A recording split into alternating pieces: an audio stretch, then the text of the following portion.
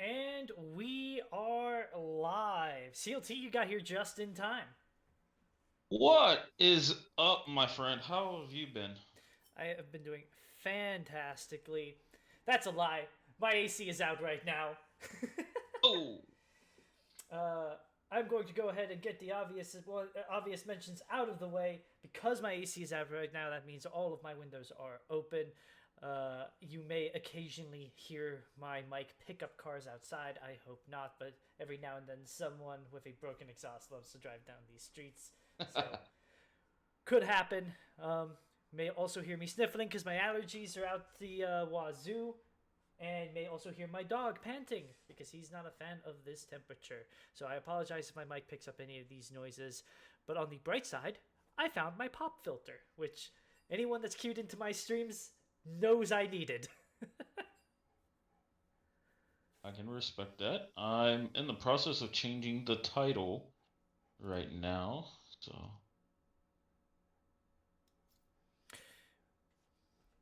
Would you like me to stream the game on Discord so you're seeing the same thing I'm seeing, or do you want to pop in here and spectate directly so you can move around and look at stats and items and things like that on your own?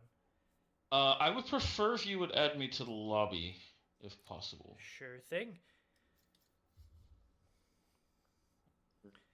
We are still getting the lobby set up. It looks like notably V7 is the one missing player, but I do see that he is in Discord, so probably airing some things out of his team. It's not like he is actually AFK. Yep, yep. If you have a draft link, if you could pass that along. Oh, never mind. Walloper the goat. And for those of Seven. you streaming into the chat, because I've had issues with this in the past, can you just confirm that CLT can be heard? Testing 1 2 1 2. Let me know. I can speak a little louder if need be. I know last time I had this fixed.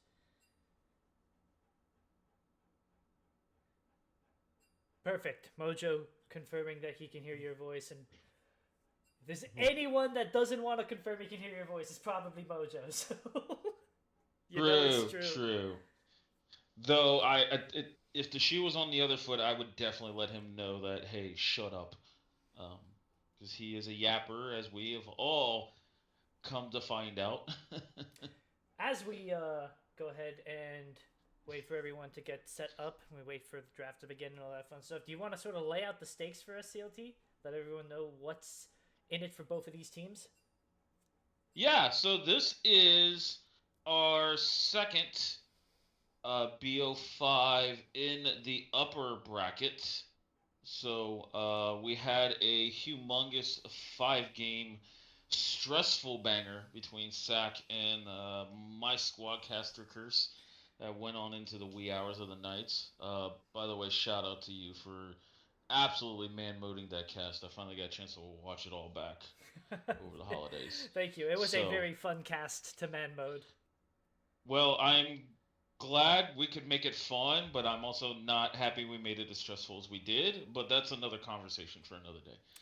So this is the first seed, MN Misfits or Misfits versus If the Worm Wiggles as the fourth seed. The winner will play Caster Curse in the winner bracket finals for the right to get to the grand finals. The loser will go down to the losers bracket and the await some of the matchups that go along there. The loser will actually face the Family Guys, who will be the third seed. And then, yeah, the winner bracket finals will then proceed as planned. I Actually, just turned I both of us up because I am okay. getting notification that we are quiet. Can anyone confirm if we sound a little bit better now? I Perfect, know Mojo says. Calico's in the chat, and Seven is probably peeking in. So, um, yeah, yeah, that's where we're at when it comes to the bracket. So this matchup was delayed, but for a week due to the holidays and everybody just being on vacation, extremely busy, all of the sorts. I do want to note, and this is going to be probably the only time I put the small little mod hat on. is Locke is disabled for this matchup, even though our rules state that is a one calendar week because this matchup got delayed. Both teams have respectively agreed that due to the other series not enabling Locke, Locke will not be playable for this series. Every series after this, he will be enabled and be styling out there. So Yep, absolutely. As far as this uh, matchup is concerned, first seed versus fourth seed, it may look like on paper that this is Misfits' favorite, but I think the thing that should be noted is the only loss Misfits took in the regular season was to If the Worm Wiggles. So this very well could go either way. yeah. Side note or small little asterisk on that matchup. One handed was subbing in top lane, and Wallaford, who is the first team top laner selection by the league for Misfits, was fighting a boatload of internet trouble during that series. With that being said, it still went to 3 games, and it was a very, very highly entertaining and competitive series. I think one of the things that I'm very much looking at as far as how drafts may develop against these two teams is the bot lane. Bot lane has been, in my opinion, a weakness of Worms comp, whereas it has absolutely been the strength for Misfits. And most notably, I think one of Worm's most successful champions has been Smolder. Still very playable, but he has been knocked down a peg in some of the patches that have passed since their last matchup. And Caitlyn, the strongest champion that I would say for Lolcats, has not been touched. So, especially with Misfits opting into blue side on game one, I heavily expect this Caitlyn to be pretty contested as the draft develops. I would agree. I think both of these ADCs actually have some pretty big signature picks. Caitlyn for the side of Lolcats, who is our first team ADC for the All Stars, but Jinx as well for V7. Yep. His is very, very well known, and he plays it a lot. And as we get into draft, just bot lane just absolutely slaughtered. Caitlyn ban, Oh Jinx my ban. lord! Worm clearly showing that they don't quite want to give Jinx over as first pick over to Misfits. I think both Sivir and Ashe are good counter bans over to Worm's side as well. Zillion is basically permaban against Calico, for those of you who don't know, at least on paper, that is her strongest support. Morgana locked in as first. Traditionally, this is support, but by my team more than anyone else's, to be fair, this has been flexed both top and mid. Mumu, you have to believe this is going to be the jungle. The response for Worm and Misfortune.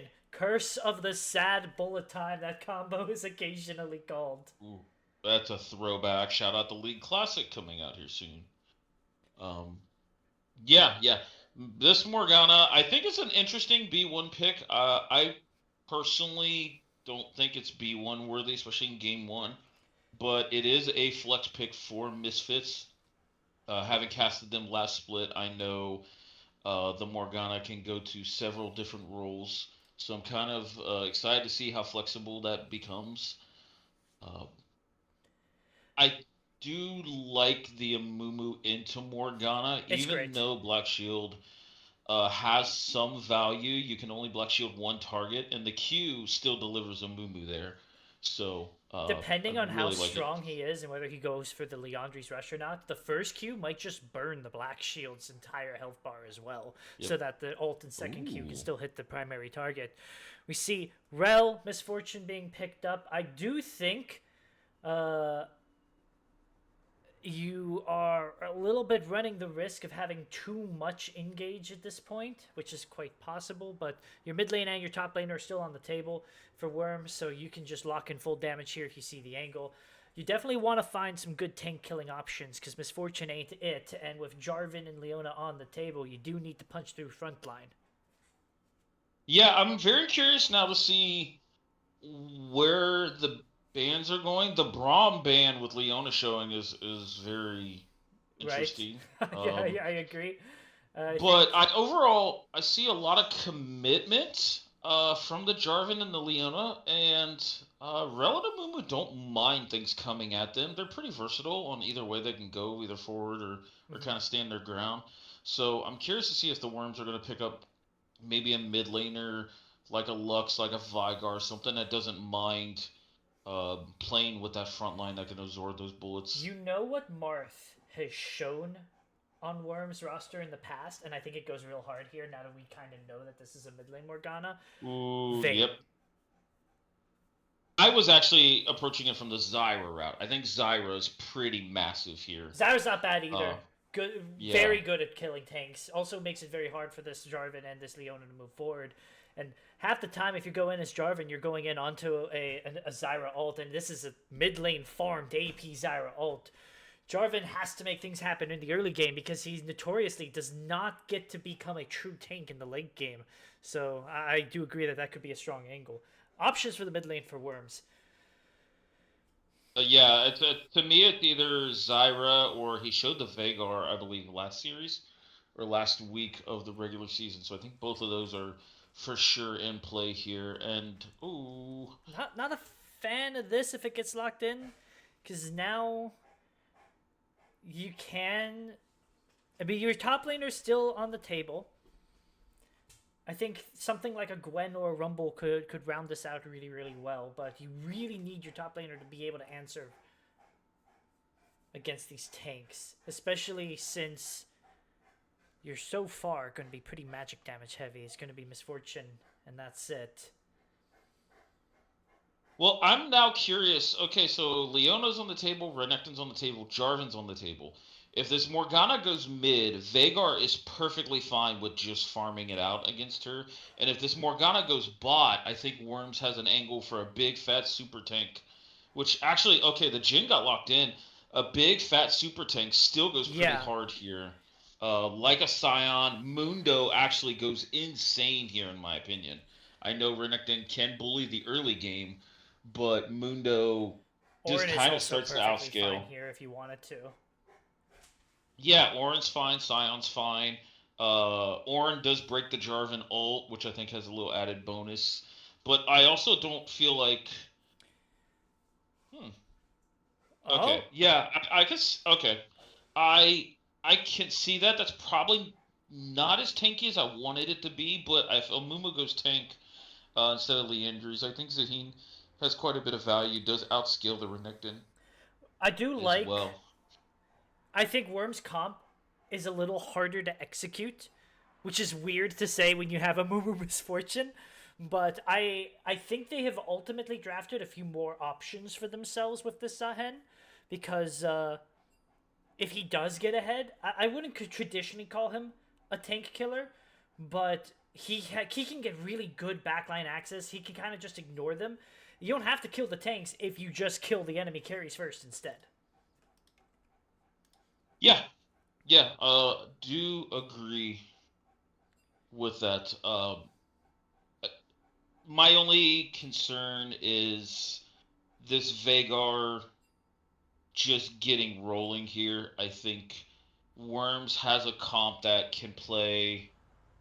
um, can play pretty slow, and Misfits really don't have that many like committal go buttons. Like Leona can be that, Jarvan can be that, but they're still just kind of run at you champions. And I think Vagar Cage, if used correctly, is very good zoning here. Yeah, Um, I but also like no matter what, like Rel Q, Rel Auto into Leona with Aftershock just absorbs all of those resistances and becomes like a tanky member going right back into them. So um, we like to kind of use this term in the caster curse where like you're playing defensively and reactionary instead of being proactive here.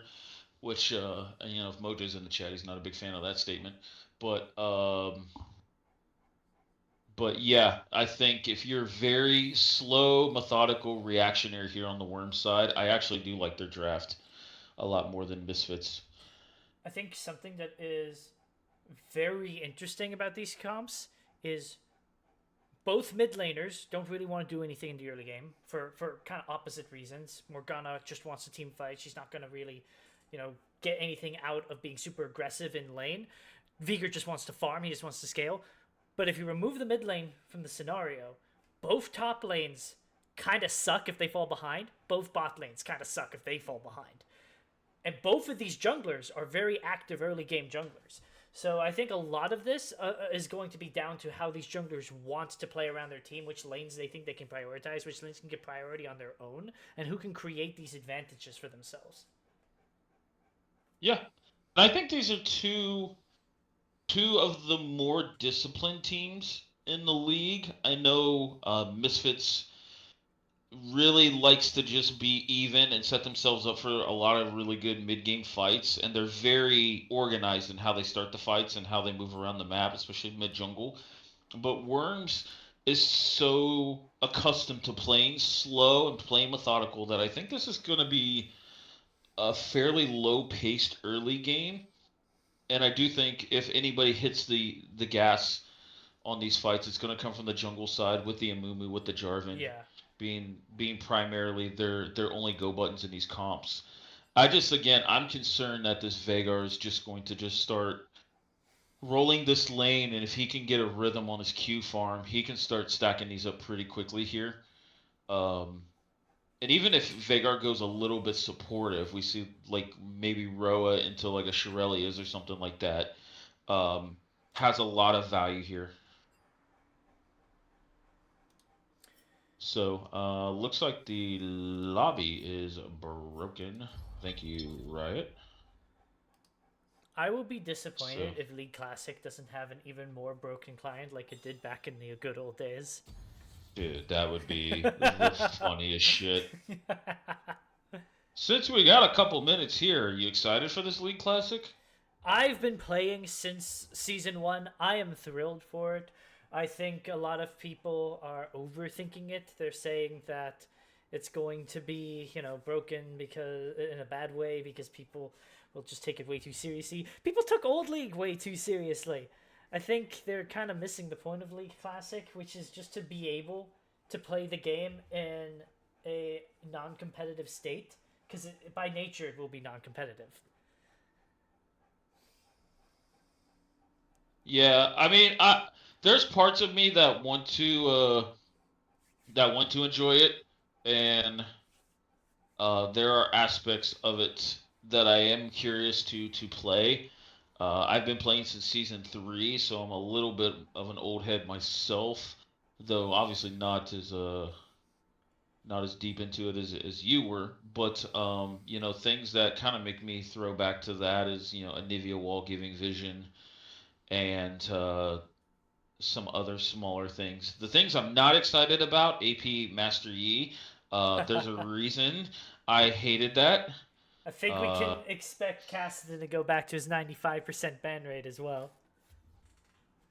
yeah. I started in season 3, and yeah, I still have nightmares of that. I still have nightmares of Talon having silence on his kit as well. I just there's a lot of shit I'm not excited for, but yeah. There was a So League Classic show match played at MSI last night, and I don't know what surprised me more that they let the Cassidin through or that he lost.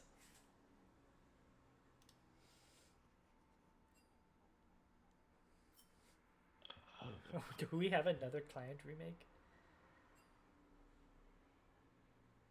maybe I think they're gonna ask Walliford to restart.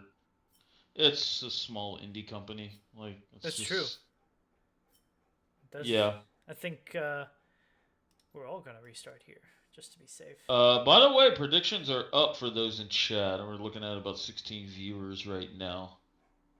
So get your predictions in. Bet your channel points. What team comp do you like?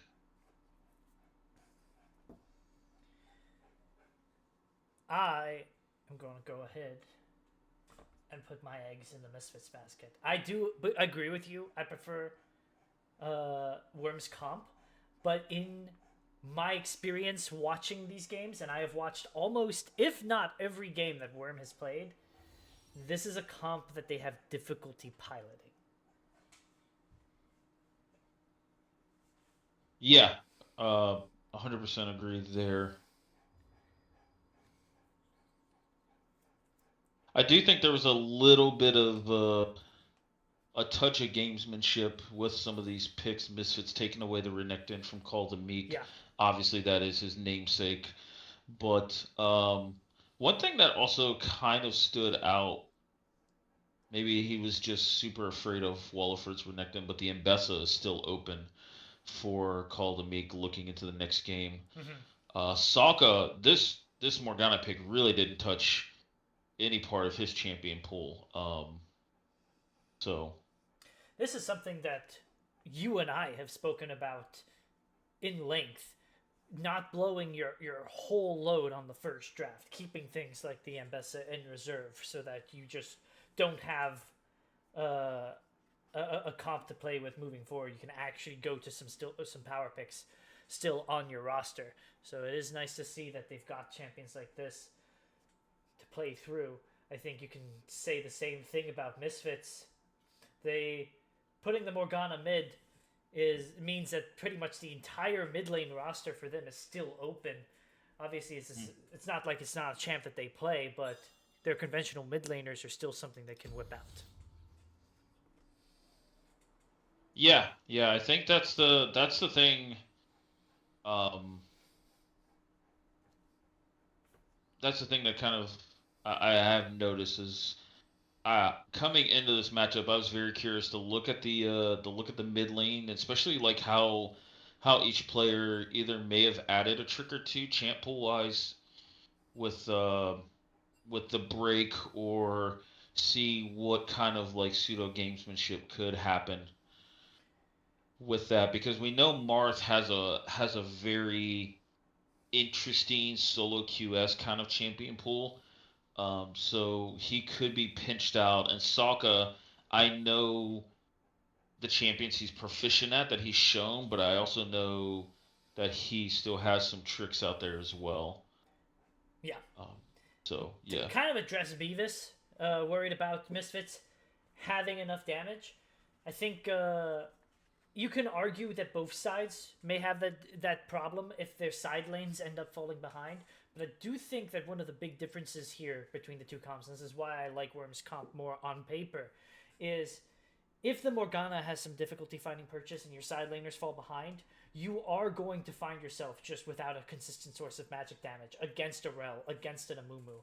Whereas Worm has the opposite situation. If you end up falling behind, Veigar's just going to keep getting stronger as the game goes on. You're not going to be without magic damage so long as you can slow the game down. yeah, yeah. I do think there's a world where Misfits have a little more mid game pressure. Um, with the Jarvan, with the Renekton spikes, and even Jin to some degree. But um, I think here Amumu can rush quite a bit of armor. Same thing with Rel, and they're gonna feel pretty tanky. The only MR item versus Morgana you really need is Force of Nature. I don't even think After you that, need I think that. I think you just take the Merc Treads and call it a day, especially into the yeah, Morgana Leona. And then somewhere down the road, you probably pick up Jack Shows because that's just a great tank item in the mid to late game, and that plus Merc Treads should be enough MR for you, I think. yeah. Beavis had a pretty good pull here. That the Abyssal Mask is also pretty good here as an MR choice. Yeah, I would So agree. I do think that that item is very good and very underrated. Um, The overall idea so being if you fall behind as Misfits, this Amumu will become a wall that you can't punch through. And it does look like we are in Champ Select as we finally get a lobby that wants to work on us. I'm going to go ahead and keep nice. the Champ Select open here, though, so we can keep looking at this until the game actually kicks on. Yeah. What do you think of this like bot lane matchup? I think there's a world where these two lanes can just handshake scaling, but I also think they have buttons to where they can make some stuff happen. You, Um, this is the rawest of skill matchups that you can possibly get. I have played an absurd amount of Jin, so I've seen like both sides of this matchup pretty consistently. Neither of these AD carries wants to just handshake scaling because they don't scale. Not really. Jin scales better, but in the mid game, if this Amumu starts stacking armor like he should, you are waiting for 4 items on Jin, which you don't want to do. And even against Leona Jarvan, you're doing the same thing on Misfortune if you fall behind on your armor penetration building. But you have high burst AD carries in the early game combined with high lockdown crowd control supports. Neither of these supports counter the other. In my opinion, neither AD carry hard counters the other. It's hands. And it's going to be jungle impact, of course. Like, it's only hands if neither jungler looks bottom ever.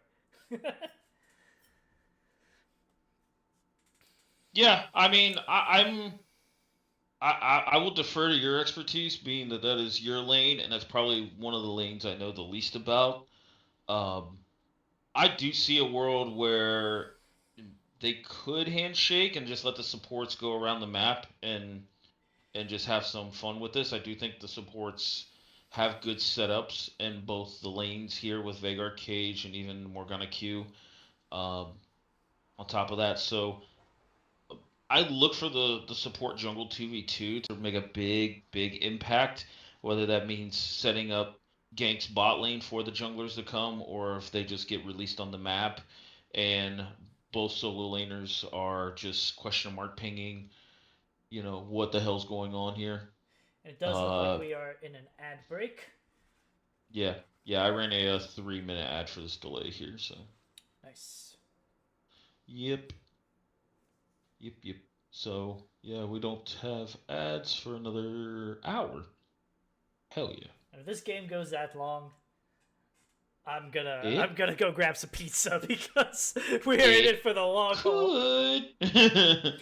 I doubt it against these two teams, though. Yeah. Yeah, but I also I the reason I think it could is because these two teams can have similar styles of just kind of nodding at the other team and just taking what's get thrown at them. Um, in the past, I know Worms after they started off 4-0, and then I think they dropped some series. I know they dropped a series to us, but they dropped a few other series in the back half. I know talking to Bill, he's definitely made it a point to try and fix up their drafts because a lot of them were just pure scaling and couldn't really do anything reactionary. That's why we're seeing some of these champions like the Veigar, Yeah. the Amumu, and even like Calico, who we've always kind of I don't want to say like trolled, but we've also like been pretty consistent. She has as well as been on a lot of enchanters. The Rel coming out for her is not a champion. She she's known for playing. So I think this kind of new draft coming out of Worms, and you've seen the success last split where they beat Lux Digital Church 3-1, and it was a very momentum sprung Lux Digital Church. They started ending the season with a lot of really good series wins and beat PPS in the play-in series convincingly with that momentum. So um, I'm happy to see that Worms is kind of throwing a little bit of a new wrinkle, maybe going back to some of the drafts from the previous from their from their wins and overall Yeah. they have a lot of tools in their drafts now that I didn't see beforehand. So it's weird for me not to change scenes. I'm not gonna lie. Don't worry. So I did not. I remembered to change scenes this time. We aren't going to cast for 5 minutes in the dark, which I have done twice, if you can believe no, that. as I was talking, I was looking at my second monitor and I'm like, oh shit, OBS isn't up. How am I just talking? And it's like, oh yeah, I'm not hosting this one. So We are so having yeah, look. a slower load than I'm expecting. I'm still at 0% here, but my client Uh, is interacting, so. yeah, yeah, that will tend to happen. There's a chance that we load in there it may come to a pause. That sometimes prolongs the loading screen, but some things that stand out. We do see Walliford on the teleport here. Zaheen bringing the ignite here, so It looks like Call the Meek wanting to take this fight to Walliford for this matchup, or he could be just trying to thinking Walliford brings Ignite, try to just go Ignite for Ignite. With Zaheen having this Ignite, I think he's got it's going to act as more of a defensive tool. Oh, unable to Unable to download down. spectator data. The game will now exit. Let's You try to can back reconnect. out and yep. So I do think Zaheen having this Ignite and the TP on Renekton, I think it's going to be hard for this Renekton to make some things happen in this early game. I Um, think it is on Misfits in general to make something happen in this early game. Renekton should be winning the early matchup. While I generally believe that the bot lane is a skill matchup, if both supports roam and it is just Jin versus Misfortune, that is Jin favored, um, which means that you have the ability to roam more if you are Misfits. And Morgana wants to buddy up with her jungler and make things happen because obviously she's not going to be a primary carry. And Viger wants to sit mid and farm and scale a little bit. So Morgana Jarvan want to move around a lot and make things happen.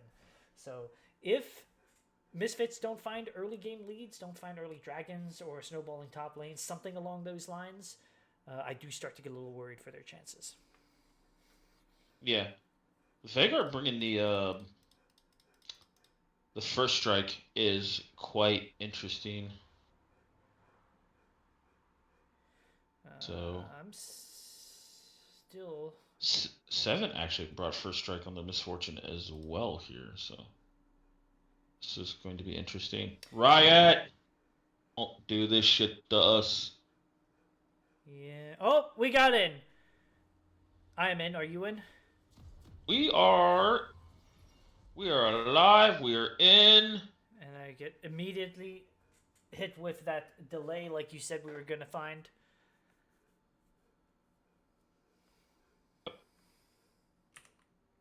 Give me a chance to zoom out. All But right. it looks like we are good to go. Okay, I'm just gonna do a quick I time am check, make sure we're at the same time. I'm at 15, 16, 17. perfect. Perfect. All All right. right.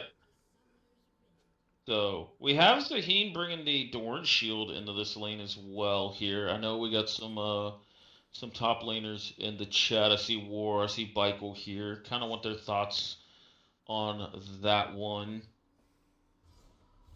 I think if you bring Ignite, and Renekton did not bring Ignite, There's that and pause. um, is is going to be quite interesting. I think you probably could have just went D Blade versus D Blade here with you have the Ignite, but I'm not a again top I'll just laner. It's my worst role, so I'm with you. I think another top laner in chat could correct us. But I think it's weird to go Ignite and then go Dorn Shield, because Ignite sounds like you want to kill them. Dorn Shield sounds like you're afraid of getting killed. yeah.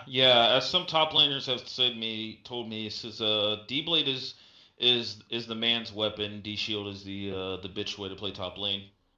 So if that is the case, I will gladly call myself a bitch when I play top lane because I play tanks. So I am here. I um, am seeing conflicting reports in the chat. Where Initiate says Zahen normally takes D Shield, but Baikel says I kind of hate Dorn Shield into Renekton always. So this might just be a personal preference kind of a pick. if you go defensive, go Helm. I can 100% see that Helm pick. Early armor would be really nice here. Let me see also, since I can check these things and we're a little deep in this discussion, Revitalize and Second Wind here for the Zaheen. So no bone plating. Also brought Alacrity here, so some attack speed coming out as well from the Zaheen here. For Walliford, we're looking at a Q start, press the attack. He did bring bone plating and unflinching, which totally makes a boatload of sense here. So, um, yeah. And as we get in the game, we see both junglers starting top side, pathing towards bottom. So they're content, at least at these very early levels, to let these top laners duke it out. Oh? And duke it out they are! Oh? This is going to get down to a first kill. At level 1, it just goes straight into an auto-attack win for Cole the Meek. And Walliford immediately pinging the Ignite. I don't think if he caught that or... Yeah, I mean, that's just Ignite difference. That's honestly all it is. Yeah. I think that was Walliford's way of saying, you asshole, bringing the Ignite here, so... And if you want to be optimistic about it, this was so early that Walliford's actually not that far down by it, because he just teleports back into lane, has the health advantage now. Obviously, the Gold League going over to Cole the Meek, but it's a question of whether he can do anything with that lead now that he has it.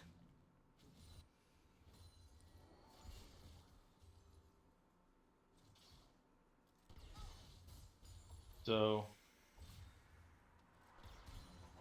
We get another pause. Yeah, I seen a... Oh, yeah. Morgana disconnect. Okay. Well, we're starting off this series. Great. This game may go the hour, but not because it actually takes an hour to finish. Yeah. Yeah. So, Michael, knowing a thing or two, you get an insane experience advantage for sure. You do get quite a bit of experience for first blood and solo kills. So, yeah. I do think if this Zaheen starts to get, like, wins a few other trades and forcing him back, this also delays Walliford from, like, an Executioner's calling to try and be a little defensive. But also, if you're going defensive on Renekton, your game's just probably screwed anyway. And this should light a fire under both junglers' butts as well, because I mentioned, you know, they started top, pathing towards bottom, leaving the top lane alone, but this is a volatile top lane. Whichever champion starts winning it should keep winning it. We mentioned that is Zahen favored early, and now that he already has this early kill, if Jarvan doesn't come up there and try to kind of even things out a little bit, you have to wonder if Walliford just starts to bleed out. And maybe, you know, you have the opposite side going for Soul. Soul says, ooh, my top laner's winning. Maybe I just start living in the opposing jungler's top side instead. It creates a bit of a mismatch that I'm curious to see how these junglers start to play around it. Yeah, I'm actually surprised that Walliford maybe didn't see the Ignite and maybe tell Jarvan to go from bot to top just to try and play a little defensive, at least get him through part of this laning phase before that happens. There was even a world, I mean, without TP, you could level 2 this top lane here against Call and Meek and set him back big in the experience department, but like you said, we're going to top the bot here, so we're trying to protect our bot lanes here. Bot lanes do have quite a few tools. We're getting flagged and dragged onto Calico. Calico still has a flash, but she's already so low. She flashes in place! And the Jin W, the Deadly Flourish, picks up the kill. So not only is the flash burned, not only does Calico die, but the gold goes to the right place. Yeah, Calico with the EW, but then when she flashed away, she W'd the minion. Oh, we see... Oh, Walliford gets one back here on Call the Meek with souls on the top side, but doesn't pick that up. So I was kind of talking that these top laners, these two top laners, love to fight, love to brawl. I know Siren on my end, not a big fan of how much aggression comes out of these two. So yeah, we're back to kind of an even state up in top lane. Yeah. But truth be told, how you ever supposed to beat Zahen with the 3-sword style fighting right now? One in each hand, one in his mouth. Yeah. Yeah. I think that was also, I don't know if Walliford was timing this or not, but Zaheen's Ignite was very close to getting up. We see another. So. And it does look like Walliford is starting to get the better of these trades. Truth be told, that was kind of how we got the early kill as well. Despite the small component advantage that Cole the Meek had. Oh, dodges, The bind does not dodge the Little Zenith Blade. six- Q six- follows through. He flashes a little too late. You got a flash Skizzy earlier than Barnes that. picks it up with the W, second proc. Yeah. Yeah, it feels bad that Skizzy got that, but without a back there, Marth, you're not very tanky, and you can't just kind of limit test here on Veigar. Your whole point is to get through this early game and get to this point where you can single shot the back line with Qs. So. And I said, you want Misfits to make some things happen in the early game. It got a little scary with that early kill going over the Call the Meat, but top lane is stabilized. Kill over to Lolcats. Kill over to Skizzy Barnes on a great roam. Yeah, we do see First Dragon picking up here by How I Met My ADC, which is an Ocean Drake. So an early 6-minute Ocean Drake is massive for these lanes. I would argue just taking it away from the Worms' comp is probably the better benefit of this Ocean Drake. I'd agree. So we do see a little bit of just trading between these mages up top. Walliford, though, with the level 6 all-in. We see another ult followed by Call the Meek. Mumu is here, but the Banish Toss does not land in time. He doesn't have the ult to follow up, but double Banish Toss makes it connect. Another tantrum, and that is a return kill over to Souls, but not before the solo bolo goes to Walliford. And now Walliford is damn near even to up this gold between the top lanes. Lands. No flash on Calico is still the Cataclysm. He does remount to walk out. That's actually a great absorption of cooldowns and of pressure on the side of this bot lane. Burning the Cataclysm for honestly nothing is pretty good. Yeah. Yeah, really well played by Calico. Definitely trying to break the moniker of all she plays is Enchanters here. That is Jarvan ult. Jarvan ult being down with no value. I akin that to almost like a Nocturne ult, where if the first ult doesn't land and gets you snowballing, it can start to change his game pace up a little bit. Yeah, you can be that guy. You see another trade break down the top lane. Walliford gets a good trade, but Call the Meek slaps back. You can be that guy sometimes and say, oh, I used my ult to burn their flash. I'll come back again when my ult is up. The flash was already burned. The flash is actually coming back right now for Calico, so you don't even get to say that. Yep. And I know ADC is taking the wings. We already see him coming in for the gank. The stun does land. Call the Meek's trying to get out. He flashes, but in the wrong direction. Running towards the enemy turret. He almost got it, but there it is. But can he make something happen with it? Now he's getting up. Both of these laners are coming low. We're getting it's just to burn the passive. He just comes back with too much health. The Meek has his ult back up now. If he wants to look at this all-in on Walliford. Walliford's ult is up and now. Right now, yeah. And he uses it to go in first. He lands his odds. He gets the stun. Call the Meek doesn't even get to use the ult. He's stunned too long. Yep. I know there was some conversations of if Call the Meek should be on this All-Star squad. Oh, we see another gank over here from Souls. He does have the ult this time, but he says it's a little too deep. The Leona ult doesn't quite hit anything because Worm already decided they didn't really want to follow this up. Once again, just a great burning of cooldowns. Yeah, I'm starting to get concerned here for this top side. If Walliford starts getting more and more ahead, this Veigar's not going to scale quick enough to fight him out in the back line. And, I mean, he's just going to get tankier as the levels go on. We already said that as the game goes on, it becomes more... Renekton favored, was it? No, it was Zahen favored. But I think even in this early game, if you get too far ahead on Renekton, it doesn't really matter. Because both of these champions kind of play and do similar things. Oh, we're looking at a full-on dive here. No passive on to Call the Meek. That is the Cataclysm use. He does use the ult to get a huge heal. Shutdown! He walks out with barely any health. And Walliford walks away with no health. Meanwhile, the bot lane, there's going a full-on bullet time combo with the Rel. A lot of damage dealt onto Skizzy Barnes, but he just walks away in this situation.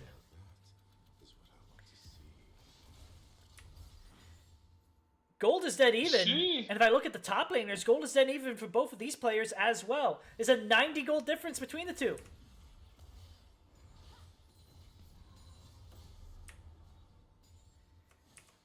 me go ahead and do a quick Vigor stack count. 71 stacks. That's pretty good, if you ask me.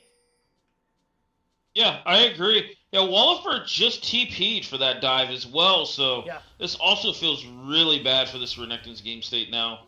Once again, that was Cataclysm used. 2 Cataclysms to no effect. Oh, we LOLMidwest is just going to die here, I think, though. He does not have Flash, neither does Walliford, but Walliford has more dashes than this guy does. His first item now being completed, the Eclipse, he had it completed during that previous dive here. Maybe that's the trick for this top lane. Just don't gank Walliford. He seems to be doing fine when you leave him alone. You know, I have the utmost respect for Walliford, and I think he... Oh, we see a look going over here. CC Bar Zenith Blade does not connect. Good step back from V7. He is getting full all in here, though. He does not have Flash. He's just going to die. The kill goes over to Souls. They have a TP coming in from Marth, but he is basically here for moral support because the play is done and successful. Now they're going to be using this to get Dragon Control. You have to believe. If you are Misfits, I say just give it. Well, I think with Marth TPing in here and his TP not being useful for the Roa completion hold up. here. He is waiting over on the wings. That ward is not seen. He's in the pit. The Jinol comes out, but the smite is secured by Souls. The Cataclysm does find 3. The bullet time only finds Hamid Carry. Soccer Senior has a whole huge thing, man. Misfortune Morgana ult in the middle of them picks up the double kill. Overall, double kill. It is a favored play for the Worm because it is 2 for 2, but they were the ones who got the dragon. Yeah, I double kill going over to both mid laners. It does feel bad that Roa's not completed for Marth, but this does accelerate him. Sitting on 1900 gold now. I could see a world where it's like Roa and then just start building Deathcap here. Yeah. Just to try and spike this mid game a lot better. Trinity Force completed by Call and the Ignite coming up topside, so I feel like he's going to be in a good stance. He is down 700 gold to Walliford here. So I honestly think now it's kind of the top side of the map versus the bot side of the map. The top side being favored by Misfits and specifically Walliford. But the bot side of the map, Seven and Calico making some stuff happen. Hubris done 4-7 here and actually already has another Dirk. Yeah. Completed. So this mid-game fight, maybe over this next dragon, is going to hurt. Hamid Carry's looking for Marth. Preemptive cage means that no play is going to happen. Obviously, you cannot flag and drag through that. I know I'm normally pretty picky on the shopkeeper. I do prefer Swifties on Veigar for the most part, but I do like these sword shoots here just because no one is really going to be spamming a boatload of MR. So your pen here in this mid-game fight is going to hit pretty hard here. Mm-hmm. I am also a fan of this Misfortune build. I've been pretty critical of V7's build in the past. I think he has improved a lot over the course of the season. I think Misfortune is a champion that wants to snowball.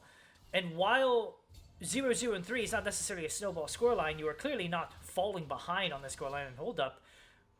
We may have another fight over here in the top lane. LOLMidwest goes in. Clearly, he doesn't know the jungler is there, but he goes in for the ult. Gets a huge heal. His passive is up. They just keep going in on him. The passive's going to get burned. I don't know if you want to be in here when the passive finishes channeling Walliford. He walks away, I think wisely so. How am I He's still going in? Do they want to keep fighting? Clearly, LOLMidwest does. That dash kill is a lot of damage, but they turn around. He was not expecting Sokka Sr. to warm up. It was the difference maker, and he finally does give over the kill. Yeah, I think it's well played by both sides. I think Call actually had a world where he could 2v1 that and turn it after the passive, but nice of Sokka, whether he got called over or just roamed over there to finish it off, because that was the damage that was desperately needed here. Yeah. And we see Sokka with these 3 kills, completing the Blackfire Torch. Now it looks like going towards a Zanya's here.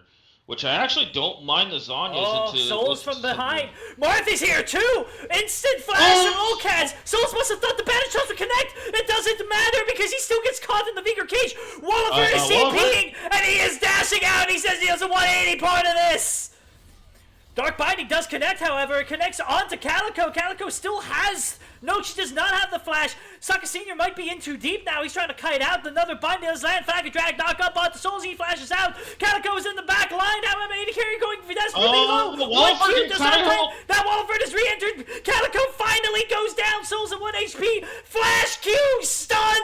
Walford with a triple kill. He wants the quadra, but he can't go through the cage. He's already used the flash. You said it was top lane versus bottom lane, and I think top lane likes their odds! For sure, Walliford, what looked like was TPing in the middle of everybody. Sokka and Walliford and How I Met My ADC played it just slow enough for Walliford to net himself a triple kill there. So now he's on 2 completed items. There were so many kills. Or not kills, but champions that got so low on the side of Misfits. But Walliford bided his time. Misfits burned all the flashes on the Worm's side while they were taking that extended trade. And once they were gone, Walliford found his moment. Yeah, round 1 for the team fights. Going over here to Misfits and Walliford. Sokka though. Oh, the Sanyas goes golden in the air. I will steal this from Entity. Sometimes you just gotta press tab. And despite all of this, Misfits only has 1,000 gold league. It truly is anyone's game. Obviously, this dragon is on the table. Both teams want to fight for it. Teleport is up for Cole the Meek, so in 10 seconds he can be at this fight if he wants to. Okay. I do not think Worms needs to fight this. You have 3 kills. I agree. You have 5 stacks on Hubris for Misfortune. 1-to-1 on dragons. They aren't stacking. This isn't like a soul point situation. Oh, but Souls is looking. Souls does not have flash. He does find a bandage toss on time on my AD carry. Just a cheeky bit of damage. Sidesteps the Dark Binding. Just a lot of posturing here. Notably that Scuddler has been secured for the side of Misfits. So giving them just that little bit of extra uncontestable vision. Dark Binding does land onto Souls. He did go for that squishy bill at the start. Bolt time does land over on the Hamam AD carry. The jungler is dead on both teams. There goes Walliford. He is hitting, and he is in the back line. He decides to back up. V7 finally goes down. Cole the Meek has his passive back up. Walliford is low. We've seen these before, but this time I don't think he wants these fights anymore. Dashes back over the wall, but neither jungler is here to guarantee the dragon. Does Worm want to try to fight it out? Do they want to risk potentially getting stolen without that smite secure? They do look like they want to hit it. The grand finale does come out from Jin. He starts shooting. They back off. Walliford is hanging around over on the side. Marth's ult's about halfway off cooldown. Call the Meek's ult is back up. Walliford and Cats, no ults here. Barrier up for Cats here if this fight does end up going. Marth running out of mana. Both teams have respawned and they're on their way. But it does look like the dragon finally goes over to Worm. Well played by Worms. I did not think they needed to fight this, especially since you've got Roa stacking and you're very close to death cap. Now you're about 400 gold away from it. But they end up playing this fight slow and methodical enough that it was a great bullet time from V7. Yes. There was no setup for it. He just saw the enemy team lined up, and he forced them to make a bad decision. Split up to not get hit or dive through it. And the team made a split call.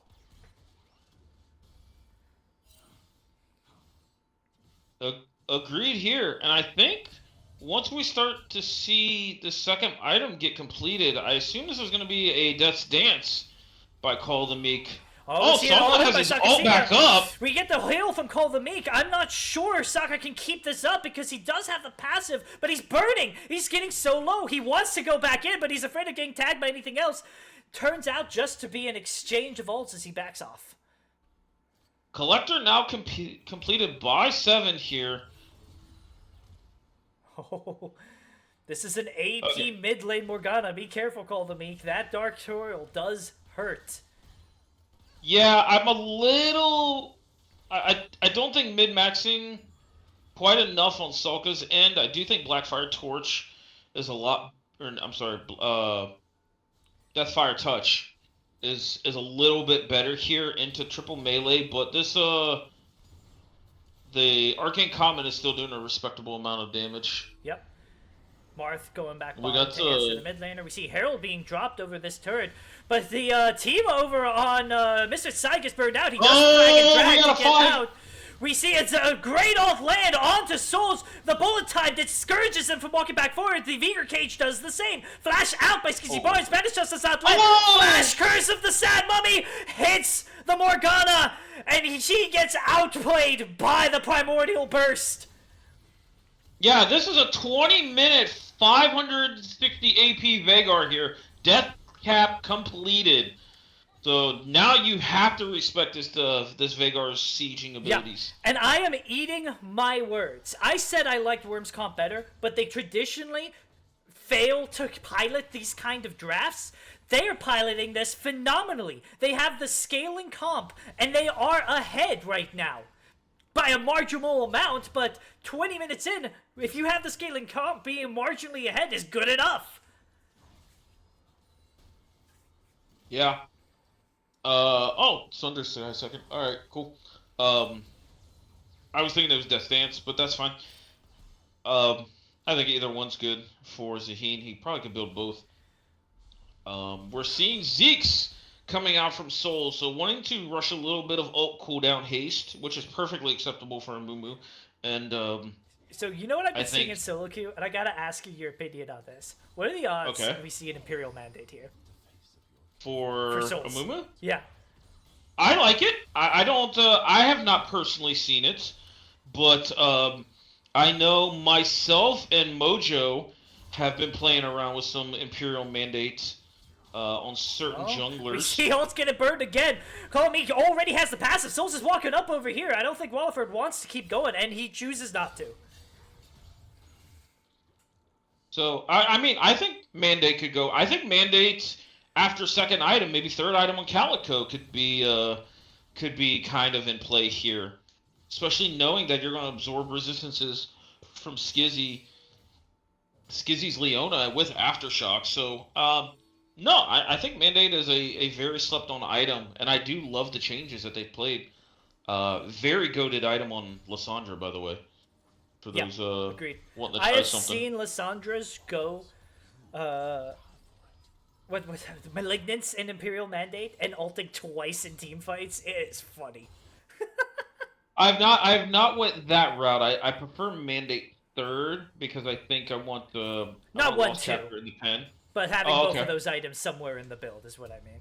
I'm not a great big fan of Malignance on Lissandra. I think her ult cooldown's low enough, and then Imperial Mandate reduces her ult cooldown because it's CC ability. Yep. So I think that's too much of a good thing's a bad thing, but I can respect it. So, but yeah, back to this a little bit. We're seeing a little in 10 seconds. It does look like Misfits are first to the river. They secure the scuttle. This is the upgraded one as well, so they're going to be able to clear out all this vision that Worms has put down. Worms doesn't want to give it up without a fight, though, as they do start muscling their way in back through the river. I like what they've done here. Their fundamentals, getting the mid-wave pushed so that they have the priority, but Marth might be in some trouble here. He is into the turret, just gets a bit of an exchange in health, and now Misfits decide they want to back off. And it's just both teams posturing. We have been here before, but I fancy Worms' chances more now. They've got some items under their belt. Death cap completed. Zeke's on the Amumu. Bind does land onto Calico, however, and she is taking a lot of damage. Flash is out. Meanwhile, Naidi carry just gets burned down instead. Skizzy goes deep to stop the resistance at bullet time, but it's too little too late. There is no follow-up. Cole the Meek kills down Walliford. Haven't made he's shut down, so he doesn't want to keep going into the fight. The ult is being used on Sakasino. He finally does land a deadly flourish in order to get the kill onto V7. Cole the Meek is about to get the passive back up. Can he kill it, or does he get crowd controlled? No, he does have the passive, and that is going to zone off Misfits for the duration of this fight. Meanwhile, the remainder of Worms is going on to the dragon. And it looks like they are just going to give this. Worms is now on skill point. Colombi keeps going. He wants to hold into all three. This might be a little deep, though. He has no passive. Lowcats does deal damage, but Lowcats is on the wrong side of the fight. Gets stuck inside the cage. And another kill for Cole the Meek. All the Meek just has no regard for anybody here. He is playing in their face on the Zaheen. No anti-healing. being built yet. I want to see anti-healing coming out on at least Salka here. Agreed. Or at least good call out like by Michael. Something. Yeah. I mean, anti-healing on both teams is definitely warranted. But we're seeing 3 items now in 7. 7 playing this game beautifully, but something that I didn't see in the early series in the first few weeks is they're playing around 7. They're like, call the meek, go have fun, you can play with your chest out, but everybody else, when Walliford and Jarvan jumped on 7, they immediately corralled him, blew all the ults to protect. Bullet time got interrupted. Well, but it already did enough. 7 is worth playing around. The last time I saw him on Misfortune, he did Bloodthirster into Essence Reaver into Collector. That build does no damage, but hold up. Call the Meek does not have passive. He gets CC locked into the dirt. I don't think he's making it out of this one, no matter how strong he is. Zanya from Sakasiya, just in case. Ton of healing, but you aren't healing through 3 champions. Good pickup in the side lane for Misfits. Yeah, and now with that shutdown, I want to see Salka. He doesn't run the anti-heal here. He goes with the they're starting the Baron. They already have the control word in the pit. Worm doesn't know for sure that they are doing it. We are actually seeing Souls back in their face. Souls. Oh, no, now they realize it. Skizzy goes in, but I'm not sure Skizzy's team is there, but V7 might be stuck in the middle of them. He does die to the Tormented Soil. At this point, Marth does pick up a follow-up kill. The Baron is stopped, but they're still just farming kills. Another kill goes over to Calico. Sorry, Calico going over to Walliford is what I meant. Well played by Misfits. Yeah, how I met my ADC, though, burn smite on the Scuttle Crab, so they can't start it that quickly. It is back up. Marth pushing mid here. Soul's backing, so I think we're going to resign and let them have this Baron. Yep. Misfits do really love this Baron into a wave clear machine like Marth, but his presence they've got no gas left in the tank. They're afraid. Yeah, we see Marth actually going with a 3rd item Ludens here. I'm not a big fan of that, but you know, it does give you CDR. Is on the Amumu, worth noting. Now, I would like to see some more active healing cut as well, but Thornmail definitely does mean something here. Yeah, Last Whisper completed by Cats. I want to see if she prioritizes the anti-healing as well. 2nd item still needs to be finished by Calico, but I love the group of Worms coming to this Baron and just basically group clearing this vision here. Soul Point is in play here for them here in about 90 seconds. Let's see what kind of shenanigans they could pull, because you could trade Baron and force Misfits to get the Soul Dragon here. Now, this is something I talk about in pretty much every cast that I do. Oh, they're doing it in full vision of the Scuttle, so they know Misfits is away. They are burning it so quickly. I'm not quite sure where this damage is coming from, but it is here. It does look like Call the Meek wants to zone them off. I don't know if this is a split call or the decision. They just burn it down. The Baron is secured. Great call from Worm. The bottom lane is seen, and this is the power of being on Soul Point. I talk about this in almost all of my casts. When you are at Soul Point, the strength is not the fact that you can get Soul. It's the fact that the opposing team has to fight for it. You don't need to. If you gave up this dragon, which they aren't even doing here, they're just giving up 2nd dragon. You can trade it for the Baron. And in this case, Misfits was looking at that 90-second timer on Soul saying, okay, let's get some bottom prio because this is the objective we have to fight for. Meanwhile, Worm said, well, we can fight for whatever we want. They took the Baron, they have the lead, they have the pressure, and now they might still get the Soul because they took it so early. Yeah, I think the key for that whole sequence is the bot lane of Cats and Skizzy showed on that bot tier 1. We've been here before, though. Calico getting caught by Dark Binding. The CC chain is real. Flash out. Photoplasm Harness coming in big there. Oh, Walliford TP'd in, but it wasn't quite the flank he was hoping for. Who flashed? Oh, Calico flashed. So V7 was actually the one who flashed. Now Marth, they're flashing from Marth here. Yep, there's another flash going down. The flashes for Worm's just getting burned one after the other, and Marth is still in a really bad place. He doesn't have the cage back up, but he does a ton of damage on the main carry. There is the Q landing. The CC chain is real. You have to believe he's just going to go down here without a chance to fight back. I think if you're Worm, give it up. Fight. Push the mid wave. You have Baron. I was about to say. But they are going to fight for this instead. The ult from both AD carries come out. Walliford goes low. He does get backline access, but he does not die. Oh, Sokka gets the kill. Sokka! Sokka gets a great flash ult. Zayas goes golden. Lowcats flashes forward, kills Souls. Meanwhile, how about AD carry is crashing into the back line? Call the Meek is doing what Call the Meek does. Does he have the passive? He does. He gets a cool kill. It is a quadra kill for Call the Meek. Can he run down Sokka? He chooses not to. He wants the soul. Once again, your jungler is gone. But Sokka, do you really want to step up here? I don't think he does. That is going to be a pentakill.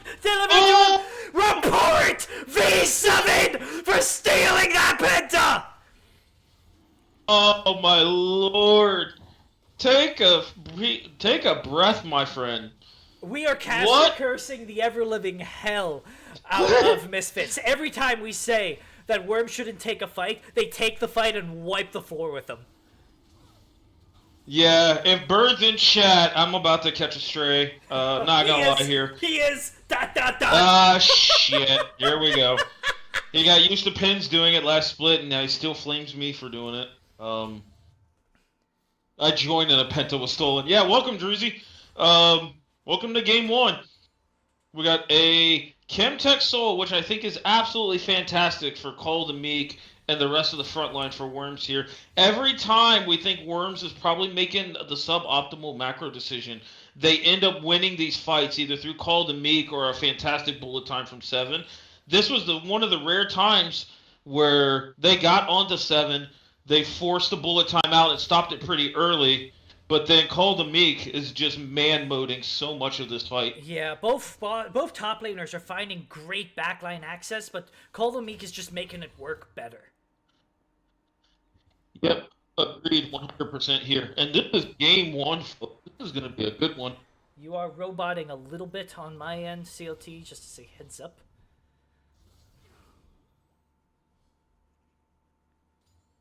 But how about now? Yep, much better. Sweet. But we are at a 2.5, 3,000 gold lead for Worm. It has been around 3,000 to 4,000 gold lead for them for a majority of this game. And while it doesn't look huge, they secured the Baron. They have now secured Soul. We see Call the Meek does manage to break the Morgana, but he is stuck inside the binding. He should still have the passive. I don't think it was burned. There it is. Yes, he does. Pulls how I met AD carry back into his own death.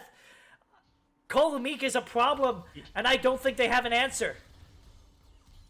No, and he can just keep building offensive improvements. Soul's Curse of the Sad Bullet time! What are you doing with that, old Walliford? You cutting the wave? You're cutting the wave. That's the only thing you can do. You're not going to win this 1v3 on your own. This game has 2 Kaijus in the top lane. Well, I think Call the Meek is a slightly bigger one. Here, Death's Dance completed. 4 items, 4-7. And you mentioned that the Worms are doing a much better job of playing around 7, and I mentioned that 7 is doing a much better job of being worth playing around.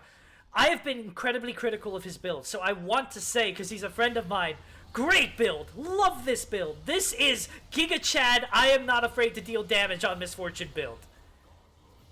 Yeah, I think the biggest key for this build was the Hubris first, and him getting those 3 assists on the stacks on Hubris. We are seeing, once again, as this game 1 comes to an end, you have to believe that this is going to be the Nexus turrets falling and the Nexus right afterward. So the question is, if you're Misfits, what do you adapt?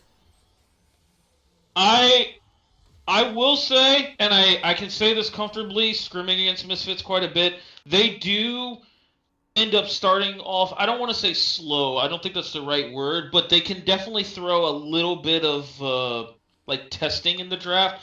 We mentioned it getting into this first game. This Morgana did not bring much. I know Sokka had his moments, but there was just never enough damage to really get Zaheen like trying to force like around these fights. He could just bulldoze in and do whatever the hell he wants. I mean, like Zaheen 47k damage is absolutely insane. Sokka though, respectfully, another 47,000 as well. But it's not It's enough it's the type of damage. damage, because all that damage that Agreed. Yeah, Sokka I did like that. is passive burning damage, ticking away, being healed from lifesteal and whatnot occasionally. All that damage that you see Call the Meek did, that is him slapping the enemy AD carry and mid laner into submission. Yeah, yeah, for sure. So I'm very curious to see what Misfits does. I think this is only the second time they've ever dropped game one. I know we took game one off of them, and they came back with a vengeance to turn it into a 3 game series. So I'm very excited to see what their adaptation is, what they want to get, because this might have been. I mean, Walliford did perform, but draft wise, this might have been the weakest, like top side of the map, coupled with the least scaling bot side of the map that they've ever drafted. I think So, more so from Misfits than from Worm. This was a little bit of a let's let's see what we can get away with in game one, because it's not the end of the world if we drop game one in a best of 5. yeah, I probably think that's how it's gonna go. But now I'm curious to see because do the drafts change? Do the bans change? Where do we go from here? I really don't think Worms needs to change anything about their bans. Misfits maybe now want to consider banning the Mbessa here with Renekton, one of her biggest counters out. Call the Meek has obviously been performing fantastic on that. And see what they can do here. But that does then open up either the Ash Seraphine, the Sivir for the side of Worms. So this game two draft is going to be very interesting. It does look like Misfits are opting to stay on blue side. I do think this makes sense, especially if V7 continues to play in this form. Bot lane will be a very hotly contested lane, and blue side traditionally has had the advantage of being able to first pick blind one of these very strong AD carries. And you mentioned that Jinx has been one of V7's favorite AD carries. I think that is correct, and they banned it. They did not want to give it over to Lolcats, forcing Worm onto red side kind of forces Worm to keep the Jinx Caitlyn bans, which is probably a draft advantage over for Misfits. Yeah, for sure. I do think it's team reliant on what side. As you probably noticed, casting a majority of our series deeper into the series, we tend to prefer the counter picks just because our team is more equipped for that. But other teams, they look at it differently. So I think in this game two of a best of 5, there's still a lot of OPs up. Even if we talk about the jungle role, you've got Wukong, Diana, Xin Zhao still up. Yeah. Top lane, you've got Mbessa, Gnar. We've seen Malphite play a part. We've seen Olaf's come out. We are already Mid seeing a lane. draft adaptation from Worm. They've Oh, to leave. I do want to see the Caitlyn ban here. I don't think you give it over okay. to Misfits on blue side, especially the Well, double this carry is ban here. this is Jinx B1. Insta Yep. locked. Now you had to have known this was coming if you're Worm. So what have you prepped? I would not be surprised to see Smolder answered here. Gangplank is Ooh. insta locked though. Is this a Marth special? Can he play this mid as well? Is this a flex for them? This is Marth. This is for sure Marth's Gangplank. He does play it quite a bit. When we scouted him in his OP.GG, it was in play here. I have yet to see it. I think he's only picked it once this split, and so I'm very curious to see how this goes. Gangplank, it his impact on the game is strictly player based. There's no if there's a good Gangplank This is draft, it's such still a up to good the smolder player. angle. This is such a good smolder angle. Please lock it in here. Uh, I would tend to agree. The other thing potentially could be like a Yunara. Oh, there's a Camille. You know it's So not support, which has been doing its rounds because of this Nihilus pick. I guess Nihilus could be played jungle.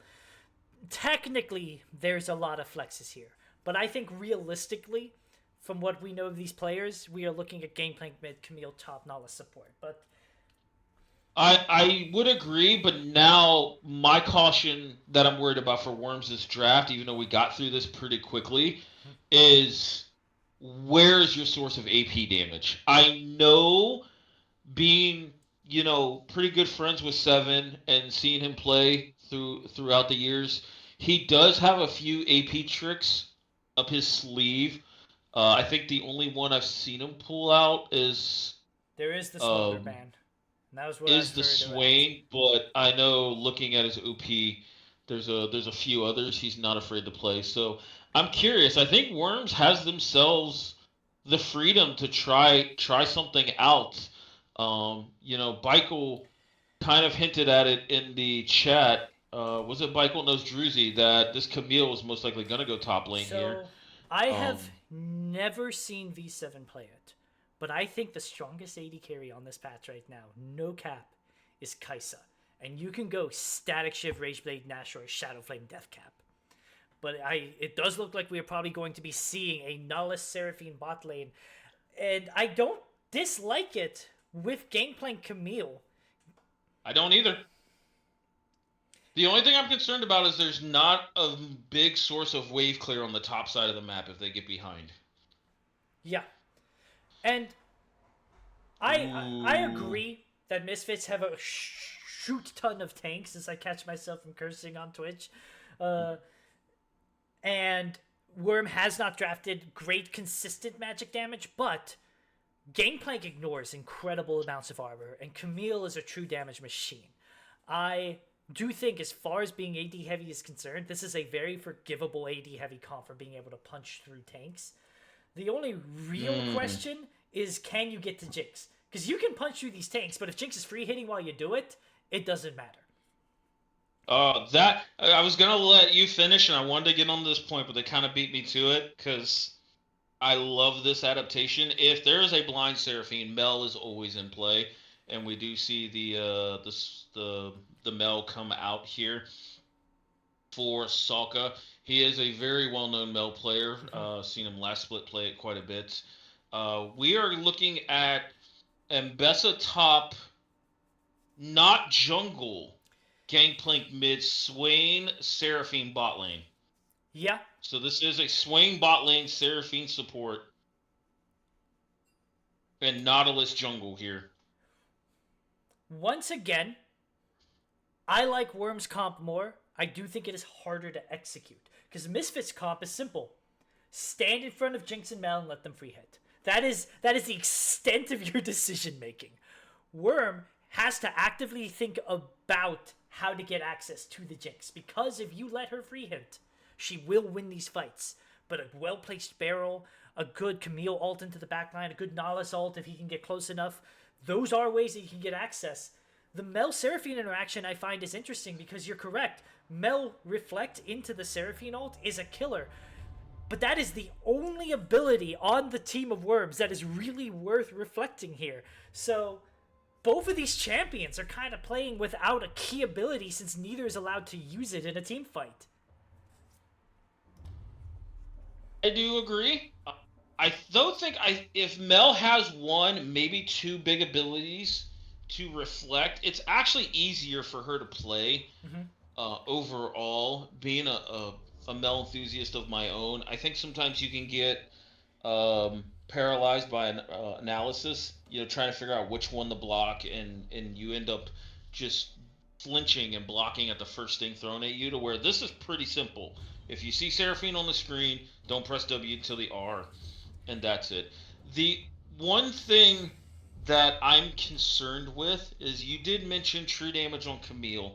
Yes, it is there. Tom Kench in the top lane builds a boatload of health. His heart steal is going to go absolutely ape shit this game. Yeah. And Sejuani, if it ever gets off the ground, is going to be extremely hard to get through. If you are Worm, Um, I feel like the shoe is on the other foot a little bit. I think Worm is now has the onus to make something happen in the early game.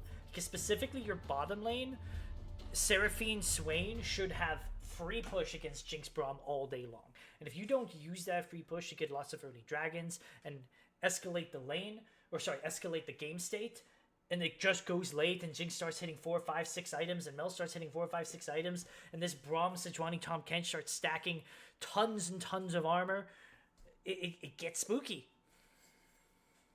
yeah, my I just don't know if Worms has enough damage, and that's my biggest concern. Gangplank can ramp up. I just don't trust Gangplanks at this level. This game is going to be it's going to fall into Mart's hands. Like he is going to have to be the big predominant like carry in a lot of these fights. Jinx can easily, I think, play these because there's just not there's enough things thrown at her, but I don't know how threatening they're gonna be. She outranges Swain. There's so much shit for Camille Nautilus to get through, and even if they do, Tom Kench has R. Like it's basically Marth versus Lolcats here, and I don't no think it offense is to Marth. necessarily as nuanced as that, but I do agree. I think when you pick any champion, right, you have to assume someone's going to pilot that champion. If you aren't landing key barrels on Gangplank, there's no point in picking Gangplank. It's like locking in Ezreal. If you can't land most of your Ezreal Qs, why are you playing that champion? So at least until proven otherwise, I have to assume that Marth is going to be able to land at least enough barrels to have an impact, to be a threat. I mean, I want to agree with you. I'm just kind of I have to see seeing is believing, and I this is definitely a game where if you circle back to Worms winning this series, it's going to be a highlight reel for Marth this game. I think one of the big And problems that Worms has though is if Marth isn't killing Jinx with a good barrel, on paper you want it to be Camille, but Braum, Tom, Kench, you are never killing this Jinx if Misfits is awake. If their hands are on their keyboard, there's no world where Jinx gets caught in a Camille ult that matters. 100%, 100% agreement with you here. Um, and like, look, I love Swain. I am a Swain player and a Swain enjoyer. The reason Swain has been showing up in pro play is because of these mages bots. He can itemize into MR and still be threatening as a front line. Swain hates AD carries. Like they outrange, they outkite, they outdamage.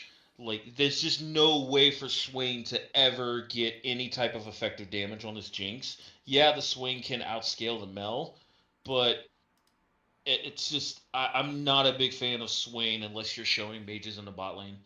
And truth be So, told, um, I think Swain has a place in the bottom lane for sure, but you want to play these long range scaling AD carries into Swain because you outscale. If you are playing something that's closer, more scrappy, I think Lucian is like the worst example of this. How is Lucian ever supposed to play that lane? You dash into the Swain ult, it feels really bad. But Jinx can auto attack from outside Swain's hook range most of the time. Shouldn't be in the Swain ult without Swain looking for a flash engage. And past a certain point, you're right. She just deals more damage, hits harder from farther away. yeah.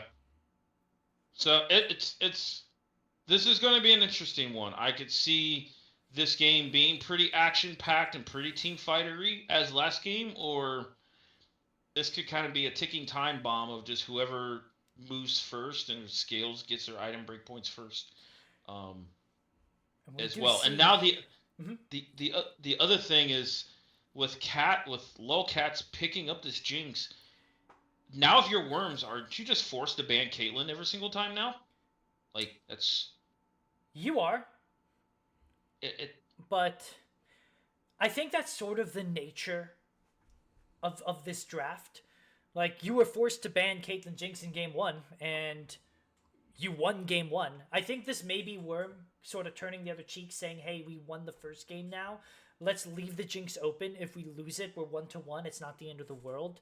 Because they don't want to be in a situation where they are banning these double must ban AD carries every time. And unable to download spectator data as I try to reconnect yet again. Riot. I'm gonna get a 3A ban for this ticket I'm about to send to you. Like, come on, buddy. Yeah, I don't.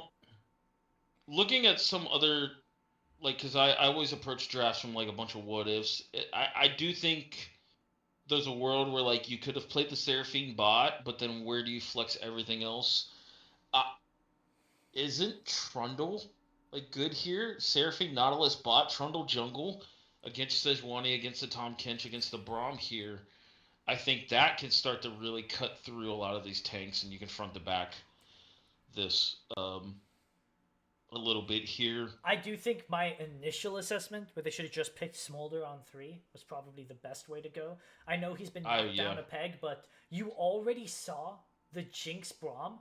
You are given a free lane to farm, because Jinx Braum isn't killing you if you play Smolder, especially if you lock in something defensive. You had your support picks to mess around with, and if your damage is Camille, Gangplank, Smolder. At that point, I don't care if you don't have consistent AD damage. You are shredding tanks. They can have 300 armor. They are still getting annihilated. Yeah, I think Beavis had a counterpoint of like Trundle getting permakited. I do agree, but Trundle has so much ganking power against an immobile Mel and Jinx here that I think you have gank potential with the pillar and the ult. We get another instant ban. Instant ban. Instant pause. Oh no, Cyanic, don't be messing up your words. It's only game 2 of a best of 5. And if our expectations for draft go the way they should, we're getting at least 4 games. While we're in this pause, let's take a quick stock of summoner spells and runes. Press the attack, ignite Camille. Call the Me clearly thinks he is going to beat up Walliford. And after game 1, I'm inclined to agree. Ooh, Mojo, Nasus jungle goes hard here. I don't disagree with that one either. You think so? Does Nasus jungle really make it through the tanks though? Nasus has a problem of getting like hard crowd control locked. I think he does because the E has so much value shredding bonus armor here. And then like the Gangplank barrels then shred through the remaining armor. So I could see Nasus being like hits the mid game so much harder by being 400 or 500 stacks at about the 22 minute mark and really shredding through a lot of these. The Wither also goes pretty hard against Jinx and even like setting up Mel. So I do see I think the interesting thing is the directions that Worms left themselves in the draft. I did kind of compliment their drafting these last couple series, and I think this is a testament to it because at our 5 pick, we could have easily had 3 different flex picks. The only pick that we knew was going where it was Marth's Gangplank. Other than that, you could have made an argument for Camille support, Nautilus support, Seraphine AD. And even then, that's just from scouting. Yeah. We don't actually know for sure that Gangplank we knew. Flex. We knew. we do.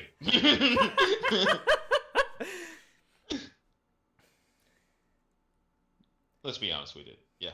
But yeah, this is gonna be a good one, for sure. I just don't.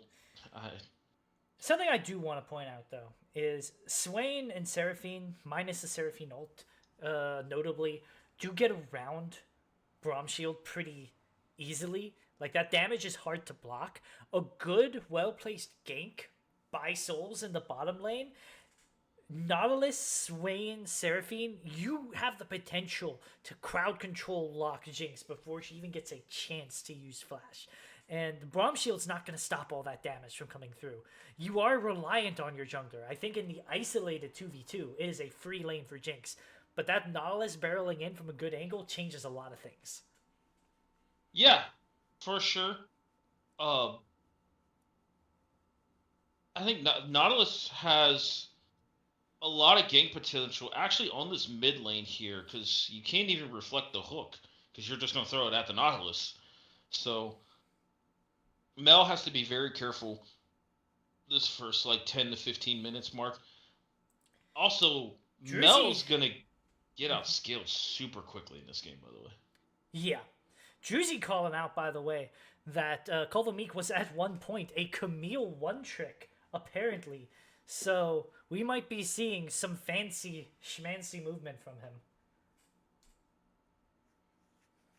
Yeah, I did not know that. I've heard of the name Vibes before, and I know Druzy is a big OG for the Midwest server. Um, but yeah, it's makes sense. He did kind of call that in the draft. That Camille's up as well, so this will be a curious one. I'm excited to see this top lane matchup again because I think now Walliford has kind of the scaling advantage here. I So don't think he does. Once again, there may be top laners that can point this out to me. You're correct.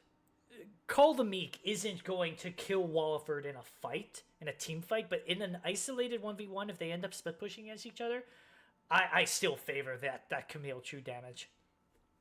Let's do a quick check on our count just to make sure we're at the same time. I'm at 30, 31. 32. Perfect. Yep. No, I just think with the heart steel stacks and everything, Walliford's going to build so much HP that the one rare thing that counters true damage is HP. But I do agree that I think Cold Meek has a slightly he's got a lot more different angles that he can team fight in, where Walliford has to be very reactionary. So Cold Meek can be pretty proactive here. Yeah. Press the attack does go pretty hard here. We see Barrel start out of Marth here, so that's a pretty good sign that he has an idea of what he's doing on the GP. I've never actually, as much as I've played Mel, I've never played the GP matchup. I imagine it's mostly patience because you don't want to walk up to barrels like that. Mel maximum Q range probably outranges a double barrel combo. So you have to play around that range, because if you walk into it, you eat one of those. Past a certain point, you eat too many of them. You can't spell shield it. That's for sure. Yeah, that's the one thing I really fucking hate. We already see an engage going over for Walliford. He landed the stun. He lands the knockup. This Call the Meek. He already used the passive. He now burns the ignite. It's just ignite different. He flashes away. Walliford flashes in return. First blood over to Walliford. Says ignite difference be damned. Yep, screw your ignite. Payback's a bitch. Yeah. This lane is mine now. I think Calico coming out of Walliford. Honestly, walk too far forward on Calico, but at least good self-awareness to realize that she had done that. You had to do that flash. You were about to get stunned and then just killed into the ground. But that is a missing flash on a Seraphine. Yep, Walliford with the first back Bramble Vest.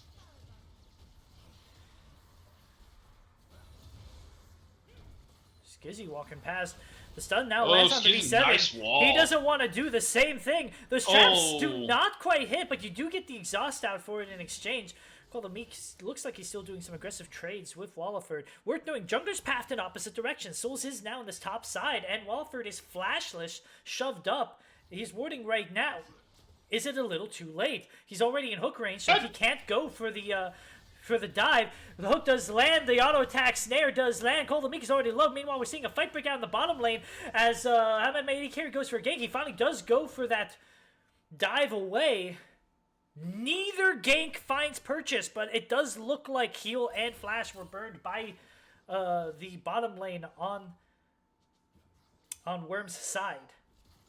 Yeah, we're going to have to petition for a gentleman's agreement. I want 5 games of these two top laners just beating the shit out of each other.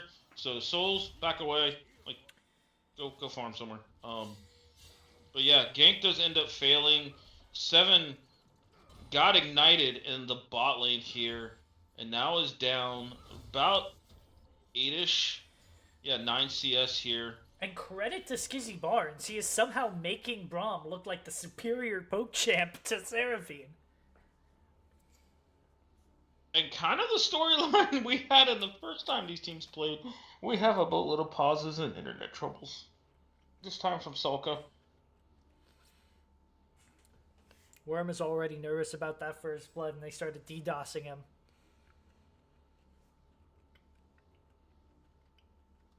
Yep. But we are back already.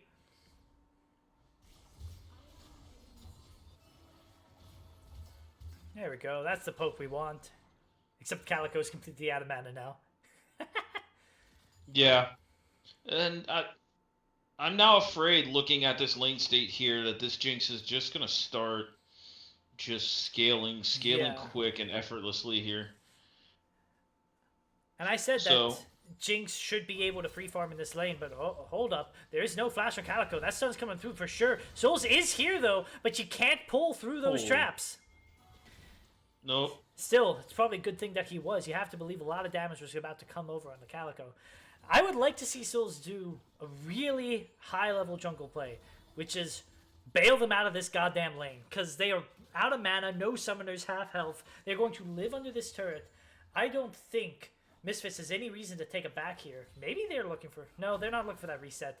Souls, I think, just needs to walk into the lane and help them shove it, because they are not going to get it back that they want otherwise. And it looks like they're going to reset right here. Resetting on the cannon wave is best, but they're still going to lose quite a bit of farm and experience because this Jinx pushes so fast. Yeah, this was going to be a plate and a half going over to the Jinx here. Skizzy even doing the right thing of not touching it, so Jinx gets solo plate here. Faded Ashes coming out of 7 here, so either Blackfire, Torch, or Leander's first. Leander's does help kind of with the... Faded Ashes can help with the wave clear, though not much. This Earth Drake is going to be flipping, like, just so good for the side of Misfits here. Synergizes with Sejuani passive well. Braum gives over armor. Walliford is already building armor. Like, this is a god tier first Drake here. It's worth noting the next dragon appears to be a Hex Tech, which means that there's a potential for an Ocean Soul. Hold up, we do see a potential fight as the Gangplank ult does come down, but it looks like he's just going to poke down a little bit of damage. Saka Senior not in a position he wants to go for, but maybe he wants to go for this one. The hook does go wide. Oh, flash! Does land. Saka Senior is stuck in here. So much damage. Meat does it himself. That is what I would probably term as the Siren Roam. Because my top laner does that all the time. Hold up, Alma Beta Kiri's now bottom. There is still no flashes down here. Scratch that, Calico does have flash. But Calico's not the one they're going on. They're going on V7, whose flash is still down. He lands the root, but it's not going to save him any time. As Lolcats does pick up that kill, and bot lane goes from bad to worse. Yep. 7 not level 6 there, so didn't have the chance. Oh, okay. I did underestimate the Seraphine damage there. But overall, as you said, Jinx netted himself a kill. Jinx is 700 gold up already. Even gold top lane. Well, mid lane. He gets hit by the tongue. Another auto attack comes through, but he does manage to hookshot himself away. You have to believe the ult was going to follow if he hadn't done that. It follows anyway! Walliford picks himself up a nice little snack. Little styling and profiling here out of Walliford.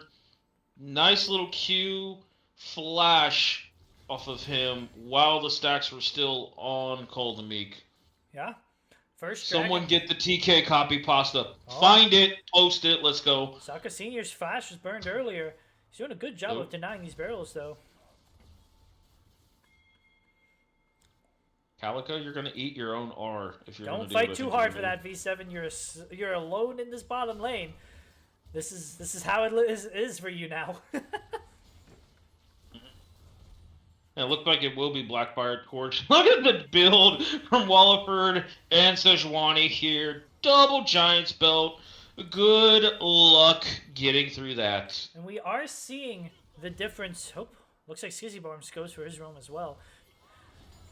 But they are not here first, and I don't think this is something they can really contest.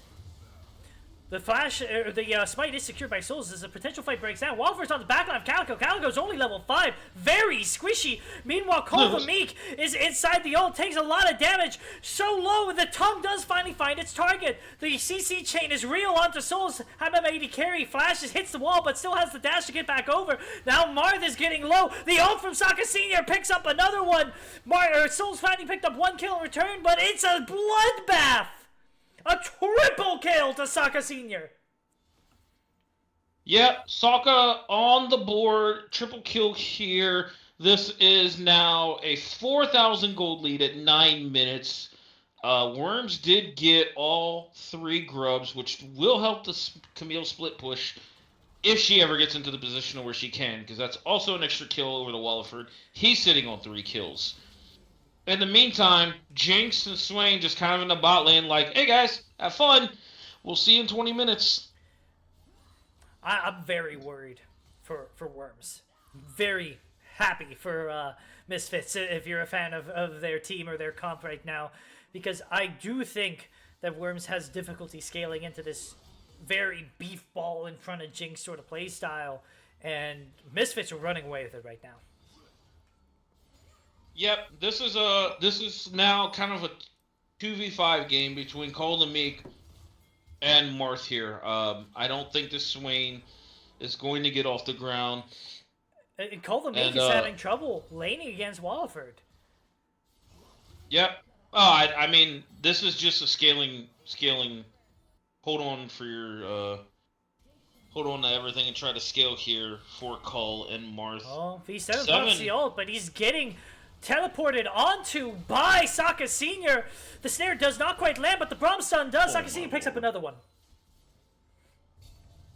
Yep, you mentioned it. Swing can get kited pretty heavily against traditional ADCs, and so we kind of just seen a little glimpse of it there. Sokka feeling it here, going with the Luden's Echo here. I actually really like the Luden's. Cole, what are you doing here, Cole? You're in trouble. Cole? Okay. He must have not been hit by that tongue as the directive cam took me away because he is still alive. And it does look like this second dragon is going over to Misfits. If you are Worm, you do not want to see Ocean Soul here. And Ocean Soul it is. Oh, no. And, yep. Ocean Soul for Misfits comp is going to make these tanks go from hard to kill to damn near unkillable. Yeah. And also, like, you're Jinx, and you're sitting on first 2 dragons. And you've basically already outscaled everybody but GP here, just because Camille's so far behind. So this is, I mean, this feels so good if you're Misfits here. Yeah. Heart still completed for Sejuani now. Well, we see an ult going over from Marth, but he might just die to the Sokka's ult here. He doesn't die to the ult quite, but it is 1 for 1. That being said, the shutdown goal did go over to Marth. If you're Worms, you have to be saying worth. Yeah. Shutdown for the Gangplank feels pretty good here. It didn't even need to die if you're Marth. You just gotta sidestep that Q there and trust Souls to pick up the shutdown. Yeah. Honestly, I don't mind Souls getting the shutdown here because he's gonna try to frontline and stall your time here, but Marth does complete the Essence Reaver and has full Lucidity boots and quest. That was an interesting Walliford likes his odds. Just dashes in, lands the Q, says, I see what you're up to, and walks back to his wave. But yeah, back during the draft, I said that I didn't like the Swain Seraphine into Jinx because it felt like, oh, is this a dive? I'm not quite sure this is a dive that they want, but we do see a lot of damage going out to Calico. I think Lolcats might be looking for a Jinx ult. He was, but it did not land. Meanwhile, Walford is looking for another tasty snack. Does he get it? Call the Meek's down to 1 HP. Delivers it conveyor style. V7 pops the ult. He's walking forward. I'm not quite sure why. The ult is coming over from Calico. A lot of damage goes over from V7, but the reality is, it looked good, but that was just a wallet diff. A completed item on the Jinx already. Able to free hit. Heartsteel already Yeah, finished that on was. the Sejuani. Just a little too much damage, just a little too tanky. I mean, you couldn't have asked for a much better Souls? fight for Flash the goes Swain there. over. He finds Hamame AD carry. Does everything that he can to lock him down. Flashes back over, but now Sokka Senior is here and he is strong. The ult doesn't quite land. One more ability from anything. You have to believe it was that could find execute. He did Doesn't sidestep quite get that. it. Lolcats is roamed up. He gets the kill. He gets the reset. Now he's trying to hit down Souls. Does he save Sokka? He does. Not quite. V7 picks it up with the long range W. Yeah, Worms are scrapping here, but Yeah. I mean, Cole, homie, you gotta lose gracefully. Here, as somebody put it in the chat, where was it at? Smitty, yeah. Oh, don't keep Smitty, trading little brother. health. He's just giving Wallaford I Heartsteel stacks at this point. Oh no, you're not gonna win this. You know you're not gonna win this. Maybe he doesn't though. He's not gonna win this. I think. I think you just have to play on the back foot until you get Tiamat, and then you can potentially one-shot the wave and start to make moves around this map here. I want to be now, optimistic. yeah. I like to think about how teams can come back, about how they can play this game. But I think the reality is, based on these comps, that Worm should probably just be looking at these games and thankful that they don't have to ban Jinx anymore. Yeah, it's. I felt like Worm's comp was playable. I actually didn't dislike it in a vacuum, but the way you played it was to exercise your double poke lane and bottom to force early dragons, create some pressure, and help your Gangplank and Camille scale. Instead, their bottom lane got bodied. And you are now down the double dragons. Third Drake, oh no. Oh my. You are down 2 dragons with Ocean Dragon coming up in 30 seconds. Marth is dead. Calico might follow soon after. Walford is very tanky. He does not mind that he is taking this turret. Calico goes down. Jinx gets the reset. Lolcats is free-hitting V7. V7 is going to get stunned here. Walford finally decides he doesn't want to take this turret any longer. V7 flashes out. Low health. No ult. Souls goes back in, but why would you do that? There are 3 players here. One of them is a very, very, very strong Lolcats. Walford goes in again, finds the knockup. That's another kill going over to Lolcats. You have to believe that this is going to be the 3rd dragon. Once again, the power of having 3 dragons early means that while they can choose to fight for this soul, they don't have to. They can trade it for Baron. They can trade it for waves. They can trade it for the game. If Worm gives them the angle, the game is entirely in Misfits' hands. You hit every nail on the head there. This is Misfits games, and we're all just spectating it. Call does get himself the turret bounty up top, but nice little sidestep here. Fancy feet. Onto it. They might not be fancy enough here. Sakasini is here. The root does not quite land. So Colomate just walks through everything. Does he want to dash over? No, he just wants to kill the Mel. But the Mel kills him in return. Okay. Hear me out.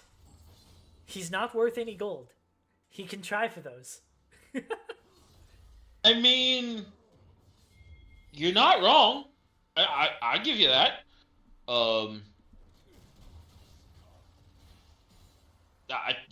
mean, I got nothing. He's down a level, maybe 2. Let me see when he spawns here where we're at with that. Yeah, he's down 3 levels to Wallaford here. Down a level to mid lane, by the way.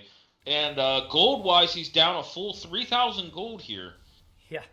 And so Wallaford has about half of the gold lead himself. Hold up. Are they on Baron? No, it's not even Baron. It's 17 minutes. They are so far ahead on Misfits that I thought this might be Baron. It's just the Herald right now. Souls is waiting in the wings to try to make something happen, but what can you do? Your team is so far behind. Souls now is the one who finds himself caught, stuck in the pit. The Seraphine ult does land, but it's only delaying the inevitable. You have to believe Souls is going to die. Jinx does get excited. Now he's just free hitting into V7. V7 goes down. Another kill going over to Lolcats. Colvin Meek dashes over the wall. Walford does want to chase over for a little bit, but it looks like he is going to be out. I mean, I thought that was one of the better position fights you could have had. Looking. Marth has to flash out. They're just so strong, and they are so tanky on the side of Misfits that this turret is merely a suggestion that's gonna die soon. Yeah, and at this point in the game, you're just playing dodgeball against Mel, Yeah. and she normally wins. Misfits is so far ahead that both teams have to seriously consider the odds of a 20-minute Baron here. Is Kolomik going to go down again? It don't make it that easy. He does dash away. Walliford might not have anything left. Kolomik does get to save his life this one time. But that top turret is going to take a lot of damage for it. No, he's sticking around. That is brave. Let me see. Let me look at the chat here. Collector on GP. He did not. Oh, my lord. Okay. Praise the build. Game 1, Marth. Not feeling it. Collector in the 3 tanks. No bueno here. To be fair, I think it would have made sense if he was keeping pace with the Mel. If you were strong enough to consider yourself being the guy that could one-shot the Mel or the Jinx, but you are not. You're kiting backwards. You're playing much farther back than you typically want to. You have to accept the reality that the only people you are hitting is tanks. I don't ever think it's Collector here. If they're that far ahead, I could make an argument for LDR second, like, because it's based off max health, and these guys are stacking Grasp and Heartsteel, so you could go that route. BFT on Swain, I think there's some thoughts in chat. I see Beavis saying it's bad first. I tend to agree, but I don't think it's the worst here. I think it was called out. Imagine playing into 3 tanks as Swain and not going Rylai's Riftmaker. I generally agree. As we see Souls getting caught in the jungle here, Sakasino uses his Reflect just for the bit of shielding. This may be a rare moment. There is no Reflect on Sakasino. You can use the Seraphine ult. You finally pick up the kill. I'm not quite sure that's where you want the gold to go, but a kill is a kill. You get a little bit of breathing room. Unfortunately, the death timers aren't quite long enough. Sakasino will be up for this soul, but it does at least give you priority of the pit. Never mind, the Sejuani ult does come down. Kolomik is the target. Kolomik goes down. Jinx is excited. He's getting reset. You don't have any backline access. Souls does flash in, though. He does land the stun. There's the Tomcat Swallow, what I told you about. You were never going to get on this Jinx. V7 just isn't tanky enough. He's standing inside V7's ult, and Lolcats doesn't care. The damage isn't there anymore. Forget having early access to the dragon. It looks like the Baron is on the table. Yeah, this is Misfits game. There's not really much to add to this. I don't think. I want to repeat. I think the draft could have been better. I don't think Worm got draft diffed, but I think their draft was so much harder to execute, and they had to play around a pushing bottom lane to create prio, and it just didn't happen. And once that didn't happen, the draft had no merit. I think the fact that you're phrasing it that way, in my opinion, that just defines what a draft diff is. I don't think in a world where you're staring at the full Misfit comp, I can respect the fact that you took game 1, so you're trying to throw a little wrinkle here with an AP bot laner. I just don't think it's Swain is the answer here. I could make an argument for so many different things, and we've already touched on a little bit of it, whether that been Seraphine AD, you had Trundle options in the jungle. Like, there's so many different directions. Their draft was so flexible, which I do appreciate. That's not easy to do. But overall, I keep going back to it. Good flash by Marv. Does look like we have a fight breaking out here. The Seraphine ult does go through. Jinx delays a lot of damage. Teleport coming in over from both players. Skizzy Barnes is getting very low, but V7's in the middle of the fight, and with how behind he is, that's not where he wants to be. Kolomik finds the Jinx! Gets the access that he wants!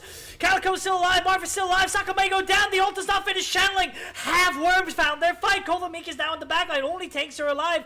You still have Marth alive for damage. He is putting down the barrel. Barrel does land, but Walford is very tanky. He's been able to free hit. Souls does finally go down. Does Walford have the raid boss energy? He seems to think that he does. He only finds Marth, but how about AD carries back here? He is taking himself. Double kill over for Walliford.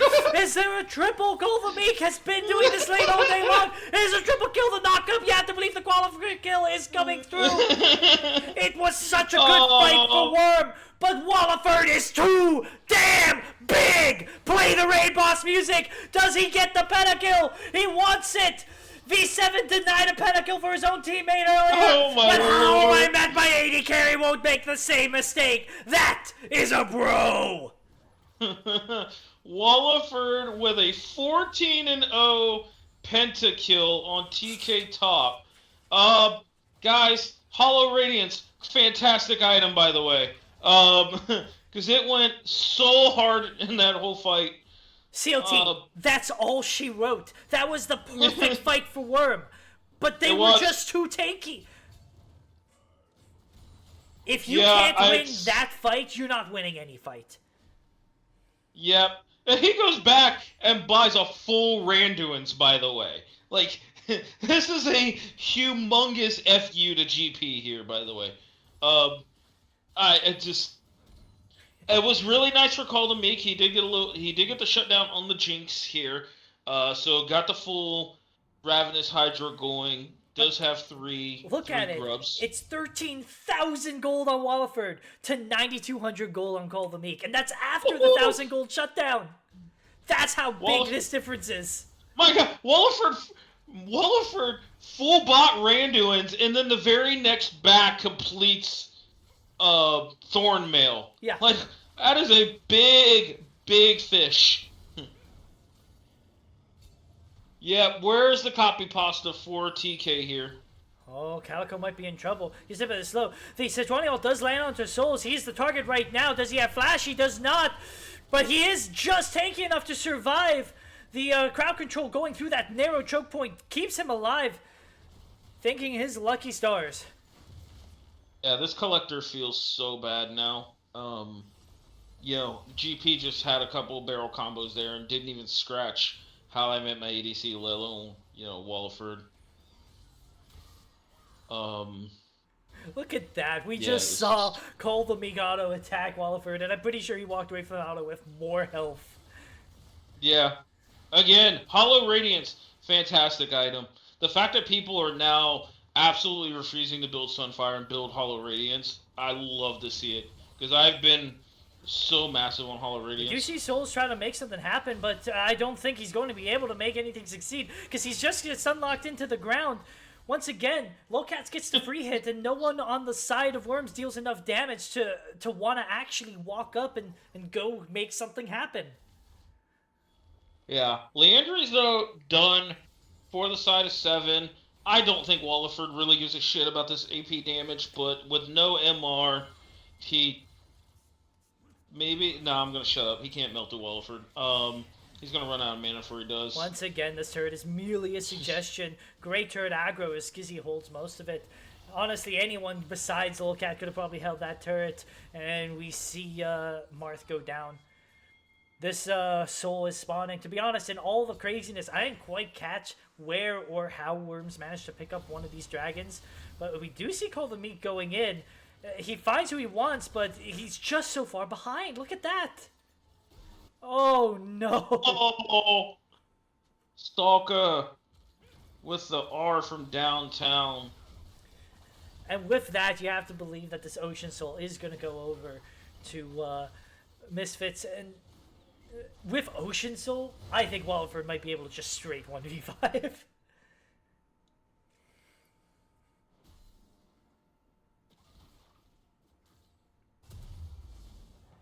Yeah, but after this is all said and done, there is quite a few power picks now out of this draft here.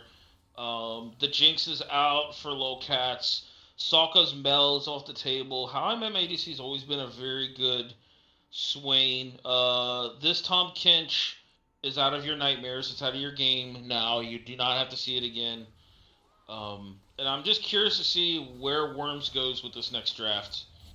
Because, I mean, you're against the number one seed. You threw a very big first punch in game one, but now Misfits has kind of stolen this momentum back Yeah. with this game. So we'll Speaking of see. momentum, we see Misfits on the Baron with the soul in tow. You have to believe that this Baron is going to be the end of the game if they are allowed to have it. Worm understands that. They are here. The Surfing Knoll does land on a couple targets, but I mean, what is it trying to accomplish? You have no follow-up damage. You're not disengaging with it. All you do is tickle a couple of players. This Baron is still taking some damage down. Souls is looking. He does see the pit. Doesn't quite get in there. They now re-engage on him as the Baron is secured by How I Met My 80 Carry. Souls goes down. V7 goes down. And I'm pretty sure the Nexus is going to go down in just a few short seconds. Yeah, I like this little move here from Marth and Cole here, getting this mid turret, try and get some resources here, but I think it's a little too late. I mean, we have double digit kills on 3 members of Misfits, by the way. We do see Walford going in. I've talked about this turret being a suggestion. I don't think it's even a suggestion to him. I'm not sure Walford knows the turret is there. It's just a wipe. There's not much to talk about. This is Misfits is up 13,000 gold. this is a 30-minute, almost 6,000 health TK, by the way. 590 stacks on. V7 pops the ult, but I don't think it much matters. Look at that. He pops the Zanya as he stays inside. He flashes away, but it is really just to delay the inevitable as Lolcats just unloads insane amounts of damage. Gets swallowed away by Walliford. He can deliver an ultic Swain straight into his AD carry and not give a hoot about it. Souls goes down now. The Nexus follows an ace going over to Lolcats. I think if you are Worm, you were glad to have side selection, glad Jinx is off the table. Maybe you want to pick the Caitlyn here instead. I kind of think that's the best way to go about it, or at the very least force Misfits to ban it if maybe they are afraid of V7's Caitlyn. That could potentially happen. It looks like they did swap sides here, so I'm 100% with you. I think Caitlyn is kind of the big shining OP that is shared between the two teams. And then after that, I'm now curious to see, specifically for Marth and Cold Meek, like what is their options here? Because in the top lane, Walliford Walliford just kind of sent it right back at you that you gave him some trouble game one, and he just returned the favor there. So I don't. I'm curious now. And Bessa's still on the table for call, but what other bruisers are on the table? Maybe he's got something like a Darius hidden under his pocket, because Walford, I think a lot of his bruiserish picks are kind of out. The only one that stands up is maybe Mordekaiser. So, but for Marth here in the mid lane, you kind of just got Zyra and the Vayne left. Which actually, if they would have just held on, Vayne, I think, would have actually been a really good pick there in that game if you're going to send a mage bot. It gives you some DPS. I think Worms was so caught up with whether or not they could flex all those champions. They didn't stop to think about whether or not they should flex all those champions. There was a little loss in the sauce there. And I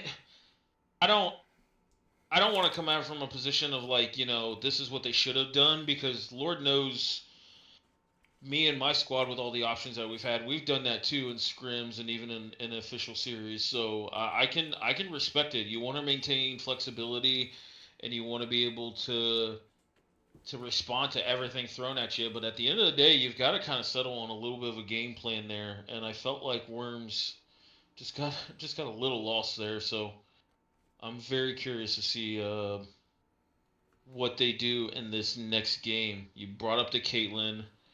Let me try to look through the rest of the roles. I mean, Sokka still has quite a bit of his power picks up. Jungle could start to be interesting. We know Souls has a few unique picks, like the Skarner, like the Udyr, and then the Fury. Yep. Xin Zhao as well. Xin Zhao is up. Nocturne is still up here. The I bot lane know has been getting so heavily targeted that I feel like every role that isn't AD carry has sort of their pick of the litter still on the table. for sure. I think we've even seen How I Met My ADC play a little bit of Diana. I know that's been kind of creeping up here.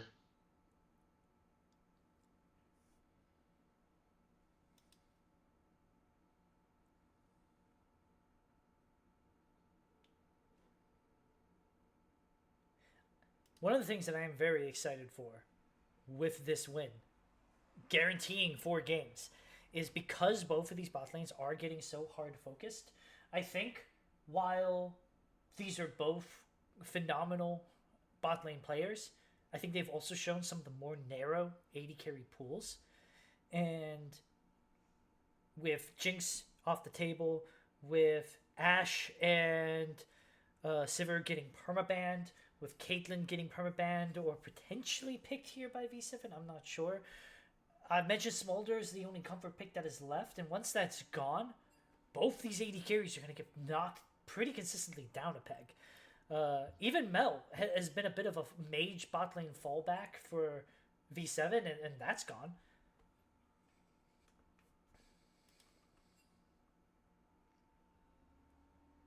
I do recall that Lolcats played a game of Aphelios, and Yep. Aphelios has been pretty heavily buffed on this patch, but I also don't think that that is necessarily the AD carry that she really wants to go to.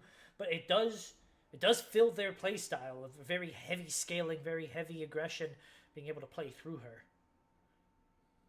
Yeah. She has some picks. I mean, we've seen actually Salka on the Tristana, and I know that's flexible. I don't know if Katz has shown the Tristana yet, but that's been kind of raising in priority thanks to Minus on that one. Yeah. But yeah, Almost. you I'm sorry, I cut you off. You keep going. no, I just don't know. Like if it's Aphelios does pair well with a lot of Enchanter supports, which I think plays into what Sevens and Calico want to do is play, the Enchanter, the scaling bot lane. So I'm not sure if that's the avenue. I've seen some ADs prioritize Zyra a little or Zaya Mm-hmm. a little bit. Obviously, knowing who's on my team, we know we hold it in high regard. Ezreal, Corki are Um, both still available, but I don't think either of these are champions that either AD carry has shown an aptitude for. uh, if your name is not -2 coins, I do not want to see an Ezreal. Please, I say that as nice as I can. Yeah, but I like Ezreal. You don't want to see There's my liking Ezreal? and there's fun. No, I think you have one of the best Kaisas in the league. I don't know if I want to see your Ezreal.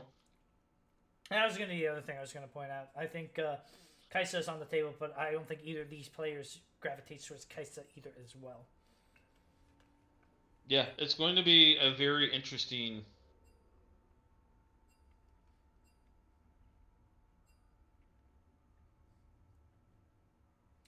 See, Trip Hazard in chat is supporting me. He says my Ezreal is perma fountain because I send everyone in the enemy team to the fountain. That's definitely what he meant. Before, after they get gold off of you. They never get goal off of me.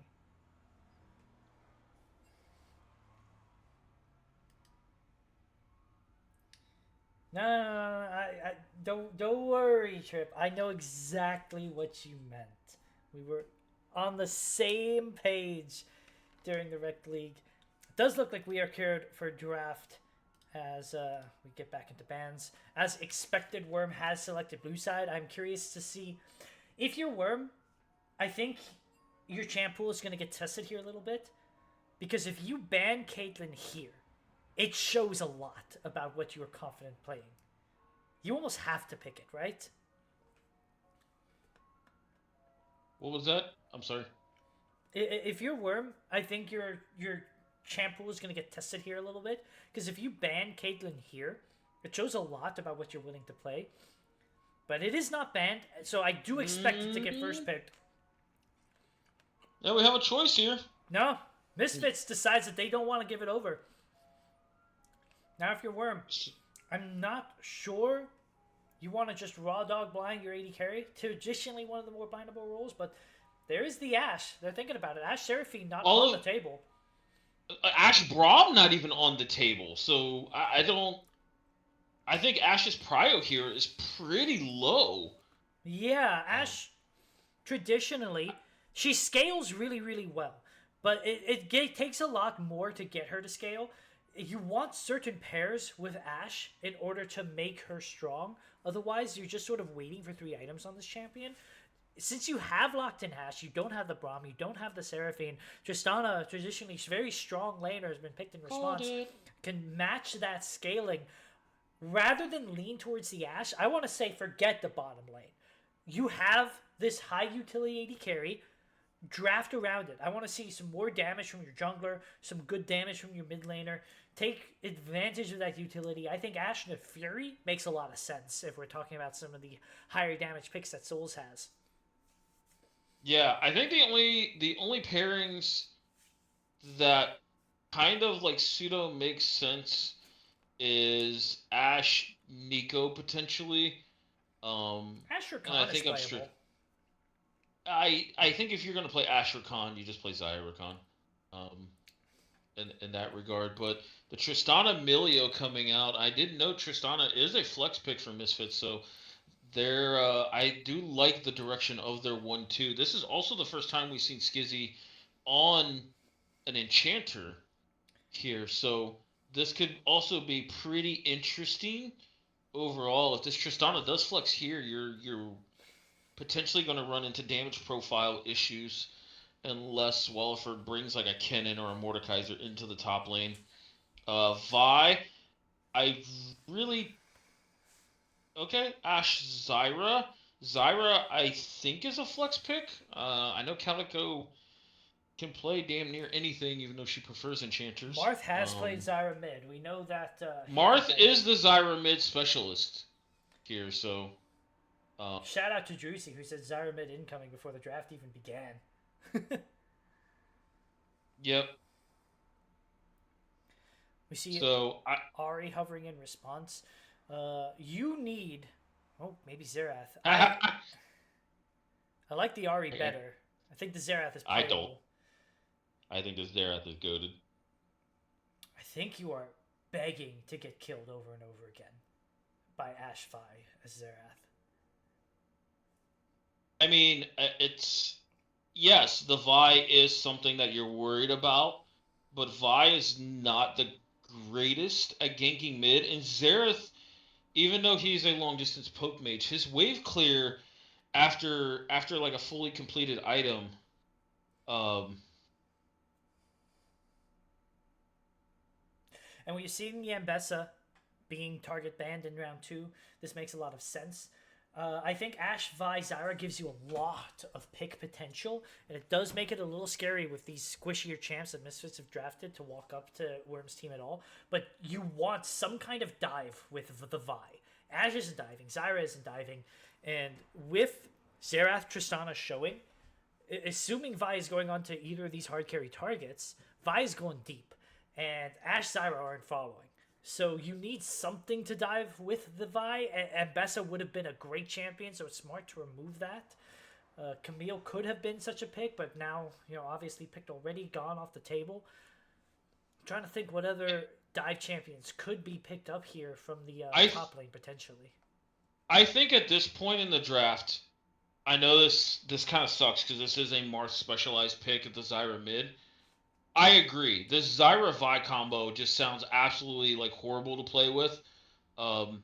I would move this Zyra to support, and now you can at least link up and have yourself some type of like a dive buddy against the Xerath mid, whether you have like an Echo or an Assassin that you can pull off here and try to play it that way. Because then also, if Tristana ever dives into the Ashe Zyra combo, Zyra just blows her up in that regard. Oh, And so that's a dive buddy. If I ever saw one, I like it. I like it. Now, yeah, this could be Yone top. We still don't know. We'll know in a second, I guess. I feel like this is a Yone top. This just screams Call to Meek here. And this is a dive buddy with the vibe, but now you're posturing no front to back against a front to back comp. So where do you go here? Okay, okay, that's what I'm talking about. I That's some chaoticness here, and there's not much CC on Misfits' side to lock down the Yone or the LeBlanc. So I actually like what Worms have done. You're correct. There's no front to back into a front to back comp, but I think this is one of the biggest mistakes that lots of teams make. Drafting front to back into front to back. If two teams have front to back, whoever has the stronger front to back just wins because they play the same way. But you've already drafted Ashe, Vi, Zyra. You were never going to have the stronger front to back into Tristan Emilio. Uh, I think Yeah, with this, like Emilio cannot properly peel Vi, Yone, LeBlanc. Worms comp is much harder to execute. I don't deny that. But I think executed correctly, it is actually the better comp. Which I guess has been the story of this whole series. yeah. I think this is Worms' flexible draft being used correctly, unlike the last game where I thought they overcooked a little bit here. Yeah. So And once again, this comes down to a lot of hands, and V7 is going to have to absolutely play out of his mind here because not a single person is peeling for this guy into Tristana, Zach, Wukong. But if Tristana, Zach, Wukong are trying to dive onto him, and your Vi, LeBlanc, Yone are finding Xerath, finding Melio, finding Tristana in turn, you win these. They did what I wanted them to do, which was you pick the early Ashe when you don't have good partners for it, and then you drafted a bunch of damage to go with the utility that Ashe provides. Ashe is not the star of the show here. Everyone else is. yep. Yep, I'm 100% agreed with you. I still think the Zyra can be a touch out of place here, but overall, I think it's a nice little lane answer for the Tristan Emilio, and it does bring value into the Zach Wukong. Um, it just feels bad that you really have to make sure you're landing your first punches, and there needs to be a lot of um, team cohesiveness to pull off this draft. And that is going to be the big question. Game one from Worms was phenomenal. Game two, we saw a lot of isolated 1v1 and 2v2 deaths on their side. And if that happens, if you fall behind with Worms on this draft, it's unwinnable.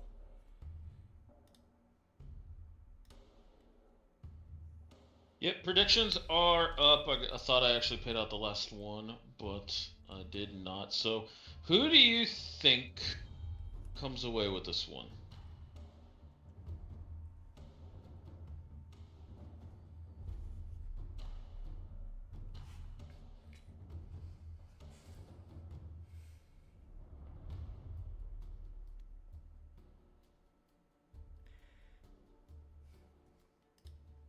This is a Wukong top lane, I believe, correct?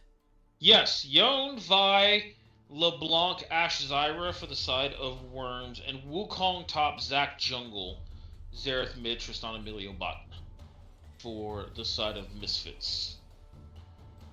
I have no idea how Wukong Yone plays out as a lane matchup. It sounds volatile if you ask me, though.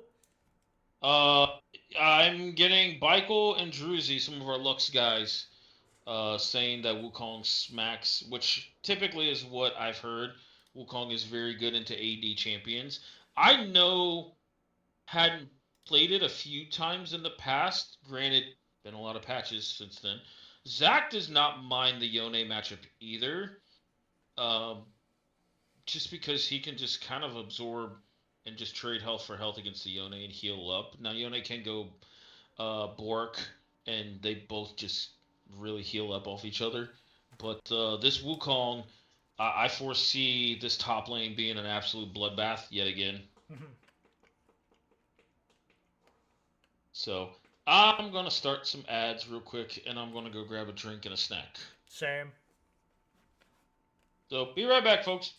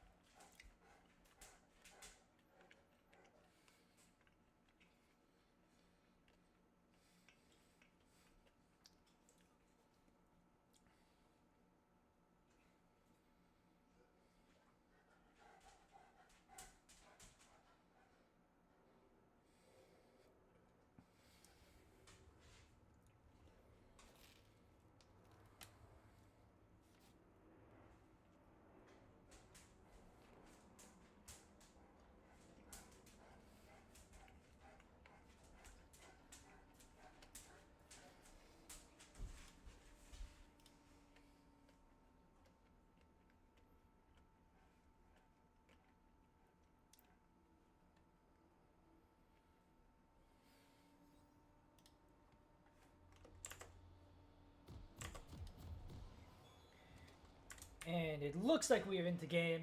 Ads are still going for another 30 seconds, but for the benefit of the replay, we can go ahead and get to talking. You back yet, CLT?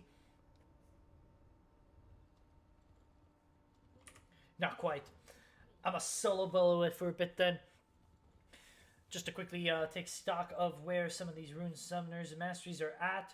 We see Collector onto Souls, expecting him, not Collector, Conqueror, expecting him to go more bruisery build, Aftershock on High May carry, Conqueror on Wall of Third, Lethal Tempo on Call the Meek, showing that he is more than likely willing to beef it up with these frontliners on the side of Misfits.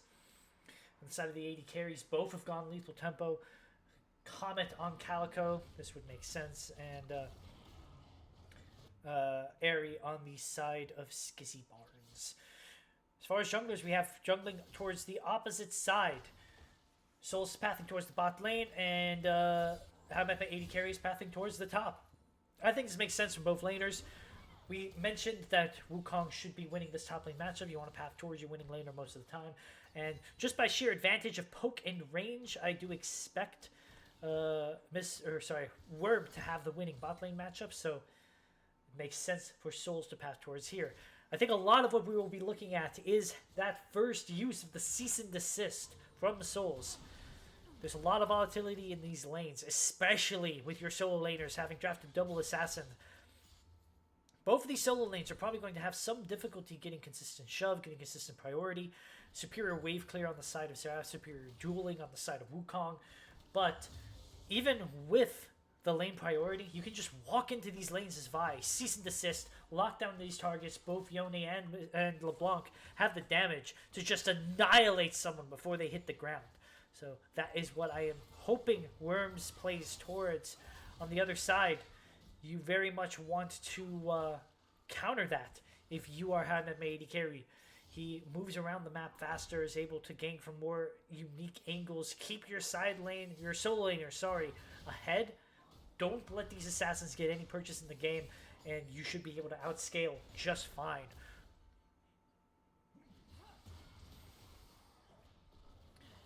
We're seeing Marv doing some early trades. And about what I expected to happen should be happening. Although we do see Call the Meat getting some early trades down against Walliford. This is the first time both top laners have taken Ignite as well.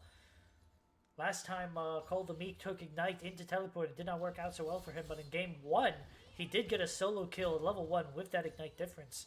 Now with both top laners taking Ignite, it's curious to see what will happen. With UC Souls has made his way to this bottom lane. Doesn't look like he's looking for a gank. Just going to grab the Scuttler.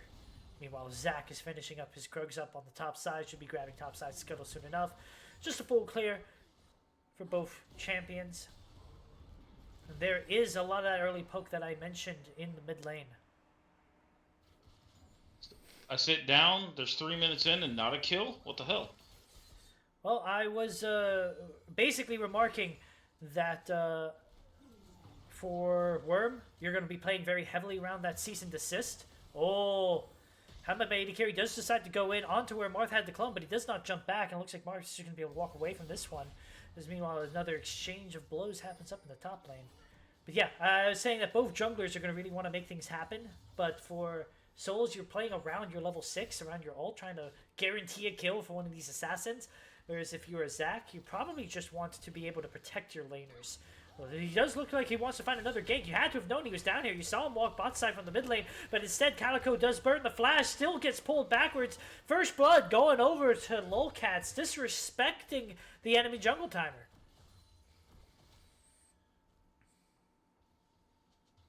Yeah, we do have Marth, though, in lethal here against Salka. He is low on mana on the mid lane, but we see Cole the Meek kind of getting the best part of this early laning phase here. Yeah.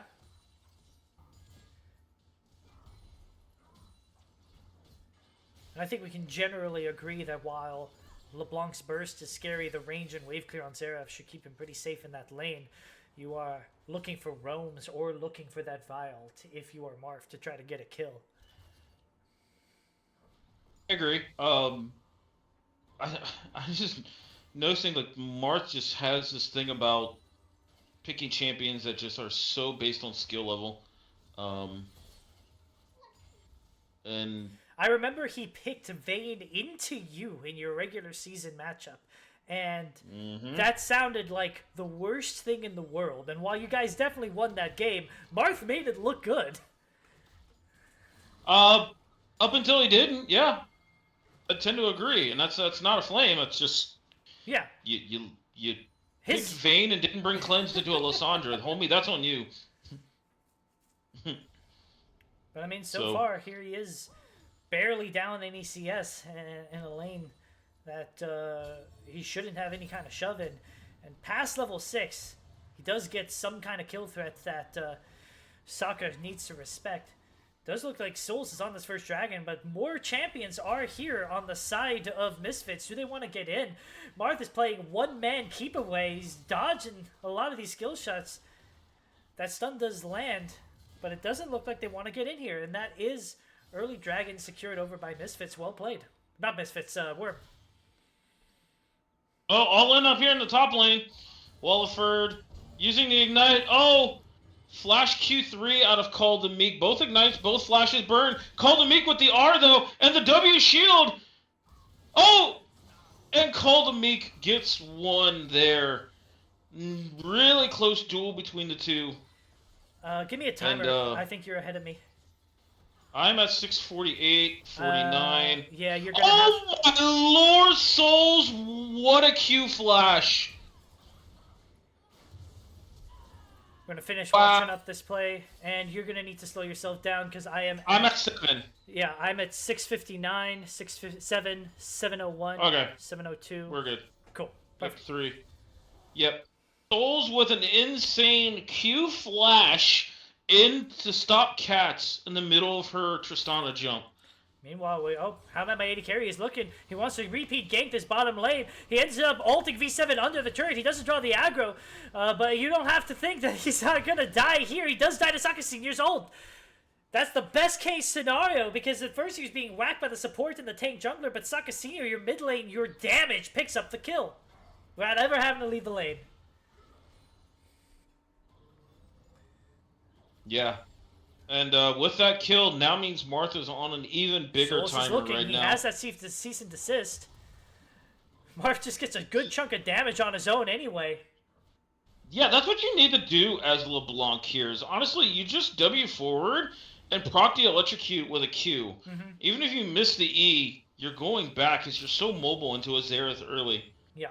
That's just how you play this, because you brought Ignite. He's got good feet, too. He's dodging a lot of these Qs. And so far, we have a decently even gank save. Both junglers have had a lot of impact in this bottom lane. Cole the Meek did win a top lane 1v1, but by the skin of his teeth. Will remain to be seen whether he can continue to snowball that, but he has a decent farm lead as well. He might just be running away with this lane, trying to repeat his performance from Game 1. Yeah, we're seeing a little bit of Game 1 Call the Meek here. I think Worms is pretty happy they didn't see the Game 2 Call the Meek. Likewise, Souls secured both of the early objectives, the Grubs and the first Dragon. Second Dragon still 3 minutes on the table. Plenty of time for him to look for a play with his ult. I would like to see him make something happen either mid or top lane. Yone, LeBlanc, both of these champions should be able to kill a target before they hit the ground if you use that cease and desist. Agreed. This is the first game where Worms has gotten both the early objectives. Normally it's been traded one for one. Oh, we see a fight break out. The Wukong Cyclone gets used. Call the Meek is here. Double ult gets thrown down, but he doesn't quite get the crowd control because the second cast of Wukong ult is enough. Yep. We're starting to see Zach put his stamp on the map. 3 assists so far. Assisted in all 3 kills, actually. Gold lead is 300. Oh, Mars with some great amount of damage. Dive this mid lane. This mid lane is diveable. I agree. You have to start unlocking this LeBlanc here. Ult him. Ult him. Oh.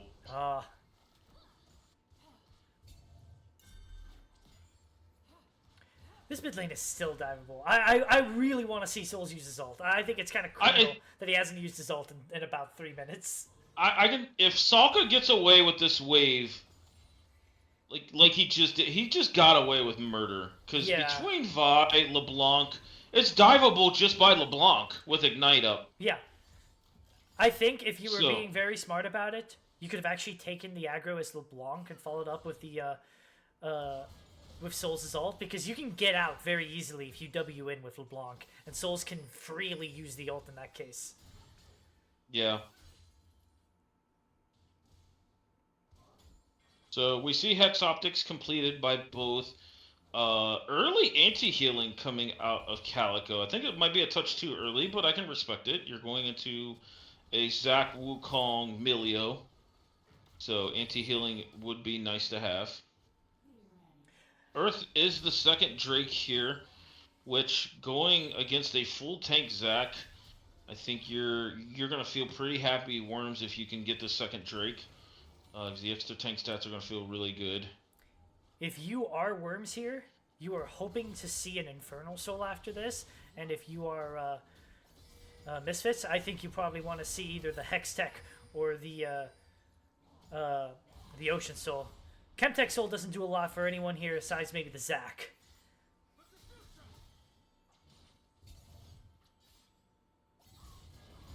See another Cyclone being All used in. by Walliford. Meanwhile, we have another fight. Walliford does select to pick up the kill on Cole the Meatball in the top lane. We have a full-on fight breaking out over here. Passive still onto the Zac. Meanwhile, the Xerath ult is being used. Lolcats jumps in, gets the kill, has that reset. Does he want to keep going? He does. Zac has the passive. He's allowed to jump in for free. Double kill. Picks it up onto Mars. Another reset on the V7. And that's all the kills going over to Misfits. It's an ace across the map. As a cross-map 5 for none ace here by Misfits at the 12-minute mark over this Earth Drake. Unfortunately, we were a little late to that fight, so I didn't quite see exactly how. But it feels like you should never, ever miss out on a kill if both Souls and Marth are together with these one items. And yet both their ults got used, and no one died. Yeah, it's this is gonna be a hard game because now your wave clear is extremely low with the LeBlanc. She never got off the ground early, and now instead of Xerath having to make sure his positioning is on point against this LeBlanc, now this LeBlanc might be playing dodgeball here. Yeah, I think unfortunately, some of the Game 2 woes with Worms and some of their woes from the regular season in general, you see another fight break out over here. This time, Wukong without the Cyclone. Walliford does not want to continue the extended trade. He does end up flashing out. I do think Call of the Meek is one of the shining bright stars spots here Perhaps, in this game 3. That little bit of chunk that he took makes him susceptible to another Wukong Cyclone all in. And I think he wants it. There it is. Flashes out into that bush, but there's already a ward there. He does not land the ult, but the second cast of Cyclone doesn't land. Doesn't matter. Dash Q. Another solo kill for Walliford. Yep, Walliford now sitting on the cloth armor, fully complete Trinity Force. He cycled through the Sheen procs very well. Marth missing yet another chain going forward here. 3,000 gold lead for Misfits. This game is already starting to get away. We talked about this. I do think that this heavy damage, heavy assassin comp is really, really strong on the side of Worm, but you can't fall behind. You have to play with your team, with your Vi. And we are seeing a lot of isolated deaths once again. Yeah. The bot side of the map is 0-5. And it's just not... It's not. Walliford kind of playing hide and seek here. Souls is here looking for Walliford. He does find the kill. That's a good shutdown. Cole the Meek is now here, but he doesn't have the ult to be able to lock him down. Sokka Sr. has made a roam, but he's a half-health. Watch out, Calico's here too. Calico's already here. You have to expect that the passive is going to go down for Zac.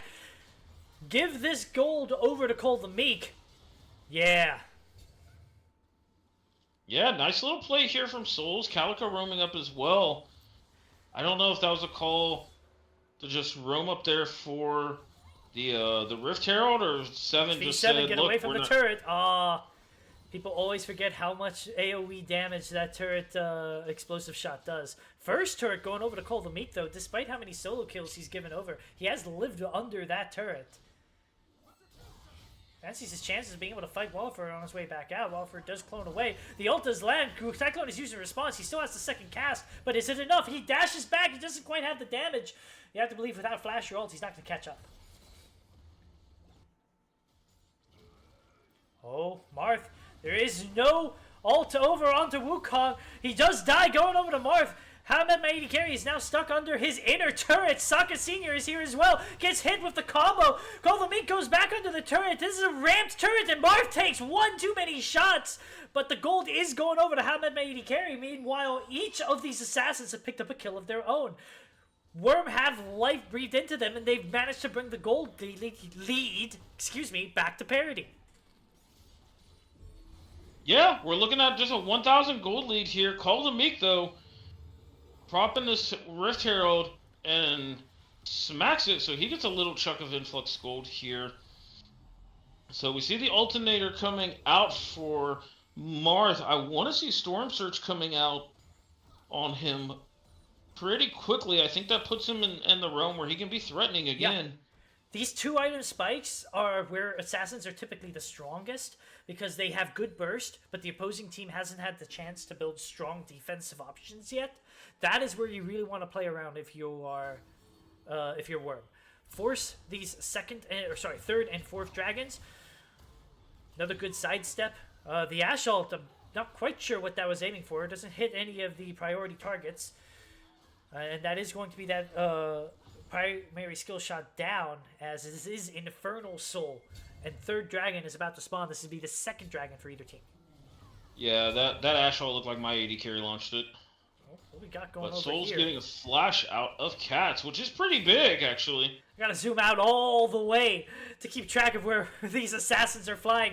Meanwhile, Hamed Maedi Carry is going Soul's getting jumped on here. We have Soul's, he is jumped on there. Now trying to chase him down. Flash over Hamed Maedi Carry. The ult is being used by Sokka. Souls goes down. Lowcats picks up the kill. Lowcats picks up the reset. Now Call the Meek is here, but he dashes away. He goes all back in for the ult. Does he find a kill? He doesn't. Lowcats flashes out, but Cole is still dealing a ton of damage. Lowcats is low. Skizzy Barnes is low. On the other side, Walliford picks up V7. Call the Meek dashes back, but he's going to have to dash into the enemy team. He finally finds Lolcats. Is it enough? Calico is still a lot of health. Marth is still alive, but he is backing off. You have to believe the second dragon is going to be going over. Call the Meek did so much work, but the rest of the team just sort of collapsed around him.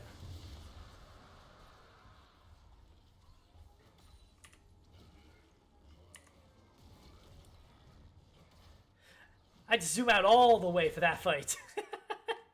Call the Meek putting in work here. I think, though, that fight showed me one thing, and that's Worms tried to play this like a traditional team comp, where they tried to group up and enter the spot when you have to launch yourself from a bunch of different angles here. I think the second Souls started getting jumped on, you just had to pull the trigger. You couldn't just watch your jungler die like that.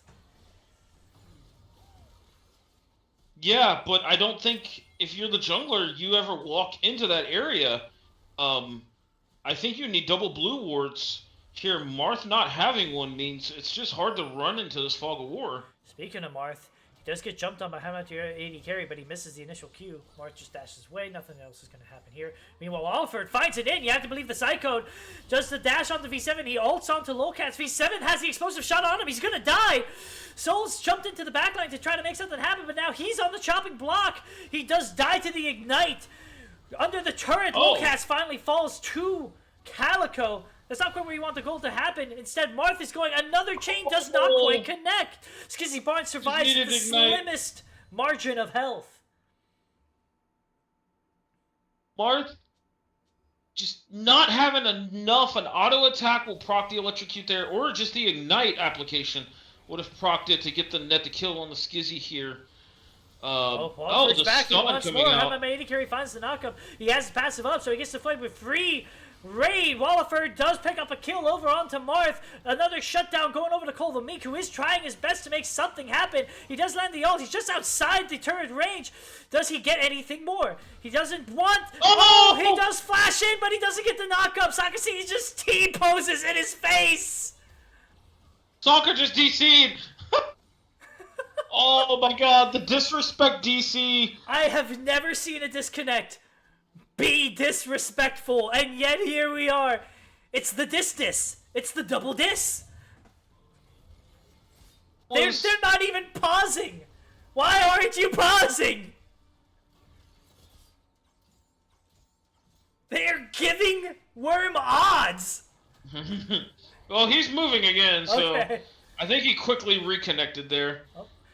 The Astral does land. This is the dive I wanted 10 minutes ago. It does look like it succeeds, but now does he get out? He does use his Q in order to knock off Hammer Carry. The Zyra ult used to cover. Nice punchback. No pun intended. Souls and Cole just two-man backpacking this, trying to make some stuff happen in these skirmishes. I will say though, the unsung hero is going to be Calico on this Zyra here. Going full AP. This Zyra, you still just don't want to just straight up dive into it. Yeah. How I Met My ADC on this Zac, now prioritizing some MR here.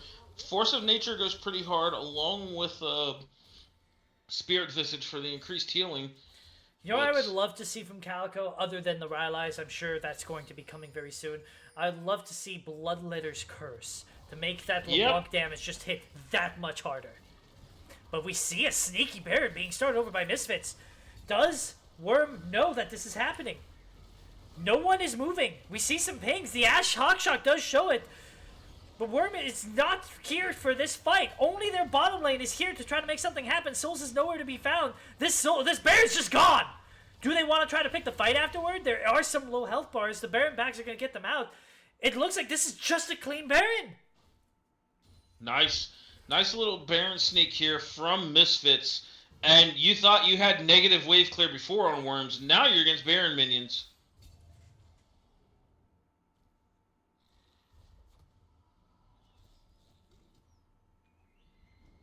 So, problem with BC on Zyra, it does. It takes quite a bit. Yeah. I don't. But that's what you picked for. Yeah, but you're building AP on this champion anyway, and you have to build, AP utility. I think this Blasting Rod is going to be turning into Rylai's, which makes sense. And after that, I think Bloodletter's Curse makes the most sense. More so than a Death Cap.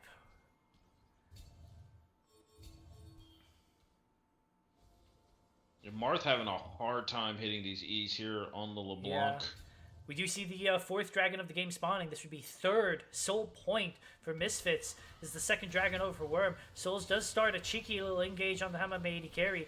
Marth goes for some dive. The Ashall does land onto Sokka Senior. Three-man ult from Cole the Meek. They immediately blow up the mid laner. Hammer carry is too low to look for a re-engage. Lowcats is already half health. Only Skizzy Barnes has any remote health. Meanwhile, Walliford is not at this fight yet. He's looking for a flank, but I think they are just going to give this dragon. This was a huge pick. Unlike the Ash arrow at the last dragon, which went wide and hit nothing, this found a priority target, forced an early Melio ult that was at an inopportune time. They use it to secure this dragon, take off a couple of these Barons, and slow down the Baron push. Brilliant punchback. Yeah, agreed. I mean, why try to fight the Baron minions when you can just kill the other people? Salka completing... I hate Horizon Focus second. Yeah, it's Storm Surge. I'm sorry, buddy.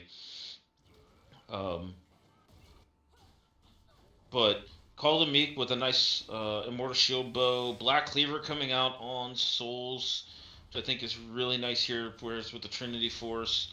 Marth with the completed now Shadow Flame, so he's got some pen underneath it. Overall, the items are fairly close, respectfully. I think Zyra probably at this point can just complete the Morello Nomicon, just to get a spike of the item. Even though it's not that gold efficient, you're sitting on the blasting one. Why not? And I want Unless to give you're going like Rylaice here. yeah, Rylaice is a possibility. I want to give V7 some credit where it's due. He's been having a bit of a rough game, but I think you always were in this matchup because no one is playing to peel for you. You are an Arbot, and yet he is up 30 CS, and that is keeping him somewhat relevant. He's at 2 items, working his way towards Infinity Edge. He is not someone that can just be ignored in fights. Oh, so let's just go for all in here. Skizzy Bars just dies. V7 does pick up that kill. There was a Great lot pick. of resources. Flash all from Caldemeek. Souls' R, Ash's R. So they are down some ults here. Looks for a re-engage. Caldemeek has a Bork. He does shred this Zax. I don't know if he wants to be in here. Zax goes very low. Nice kiting from 7 here. Yeah, like I said, you cannot ignore this guy and ignore he is being done to. This Cyclone does not find anyone of worth. There's no follow-up. V7 picks up yet another kill. He is now a proper threat. Marth does get hit with the stun, though, under the turret. The turret finishes him off as Saka Sr. picks up that kill. Both of these teams are just throwing haymakers, but I like what they are doing. Despite having been down 3,000 gold very early on, Worms has kept this game chaotic, has looked for picks, has kept it aggressive. You'd think that a scaling comp on the side of Misfits with a very, very early Baron and advantage on Dragons would be able to just run away with the game, and that has not been happening. Yeah, one thing I did notice, but didn't want to interrupt you, my goat. Calico spacing out and keeping Lolcats out of that fight there with a lot of damage coming out of the Zyra on the other side of that Raptor wall. So I keep saying that Calico's kind of been the unsung hero here. Yeah. With the Zyra pick. It's just really hard to play around this Zyra here. When I play solo queue, I hate seeing Zyra, Xerath, or Vel'Koz supports because traditionally they are just mid laners that never learned how to mid lane, so now they play these champions in the bottom lane thinking that that'll make up for it. But there's a mentality difference between playing a mage in the bottom lane and playing a mage in the mid lane. And Calico is demonstrating that masterfully by placing ults not to get assassination kills, but to deter the re-engage, the walk-up from the opponents. It doesn't need to deal damage. It just needs to keep them out of the fight. Yo, say it louder for Pens in the back, because Lord knows I've been hearing that rant for years. So, Cyanic man of the people, for sure. For sure. I'm just happy you let me join. Yeah, I have a very high bar for co-casters. They got to pass a screening, they got to pass a background check and everything. CLT almost didn't make it. Yeah, then I played the mod card, and that's the only way I got here. Yeah, I know when I beat. But you know who doesn't know when they're beat? Misfits, as they square up for this dragon. This is soul point for both these teams. They definitely want it. Worm is here first with control of the vision. When you have assassins, getting first to objectives is super important because you get to choke out the vision, make it dark, make it scary to walk up, maybe find a good flank. And here they are in the river. This is Calico and Seven doing so much with the vision, the plants giving off the vision, the way of like fighting for space. Oh, and this is what I'm talking about. You need to face check these bushes. That's your tank, and he gets half-healthed by Marth. And Marth, very intelligently, doesn't overcommit. Oh, we see the all-in going in from Souls. He does find Lolcats in the back. The Lolcats flashes away, but Lolcats, Marth him. Lolcat did not walking away. Wallford is now diving the back end, but V7 is kiting like a champ. Calico is still here providing rage. Lolcats now finds the kill, finds the reset. Caldemeek is looking to see if he can find any more. He's now onto Saka. MMA carry is trying to peel. MMA carry peels, but with his passive, you have to believe he's going to go down. Lolcats is too low to jump in. This is still a very scary young, but he does hit by the stun. Is that going to be death? It is, but he trades his life. It is a 4 for 3 in favor of Misfits. Yeah, but I actually think Calico can hold this space herself. Oh, he can. We're in for round 2. Yep, You have we've to seen this believe these before. teams are going to respawn and just gun it right back here. And the exciting part is they're gunning it right back here without ults, without flashes. They got to try that much harder to make anything happen. Okay, things to note. Milio R should not be up. Katz's Tristana R won't be up. Sokka's R will most likely be up. Zac ult up. Walliford will have ult up. V7's ult is coming up. Yeah, ults all on the side of Worms are going to be up for this fight. Summoners, there's heal, no ignites, barrier up for Cats here, so this is going to be close. Let's see the smite fight. Oh! Go! We had access. Marth went for the backline, but he got stunned. He works out with just a sliver of health. Lolcats is here. Lolcats might get the kill onto Marth. He does. He looks to see. Oh, Marth in the backline. Marth does fight. He does get an ult, but he gets flashed away. This gives he have the health. He does. The extra kill is picked up by. No, I was mistaken. It is actually a 2-1 in favor of Worms, and they got the dragon. It's an all-around fight win for them. Call feeling it here. 3 people on the It's a Baron. T1 Baron. They just walk right up. They say, I think we got this, and got this they do. They are in the driver's seat, CLT. Yep, this is now their game to lose, even though they are down in kills. Gold is even. They're up 3 dragons. I will say, though, Misfits does have avenues of wave clearing some of these super minions. I think now it's going to come down to Marth and Souls here. We know Call has been doing great in these team fights. His Yone's ults have been fantastic. Seven has been landing a lot of these ults off of the frontline CC. And Calico, I mean, this Zyra has just been absolutely insane in these team fights. So we need something to happen from Marth. Oh, we see a little bit of a side angle here. He does find V7. V7 Here does not have Sokka's flash. arm. He does have the barrier, but the last ult from Sokka does grab it. Do they want to go for more? Marth is over on the side, but it doesn't look like anything else will happen here. Gets picked out just a little bit, shoved up without the flash.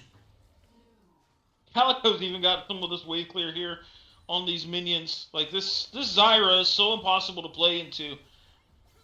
Now, I mentioned earlier about how these 2 to 3 item marks for these assassins are where you really want to fight. Because strong defensive options... Hold up. We see Kovamin just going full-on engage. He has to dash back into the middle of this. He does ult, but he just ends up dying to Lolcats, who is resetting. That's a triple kill. He dashes forward. Calico cannot survive this. That is a quadra kill. Goodbye, Baron. That is Baron buff.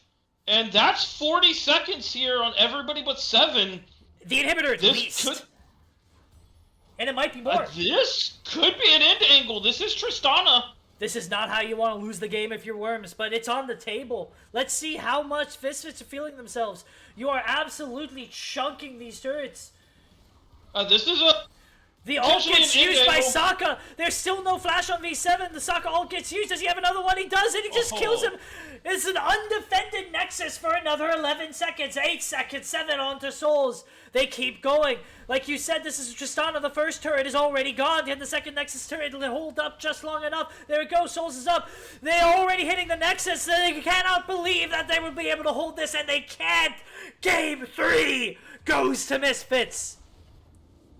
What an insane Game 3. What an explosive ending. Call and Marth kind of playing in their faces and end up getting picked off in that fight to create the end angle there. Damn, what an exciting game. Yeah. I wanted to talk about how the strength of the assassin comp was about to disappear because good defensive options were coming up. GA was in the works for both Lolcats and Walliford, but they didn't even need it. They just found one fight in the mid lane and just shoved it over to completion. Yeah, it was I mean, I agree. I do think though some of the assassin and playmakers like Call, like he did scale pretty well here. But we've now seen it almost, you could say, like twice, where the impact from everybody on Worms. It's like it's only been this player, that player, this game. Like seven and Cole had great game ones, and then the Swain pick game two, kind of, excuse me, fell a little short. Along with the Gangplank, I need to see a complete game out of the Worms here. I mean, game one was with Marth on the Vagar as more of a secondary role, but now, this is 3 games in a row. He picked the Gangplank, and now he picked the LeBlanc here. Mm-hmm. That we just needed to see a little bit more coming out of this Worms, and they could definitely take this game 4. Like We're this getting to is the point of playoffs where it's the difference maker between playing individually well and playing as a team. for sure. Now we are here in game 4. Match point for Misfits. If they win this, they will secure their semifinals matchup against Caster Curse. If Worm manages to win this game 4, we are going to a game 5. Yeah, and then if we go to a game 5, YouTube is gonna hate me because I don't care. I'm playing Silver Scrapes, so yeah, Is Silver that Scrapes is still that is where we're sealed? at. Yeah, Oh, that's so stupid. yeah. I don't give a shit. So yeah, um, Here's the real question. I'm You not got the singing it. sides. No, no, no, no, not that. Nope, nope, not happening. You, your Worm. You won game 1. You lost game 2. While there's definitely a bit of a draft if I think in this matchup particularly, red side is a bit on the back foot, but you got that blue side selection you wanted after losing game 2, and you still lost. Which side do you take? Was it just down to execution? Do you draft similarly, or do you take it in a different direction? I think there's parts of the draft for Worms that they keep the same. I think having themselves a standard 80 carry, being flexible in the support role. We've seen Calico play Rel, Seraphine, and now Zyra. Like she's shown virtually all 3 flavors of support that you can play here. So she is showing up and showing out as far as champ pool is concerned for Worms. But we know what type of champion Call the Meek is going to play. I mean, again, his Mbessa is still out there. Mm-hmm. And a game deciding like this, that's probably what they're going to lean towards here. But I need to see something to either help the stability and play with the top side of the map out of Marth, or something that he's for sure going to win lane and get ahead on and be an impact in these games. I know I'm focusing a lot on the mid lane because that's the role I've played, and I've played against these two, quite a bit. Sokka has been getting the better end of these matchups, but he hasn't really had to try to either. It's just been in the draft. Overall, the LeBlanc was not a big enough impact, even though you counter picked the Xerath into it, and I think LeBlanc overall was a nice pick into this game. It just came down to execution, and then the Mel versus Gangplank matchup.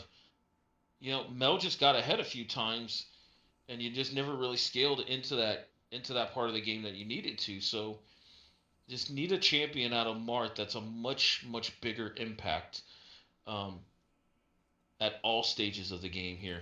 Yep.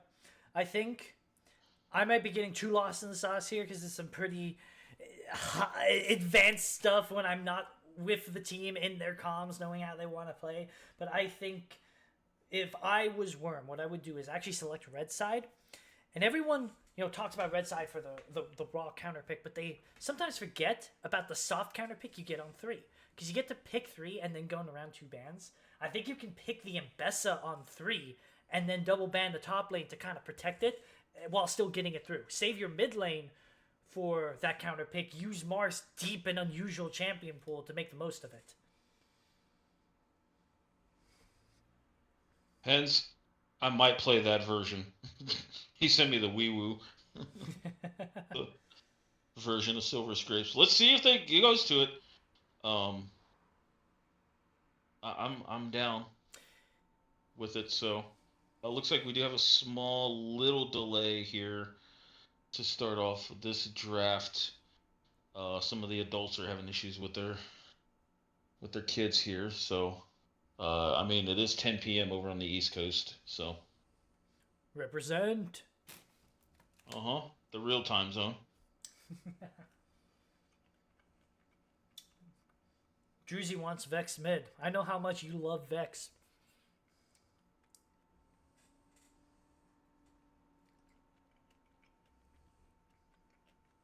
Oh, it does look like we are into draft as bands begin. Worm has selected blue side again. So they are not going to go with my very convoluted draft suggestion. How could they? Yeah. So I want to see here if the bands have changed at either side here. Last time it was Silverzillion and Caitlyn. They are banning Worms Ambessa. banning the Ambessa?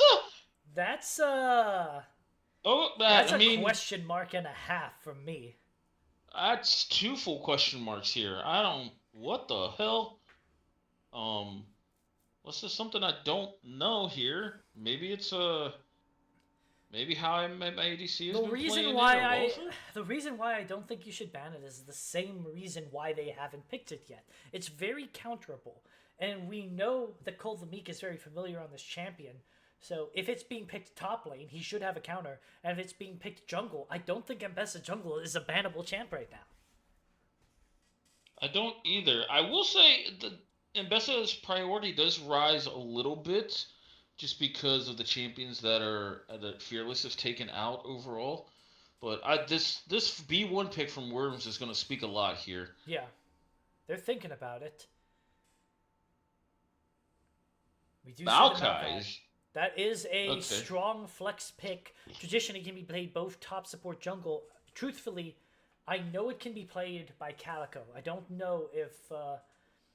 No, I've seen Souls play it as well. So we know factually it can be played by both Souls and Calico. I don't know if Call the Meek wants to pull it out. I think that is an extremely ballsy pick in a Game 4 situation. And we have the Diana coming out here for Misfits here. Also flexible mid-jungle, although I do think she is stronger in the jungle right now. I think as a general blinder pick, I do agree, but her mid lane is not to be underestimated either. I have dabbled in it from time to time, no surprise. See, Alistar. That is a wombo combo and a half on 2 champions already. Okay, we could see a potential Orianna angle from the Misfits. Thank you. Worms. This is is V7's only high priority AD carry left. It got banned in round 2 when it was allowed to be in the past. You have to pick it here on 2-3. I also think I like it overall, at least to the 1-2 being shown here. They do need something to combo off of the Diana a lot more, but Smolder can keep the range and stack quite easily in lane against this Alistar. Yeah, Alistar notoriously is one of the weakest laning supports in exchange for being one of the strongest teamfight and engaged supports. So Smolder, being a scaling weak laner, paired with this Janna, who is going to make this Alistar's life a living hell, you get a free lane. There is no AD carry that you can pick here that stops a Smolder from stacking. Yeah. Let's just see Ezreal. Now, you said that unless your name was Minus, you don't want to see Ezreal. Truth be told, though, we are far down the AD carry pool, and it was Ezreal, Xayah, or Aphelios, really. And I think paired with Diana, Alistar, Ezreal does make the most sense. Yeah, I do like the range from Ezreal and the mobility, but I'm gonna stand by what I say. Like, it's on cast, and I'm not. No bullshit aside. If your name's not -2 coins, I don't want to see your Ezreal. But Cats, you done locked it in a Game 4 situation. Let's see what you got. The problem with the Minus in chat as well is that whatever AD carry you pick has to kind of 2v1 the lane because Alistar can't interact with Janna other than trying to go for a flash, like a raw flash pulverize combo. So Ezreal's the champion that can do it.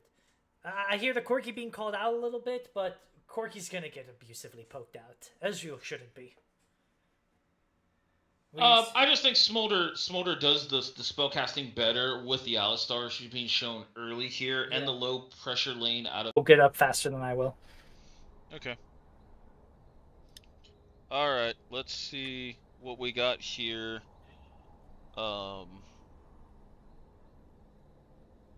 We are back to, I think, being live here. Apologies for that, everyone. I had some kind of weird OBS error that all but crashed my computer. Yep. All right, so we're back, everybody. We're looking at Worms with Maokai, Smolder, Janna, Vex, Udyr. I'm going to hold on to the Vex rant here in a second. Misfits showing the Diana, Alistar, Ezreal, and most likely he's going to R5, the top lane, and that is Orin here. So, and this is Maokai top, actually, now that I've noticed it, not the Udyr top. So this is a tank option from Call the Meek. I'm not gonna lie, I love this tank option here. It's a tank. Like, first of all, let's get this out the way. It's a tank on a fairly lower damage scaling comp coming out of Misfits here. I think Vex is absolutely just fucking awful, but in this situation, it's not terrible. It just doesn't scale. I have a rant that I want to do. So you wanted to get your Vex rant out of the way before I go off? This is all you. Why on earth? People do this all the time, and I hate it. Would you? Oh no, the ad! The ad's gonna get in the way of my rant. I can't let the ad stop my rant. Well, hold on to it. It's only 1 minute. I'll keep the rage inside.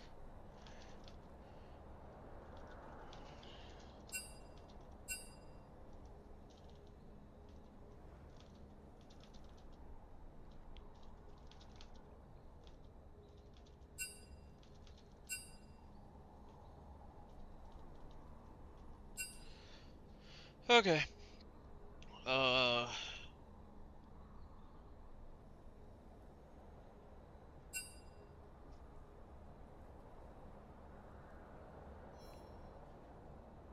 Now I gotta remember that I'm hosting this. So, let me see. Where are we at here?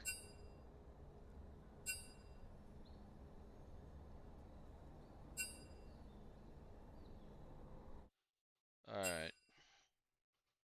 That also means I'm going to have to download both these videos and mesh it together. So, alright, I think we are back with everything. We're back past the technical difficulties. We got the draft up. Everything is maybe good on our end. Can I get something in the chat to let us know? The ad just ended, so no one heard you say that. Alright. Everybody good in chat? You with us? Sorry about the technical difficulties. Looking good on stream now. Yep, I am hosting the stream here, so if I do end up taking control of the spectator like I was the last couple games, even though I wasn't point of view, sorry. Alright, so we're back. The ad is through. Cyanetic, my friend, you had a rant. The stage is yours. Yeah. Teams do this all the time, and I hate it. Ornn on 5 on red side. You have a guaranteed counter pick after seeing the entire enemy team, and you use it on Ornn. Now, don't get me wrong.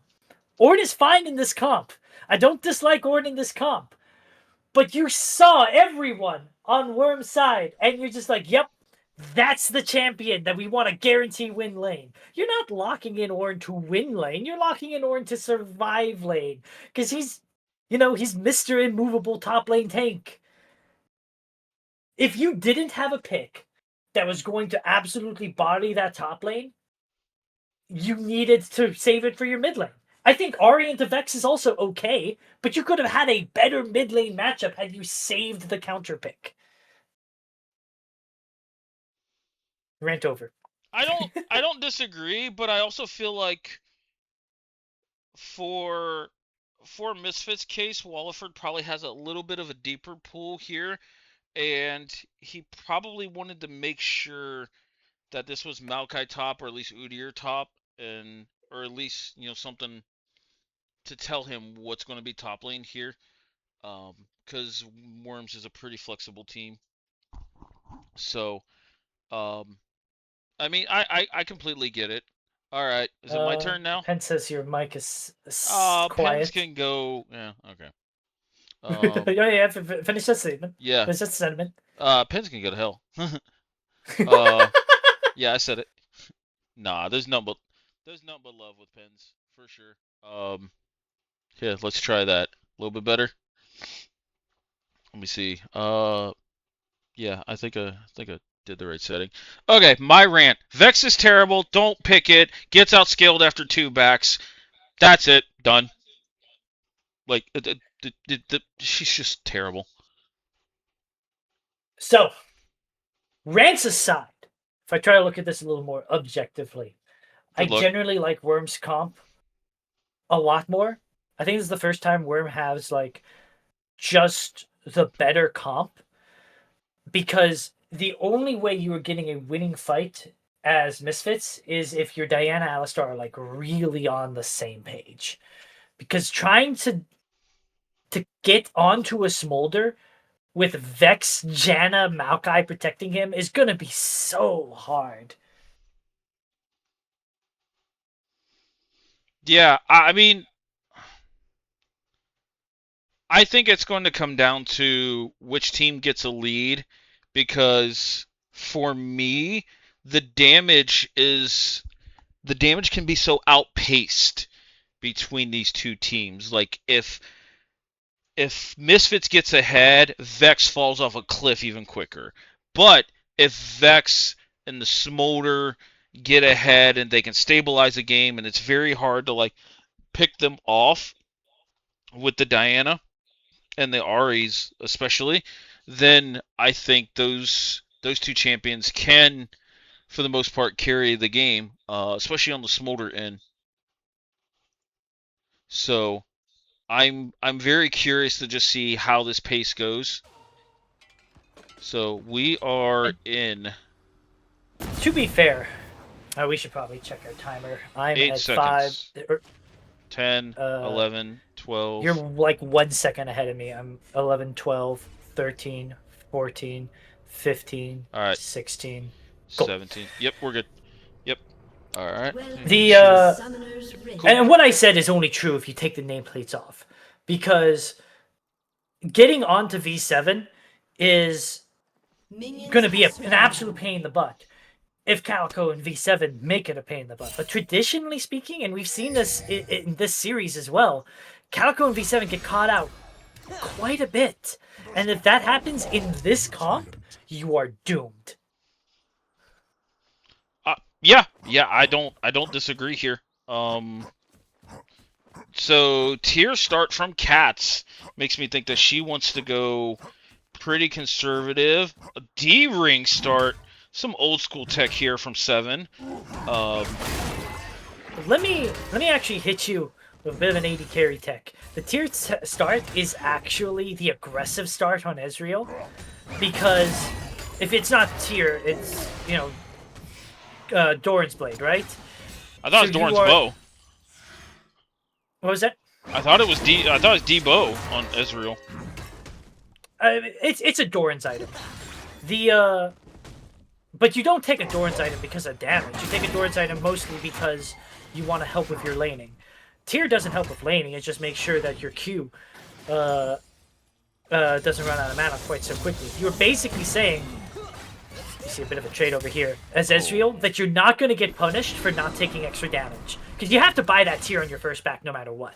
You are basically skipping the first back tax on Ezreal so that you can get to your Sheen faster.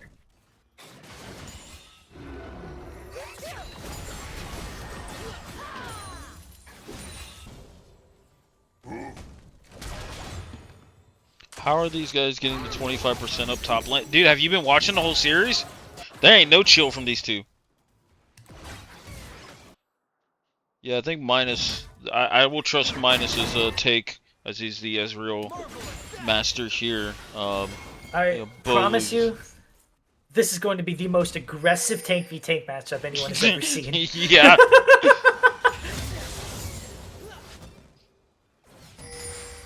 Yeah. But I'm seeing the Dark Harvest on Marth. Dude, no. Don't do it. That is ambitious. That is not good. I'm being as polite as I can be. It's terrible. I don't dislike Vex to the level that you do, but I generally agree with the sentiment. I think Vex's strength essentially is in sitting on her own backline and being like a deterrent for engages because of the fear, which is not necessarily how you want your mid lane to play, and it's not how you want a Dark Harvest mid laner to play. No, I mean it's a champion that gets turbo outskilled by virtually every mage in the game, and then you take a scaling rune, it just doesn't sync up. It's you want the electrocute because that is pretty easily the proc with the passive and everything, and you just want to be able to just try to stomp this early game and get snowballing. And we're seeing in these bot lane trades my concern for Misfits, which is Smolder's playing this lane just fine. Traditionally, you want to really bully him on these early levels, especially before he gets his first Q upgrade. And he's allowed to kind of just free hit these because there isn't a meaningful interaction that Alistar can have with the Janna. Now, as always, junglers can change this dynamic pretty heavily, but right now, I may have cast cursed him because we see how I'm mighty carry here. Early flash over by Calico, great tornado! Stops the stun from Skizzy Barnes, stops the dash over from having my AD carry. It's flat and flash on the supports, and they are fine for now. That was my concern. This Janna is a Calico special. She's played it in Baron League a few times. You know, it's made an appearance in Herald League. But, I mean, outside of just walking straight into a Diana Fog of War, if she's walking into you, this Janna, like, is such a good pick overall. And that's an electrocute proc. It's what you keep harping on so much, and I do think that nice sidestep from the Charm. I mean, say what you will about the Vex, Martha's making it look good in that trade. This looks like the most comfortable lane he's been in since game 1, and even then. Yeah.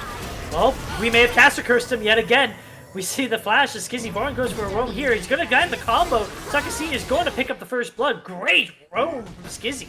Yeah, the pin special burn flash roam with Hex Flash, even though he didn't use it there, but he's unlocked. Now Soul's here, potentially looking at the dive. This is very diveable. The ult design. Oh, he flashed into it! That's a face palm. That is a It's tornado he's down. Gonna be sad that the camera caught that. Yeah, Ezreal this early on though is so little damage though. He just shields himself and the Q barely registers, and Skizzy takes more damage on the way out because range versus melee. Okay. Dragon is secured by Misfits. Yep. Oh lord, it had to be a Mountain Drake. This Dirk is already invalidated here. I was about to ask your thoughts, but this Mountain Drake just made this Dirk useless.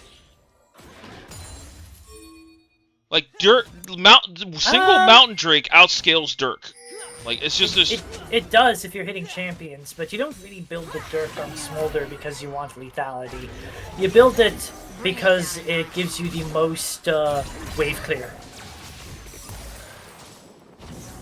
I think the wave clear. Fancy move, fancy feet from Marth.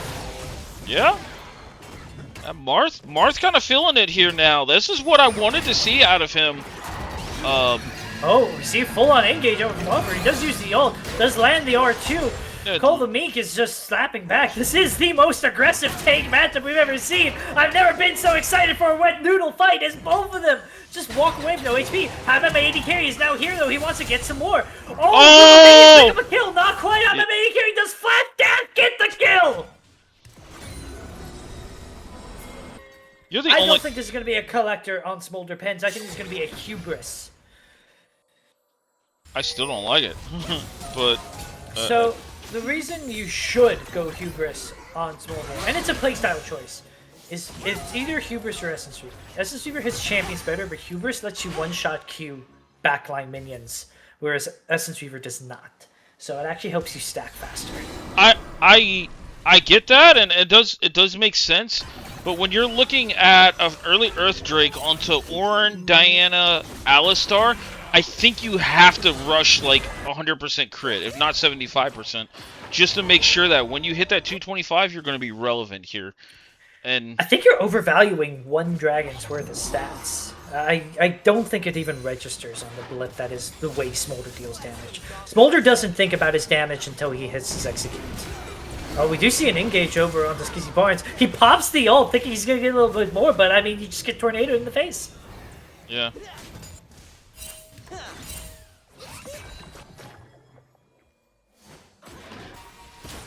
Let's see. Meanwhile, how am I 80 carry is just going to get these for free? Maybe not. Hold him. He goes in because Souls is also here. He does the ult, but this is an early game Diana. It's not a lot of damage. But Sokka's also roamed, but it's an immediate kill on the enemy jungler. Marth is here now.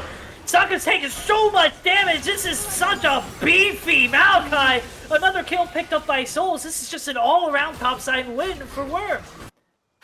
We've talked about playing as a team for Worm, and that looked phenomenal. Right now, their whole comp is playing on all cylinders. Your Smolder is restacking, your topside is winning. Your Cole the Meek might die. Walford's ult coming up. There it is. I don't think Cole the Meek is surviving this one. And he isn't. Mistimed the W. That's a tight window. I feel it. Yeah. Yeah, we talk about Cole the Meek being on an actual call. That's true. Like, okay. That is a bargain bin sale of items right there if I ever seen one. Well, Skizzy Barnes, he's going for the flash, but he got tagged by the slow. He does get to knock back Calico as well. Calico gets the ult. Isn't enough? It looks like it is, but the Ezreal ult does find his target. Meanwhile, up at the top lane, Souls is now chasing down Walford. Walford has no flash, no ult. This might just be a kill. It's going to be a slow burn, no pun intended. But burn he will, as Souls just keeps hitting him one more, and that's going to be a solo bolo. Yeah, so kill down in the bot lane gets responded up top with Souls and the solo kill here. Nice little all-in from Sokka. Marth, do you have what it takes to dodge? There's another ult charge left. One more plus the Q should be enough, and it's not. Oh! The return kill goes over to Marth. You pick up a turret shot you didn't want. Okay, this is the Marth that I've wanted to see here. I don't think he's had a really good representation the last couple games. The Veigar game, like, you're playing Veigar, but this time you rose up to the challenge. You're against Sokka, who plays these lanes very aggressive, just like you. And here we go. Now we got a game out of this. And this is the most pressure coming out of the mid lane that Worms has even drafted, let alone, like, been able to execute here. Because now the map is free with Vex R and the Ignite being fairly low cooldown. Yep. So, and that is a hubris rush onto Smolder. I want to be clear. I neither like nor dislike this. I think it's a playstyle choice. I think it's either that or Essence Reaver. I think hubris helps you stack faster. TP coming from the Ornn here. Now, we do have that TP coming in, as it looks like that both teams really want to fight over this second dragon. First dragon was secured by Misfits. If Misfits secures this one, they're going to get dragon stacking. I almost think that Worms might want to give, but they are here as a 5-man. Worms' team does do just less damage at this point in the game. Ahri, Diana, these are strong champions, both sitting at one full item. Trinity Force finished by the Ezreal. Skizzy Mars has backline access. Marth has backline access as well. How about my 80 carry just gets annihilated by V7? The ult does come down by Ornn, but I think the Janna R. Such insane value from Janna R here. And you got to be on the absolute highest of highs here as Worms. Like, you've got the Smolder here. You actually won a 12-minute team fight here. You're gonna get yourself a net dragon. Like, you're feeling really, really good about this game state right here. Phenomenal.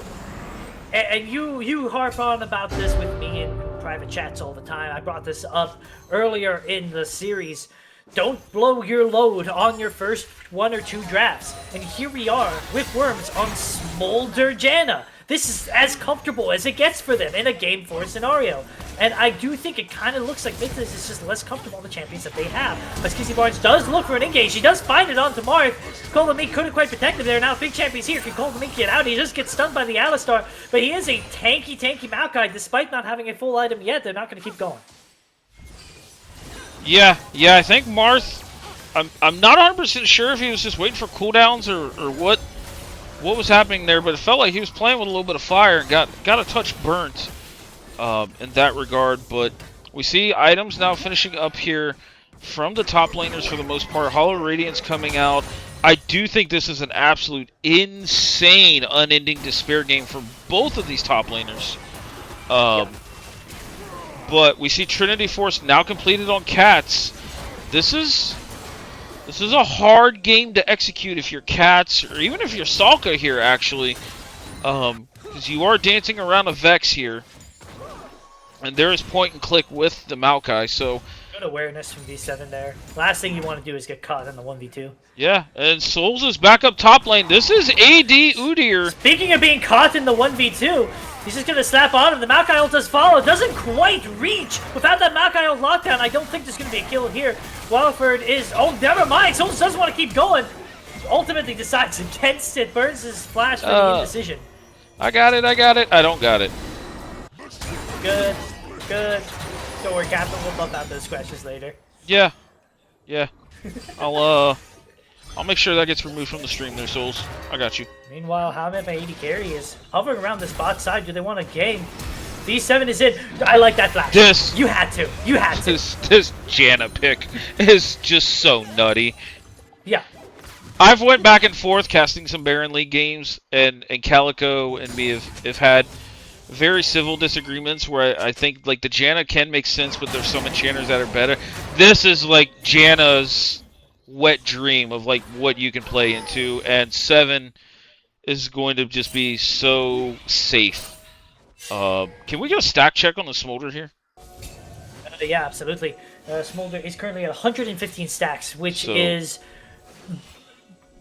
I wouldn't say it's like exceptional, but it's good. Like, he's on pace. Yes. I know 10 a minute is the pace basically for mid lane, and you want to hit it at around like the 20 to 24 minute mark.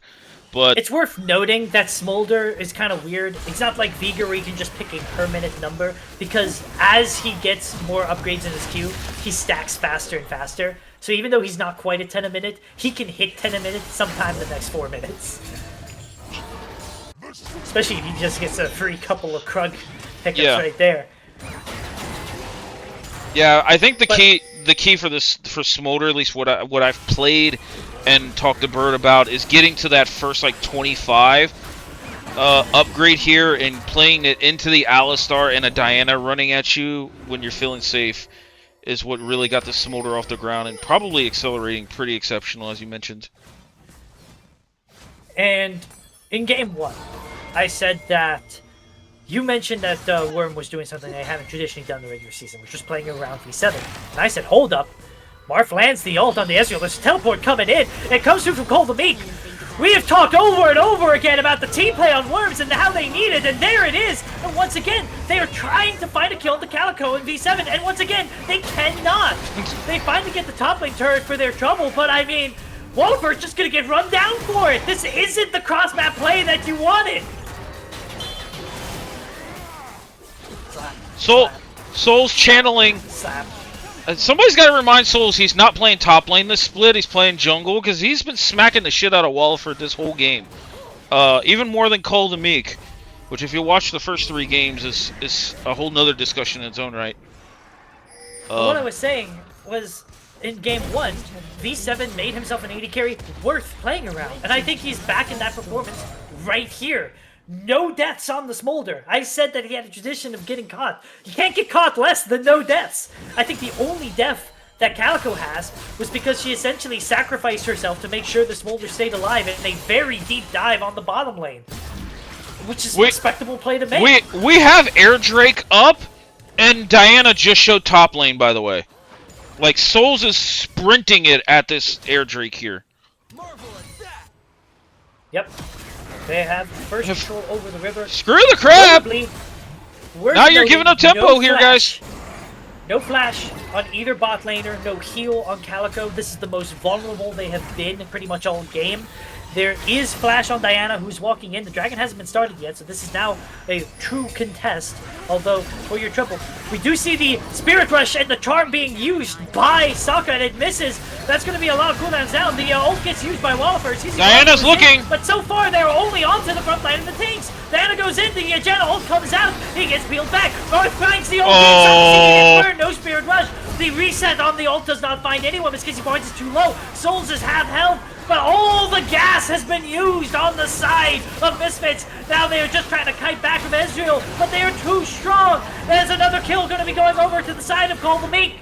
Kissy Point finally goes down. Ezreal is running for the hills. That is going to be the third dragon of the game. Second dragon over to Misfits.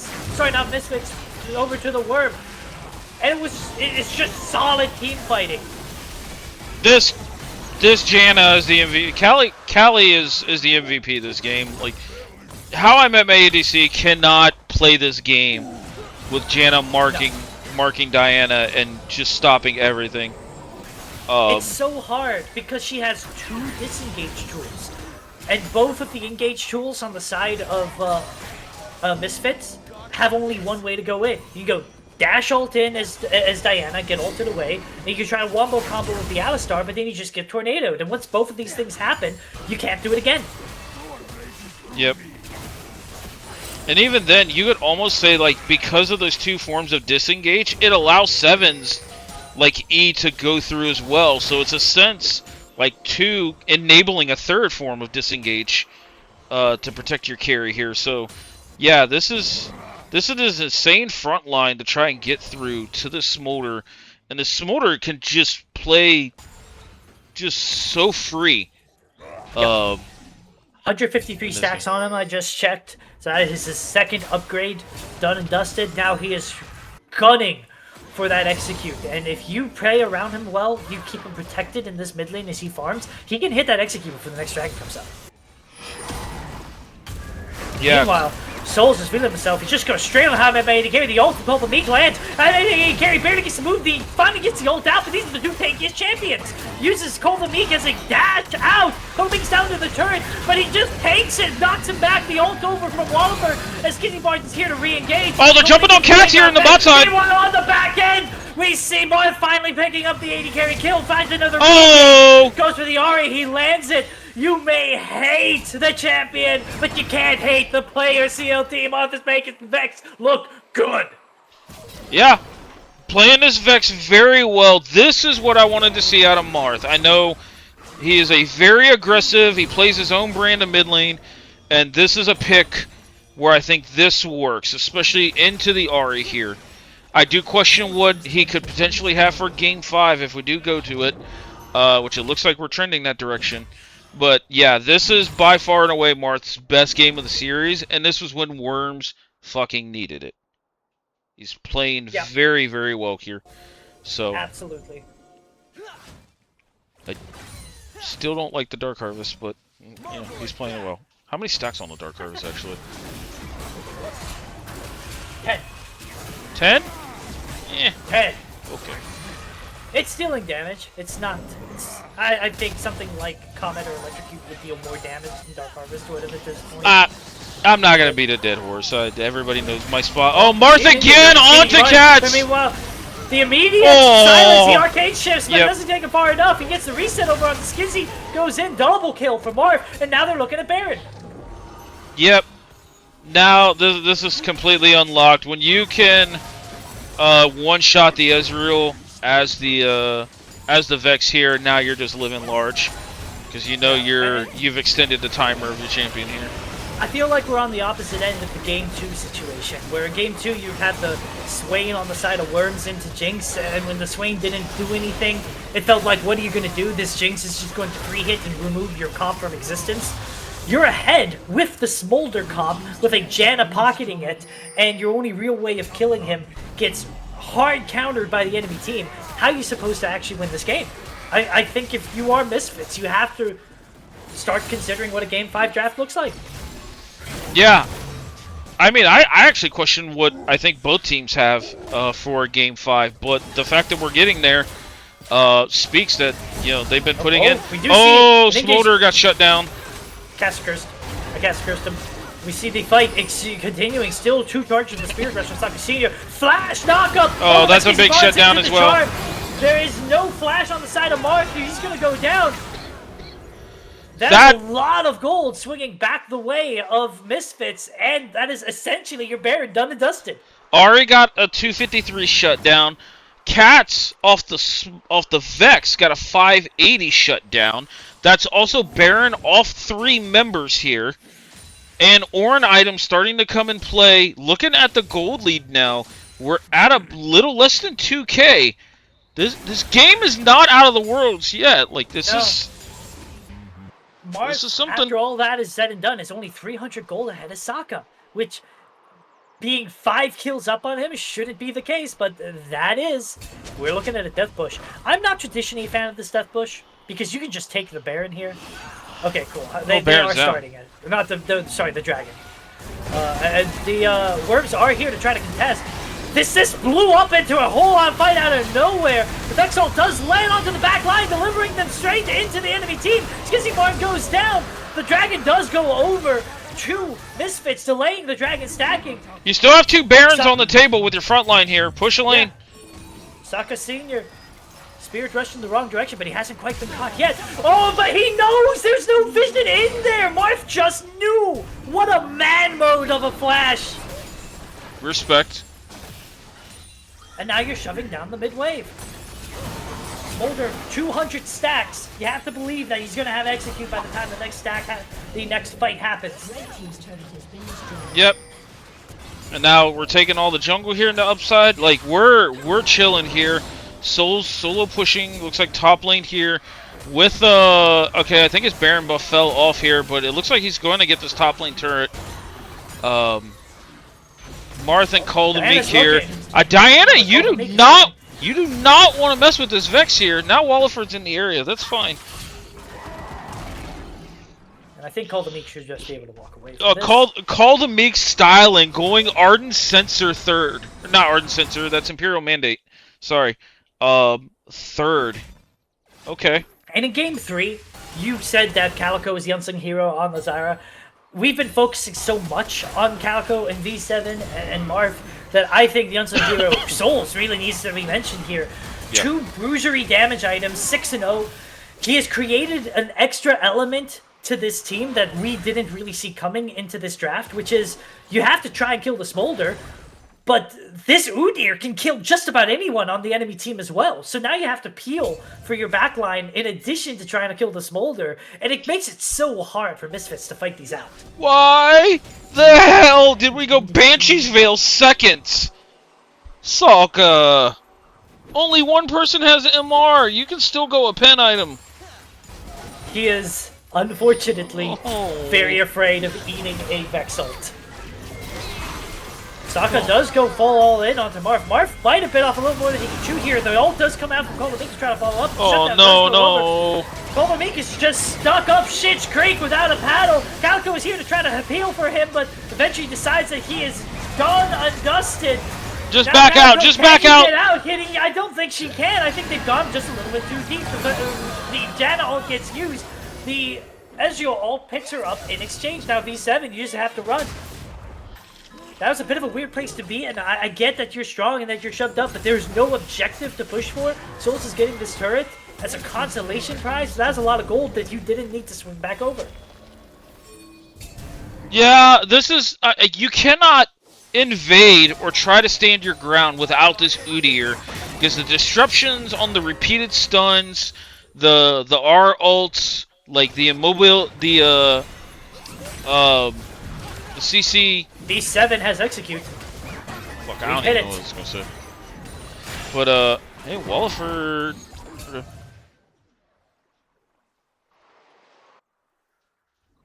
We accept Soul's application to top lane. Souls has played top lane since 2023, since I've known him. He played top lane in Baron League a couple splits ago and held his own as well. Yeah. So, like, Souls is an exceptional top laner. But he's right now being an exceptional jungler. 6-0 and 5, 216 on the CS here. With 36 seconds on Baron, sexual jungler is what they're about to need. This is the next major objective on the map. Although Dragon is also up in a minute 15. Both teams seem to be cheating towards the bottom side, so maybe Baron is just not in the cards for them right now. They'd rather put themselves on Soul Point. Orange items are starting to get spread out for everybody here. Death cap close to being done on Salka. I want to see how close are we. Alright, we're... Next back is full Zanya's for Marth here. But we're looking at a potential Baron rush right here at spawn. P1 Baron, I think this is a criminally slow response from Worm for having control of the map, for having the execution smolder. This Baron is just gone. This is a critical fumble. There's no world where you should have just given this up like this. Now Smolder's... Oh, Souls! I said they need an exceptional jungler! You don't need to contest Baron if you just walk in and take it! V7 connects the execute kill onto the Diana. Skizzy Barnes is gonna follow. That is a double kill. Now Lolcats is running for the hills, but Souls is gonna run her down. That is another kill going over. What do I know? You don't need Baron setup. You just need to be better. Somebody check his PC. Did Trick 2G just like enter this game? Like he just the oh shit moment of I gotta send it and I gotta smite it, and he fucking takes the Baron there. Souls insane. Salka though getting himself a kill here onto 7. It's a shutdown. It's something, but hey, the damage is already done. You still have Baron on 4. On that one. Who expects the Ari? Oh no, I don't blame it either. No, it's it's just Baron off 1. Third Drake does go over. Endless Hunger completed. I'm not sure about Endless Hunger third. It's a great item in Smolder, but you are delaying your damage a ton. For a survivability option, I don't think you need. I just think it's full crit. I think it should just be rapid fire cannon at this point. It's a survivability option and a damage option at the same time. Yeah. But we're now... Go ahead. I was gonna say, can I make like an ancient reference? Yeah. Souls was the time buyer to end all time buyers, and he gets the Baron steal. I dig it. Yeah, minus saying it. LDR. I can respect. I think LDR needs to come out like here real freaking soon. Nice little orange tech here. Waited for the death cap to get completed for upgrading that on Salka. It just we're on a need LDR that soon on Smolder because of the way his damage works. I think it's rapid fire cannon. Now that he's finishing it or something, I think it's rapid fire, Infinity Edge, and then LDR last.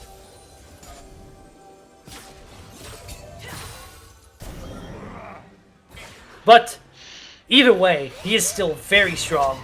He is still way past his execution threshold. Oh, we Souls is still unkilled. Marth has still got 10 kills under his belt. We see the mid lane siege going down with the Baron. Can Misfits hold out? We have Sword Shoes actually on the Diana, so this Diana's starting to get pretty scary here. No redemption yet for the side of Calico.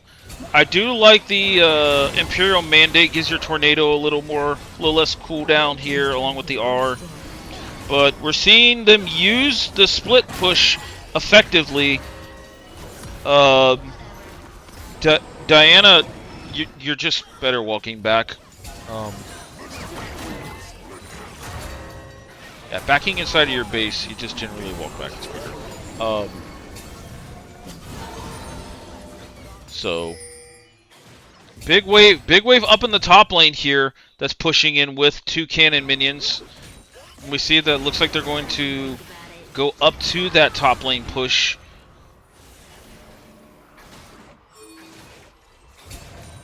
And this is kind of a Worm special right here. You can say they're playing slow. You can say that they've had some scrappy fights that they shouldn't have had, but at the end of the day, they've got Smolder. This game feels like an inevitability. Whether it's sometime in the next 30 seconds, whether it's in 10 minutes for an Elder fight, who can say? But V7 has a very, very good win rate on Smolder. Worms has traditionally done a great job playing around it and its scaling. And this game so far has been no different.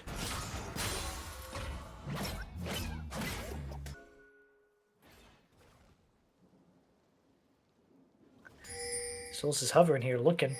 Only a minute 20 for the next dragon. No one has to check him here yet.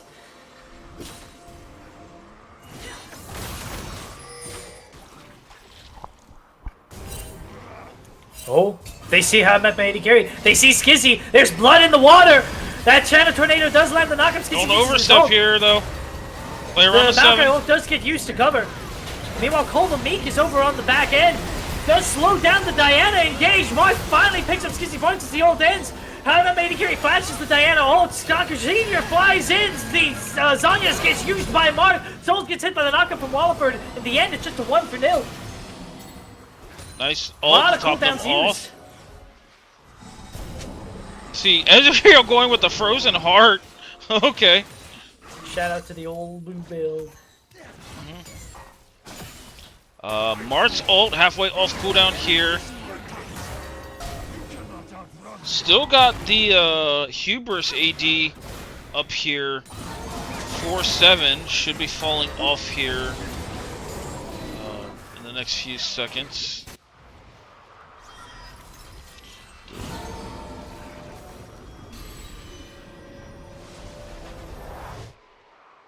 They have full control of the river as Soul spawns. This is Cloud Soul, which for some of these champions isn't great, but I think especially for Cole the Meek on this Malphite and Souls on the Zudir, you are thrilled.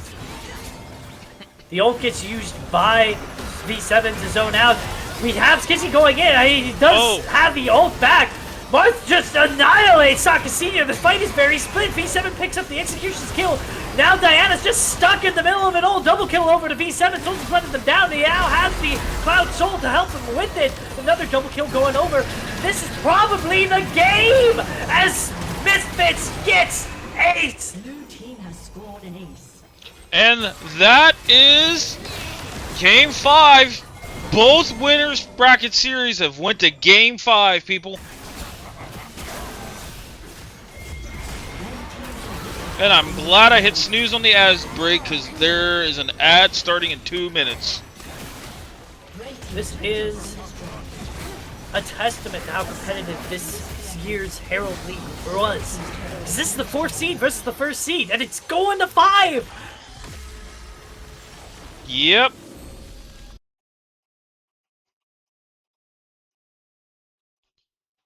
Game 5, people. Game 5. Most damage in the game dealt by Souls. Oh, that's the gold, sorry. Most damage in the game dealt by Marth on this Vex. Once again, you may hate the champion, and it may be valid, but Marth made it look good today. Yeah, for sure. Where it be at? There she be. Beep boop boop. Boop boop. Beep boop. Boop boop. Beep boop boop. They don't pay me enough for that one.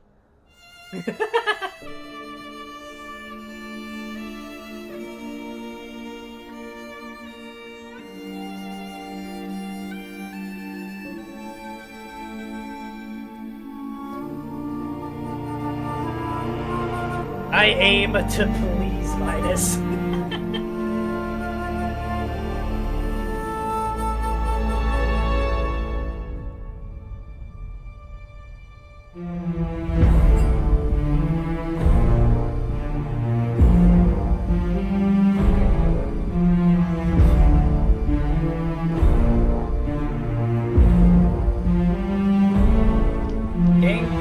already came out, Ace. I'm sorry to say.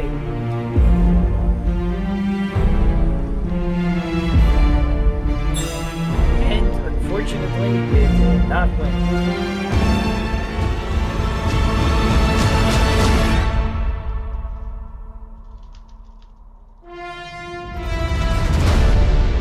I do agree with you earlier.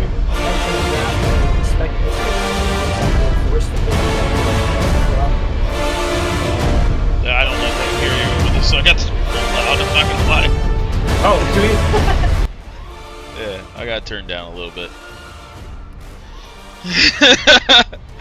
Sorry, it's just hyped.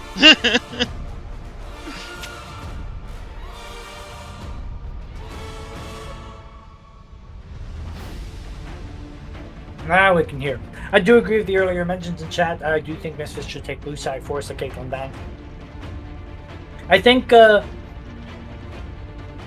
both of these teams, especially top lane and AD carry has been pretty heavily pinched. I'm a little worried for V7's champion pool. I think he is going to be forced, assuming the Sivir ban remains on the side of Misfits as well. I think he's going to be forced to play the champion for the first time this split. I think really all that's left that these two players may lean into is Aphelios and Xayah for both of them. It's not like these are the only AD carries left, but it is the AD carries that I think these two players are going to draft or lean towards.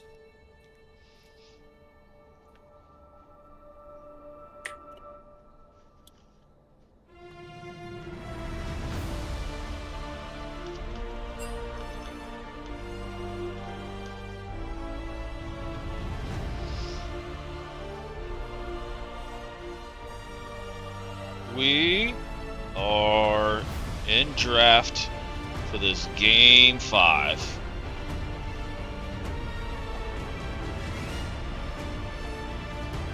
We're also in an ad break. Shit!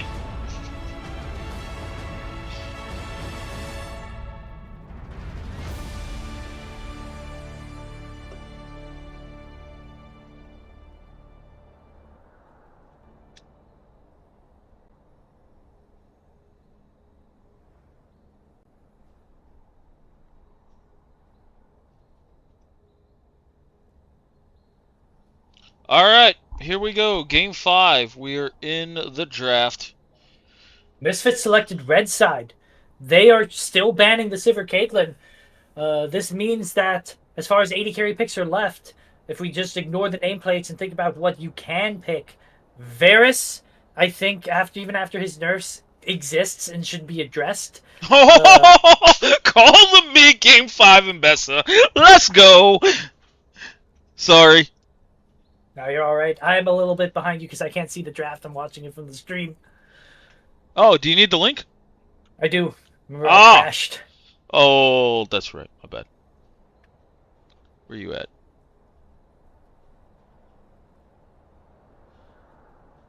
Can't leave my goat. Thank you very much. My goat now I get to hanging react like that. in real time. Misfits with the Skarner pick. All right. I like this. I like this because you're in game 5.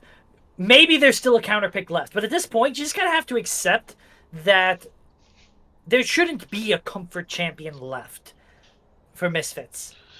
And if you let the Mbessa get banned, you're not gonna have a comfort champion either. There's the Aphelios. We talked about it being floated for lolcats, forced way down this AD carry pool. We do see it picked up. Skarner is a bit of a takeaway from Souls as well. We have seen him play that in the past. I think whereas top and AD carry have been pinched really heavily, both junglers still have a lot they can pull out. The Fury exists. Xin Zhao exists. Malzahar, bit of a Marth special picked up for the mid lane. Wait, every mid in this league plays Malzahar. Yes, but I think Marth is particularly... I don't hate seeing it on Marth. I hate seeing it on a lot of other mid laners. I think Marth makes it look good. All right, I know what I want Misfits to pick here in response to this, but I'm just gonna let it go. Ooh! Ziggs bot lane. Okay, my concern here is now you've indexed into a lot of magic damage. Ziggs plus You have Mbessa. Mbessa, though. Ziggs plus Mbessa is a really nice combo. It's just what are your options here in jungle? I think it's potentially Mundo. Twisted Fate? Oh! Yep. You can go crit Twisted Fate!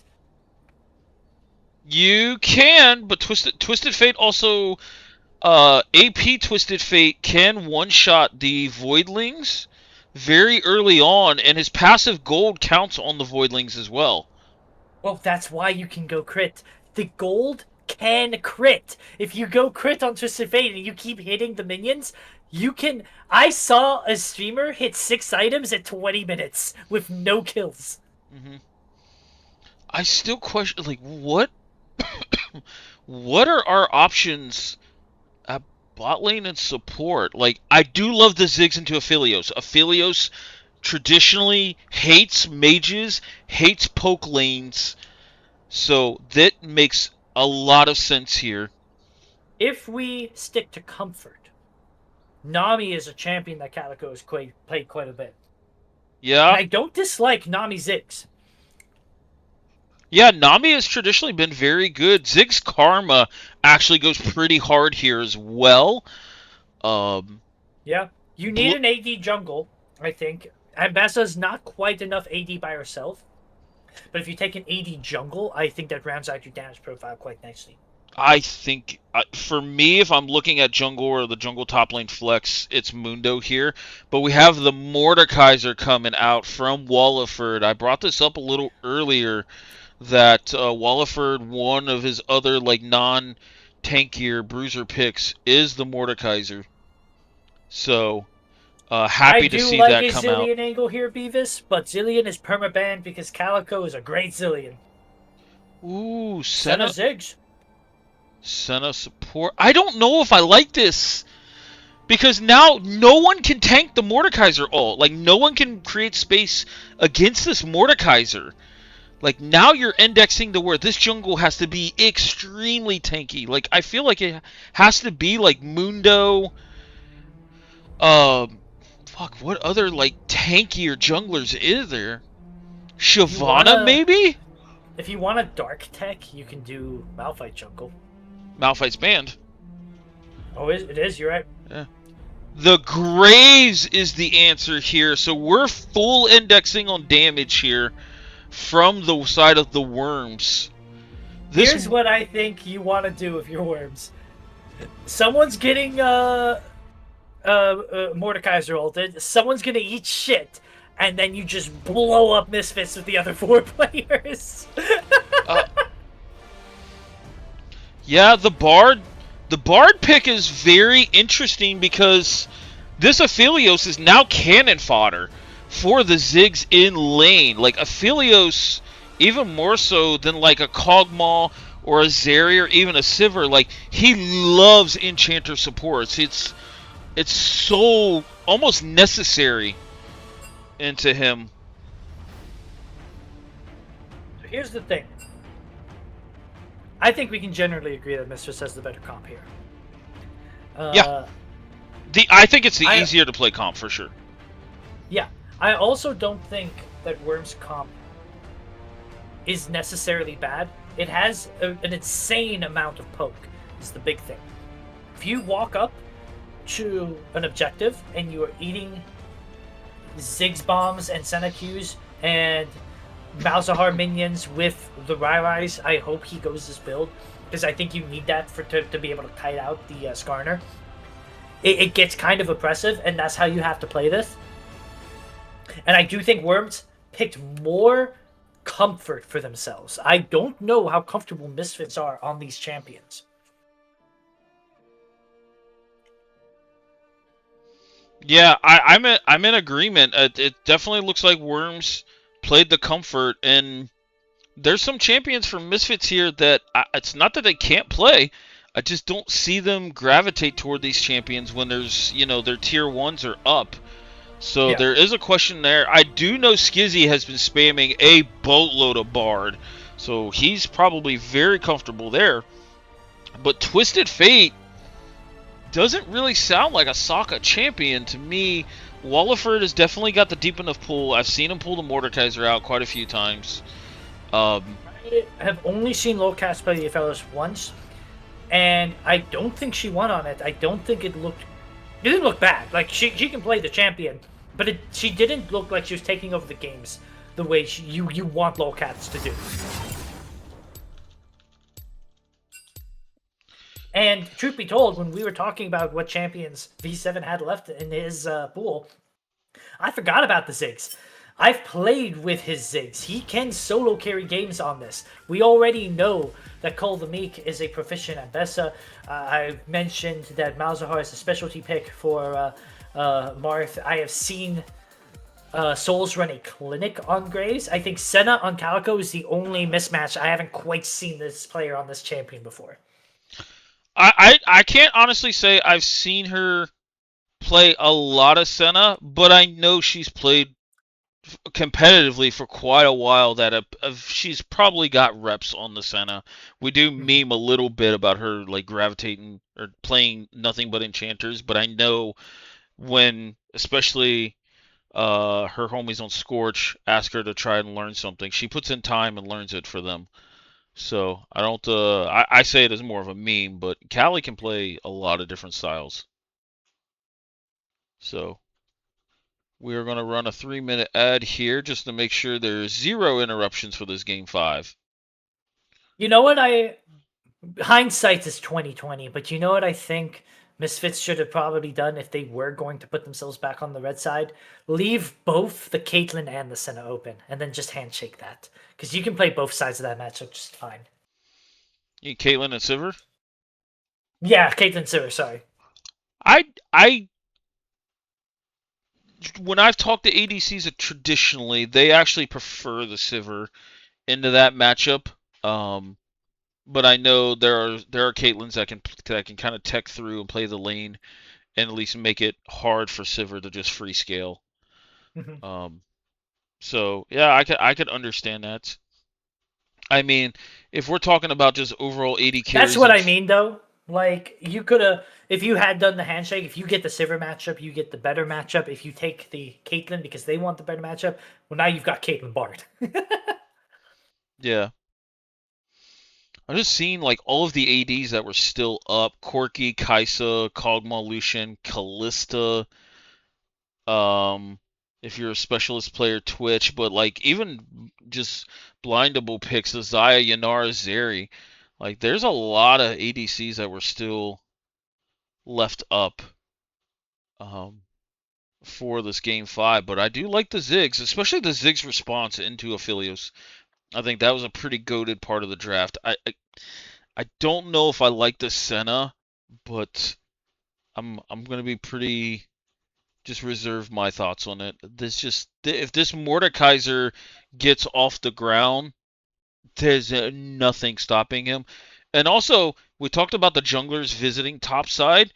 Now call the Meek, who is just the most aggressive player I've seen next to one-handed, now has to deal with a TFR coming up and messing up his day. And I think both of these junglers should be super invested into visiting this top side because if we're honest, Ambessa should be eating the Mordekaiser ult most of the time because Ambessa is going to be playing more closely than anyone else. Ambessa, if you get ahead and you can get to a Serpent's Fang before the Mordekaiser really gets rolling, can win that 1v1 in the Death Realm. But you kind of have to make sure that she gets there.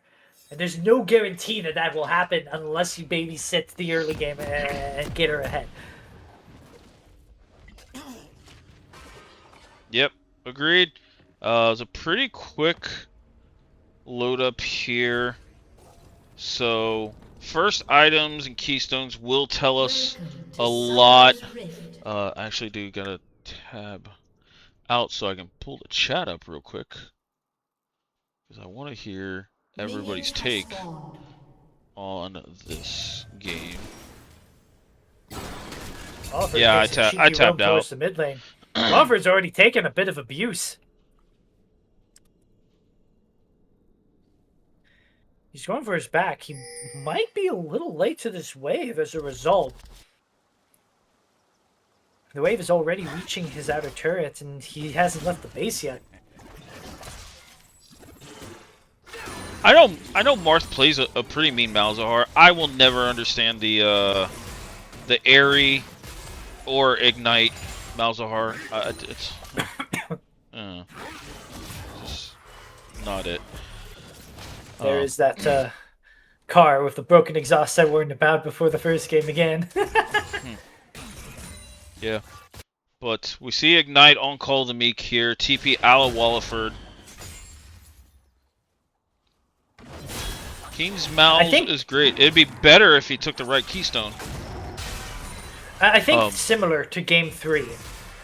You're going to really want to see Worm like push the pedal to the metal in the mid-game when they start to hit 2-3 items.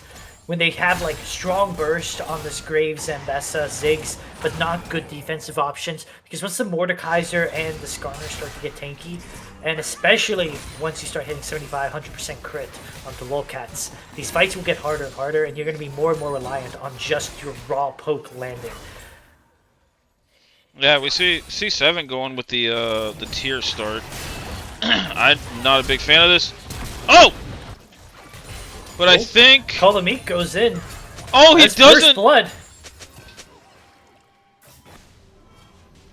Wow. You're a little bit ahead of me again. I'm at 220, 21, 22. Pausing at 25. 23, 24, 25. Alright, cool. 26. Okay. I mean, we said it a few times this series already. Ignite diff.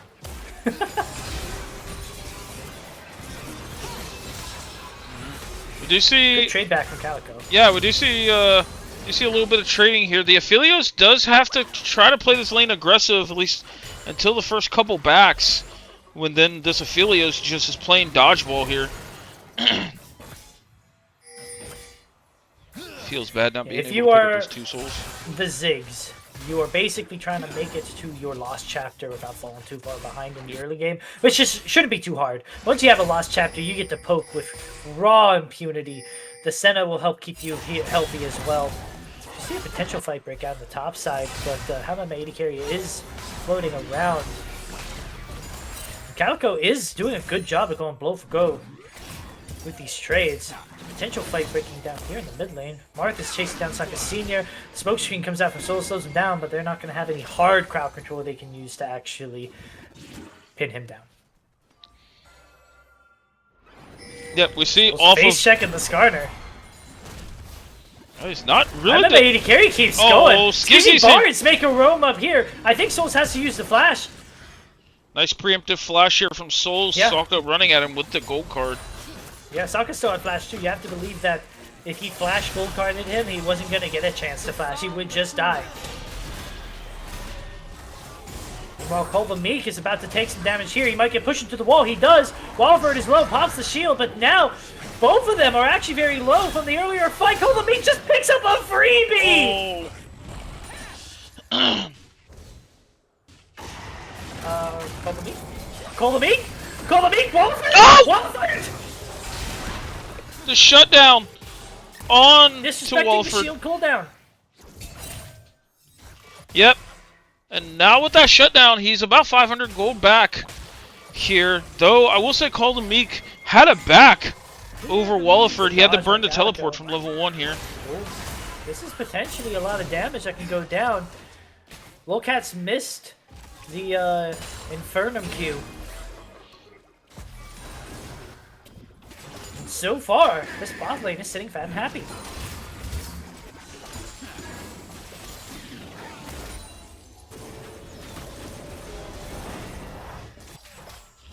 Yeah. So we're already 200 gold up, TF, onto the Malzahar here, just from the passive. So, 200 gold lead overall for the side of the Worms. So TF passive is going to play with this gold lead a little bit, and actually first back to call. Yeah, he is clearly, this was the aim. He's trying to get himself as far ahead as quickly as possible on gold. And truth be told, something we didn't really talk about in the draft, without a true tank on the opposing team, this Twisted Fate can be his own assassin. Just ult on any isolated target that he sees and take them out. Malzahar is going to be a little difficult because of the alt shield combo, but I mean, you have your pick of the litter. As Misfits does seem like they're going to pick up this first dragon. Souls is just walking in, though. We've seen these before. He just walks in and takes it. He can't keep getting away with it. How the main carry goes in deep, but he has to flash out. Oh, flash Q from Souls Skizzy. might not be able to make it again. Returns for burning his flash in the mid lane earlier. But I mean, I think if you are Worm, you're happy to just trade the one kill for the dragon.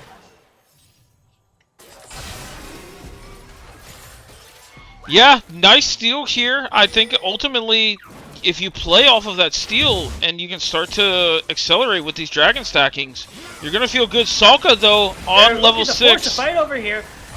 Calico does not have flash. V7 does, so he might still be safe, but he's just getting crowd control locked. He also has the barrier, but I think he's accepting his fate. Yeah, but we do see Carry picks up the kill. Yeah, Martho at least getting 2 plates up mid. Told me stop both of them. Peak support gameplay. I am in agreement with you, Ace. It's not about smites. It's about how you set up for the smites.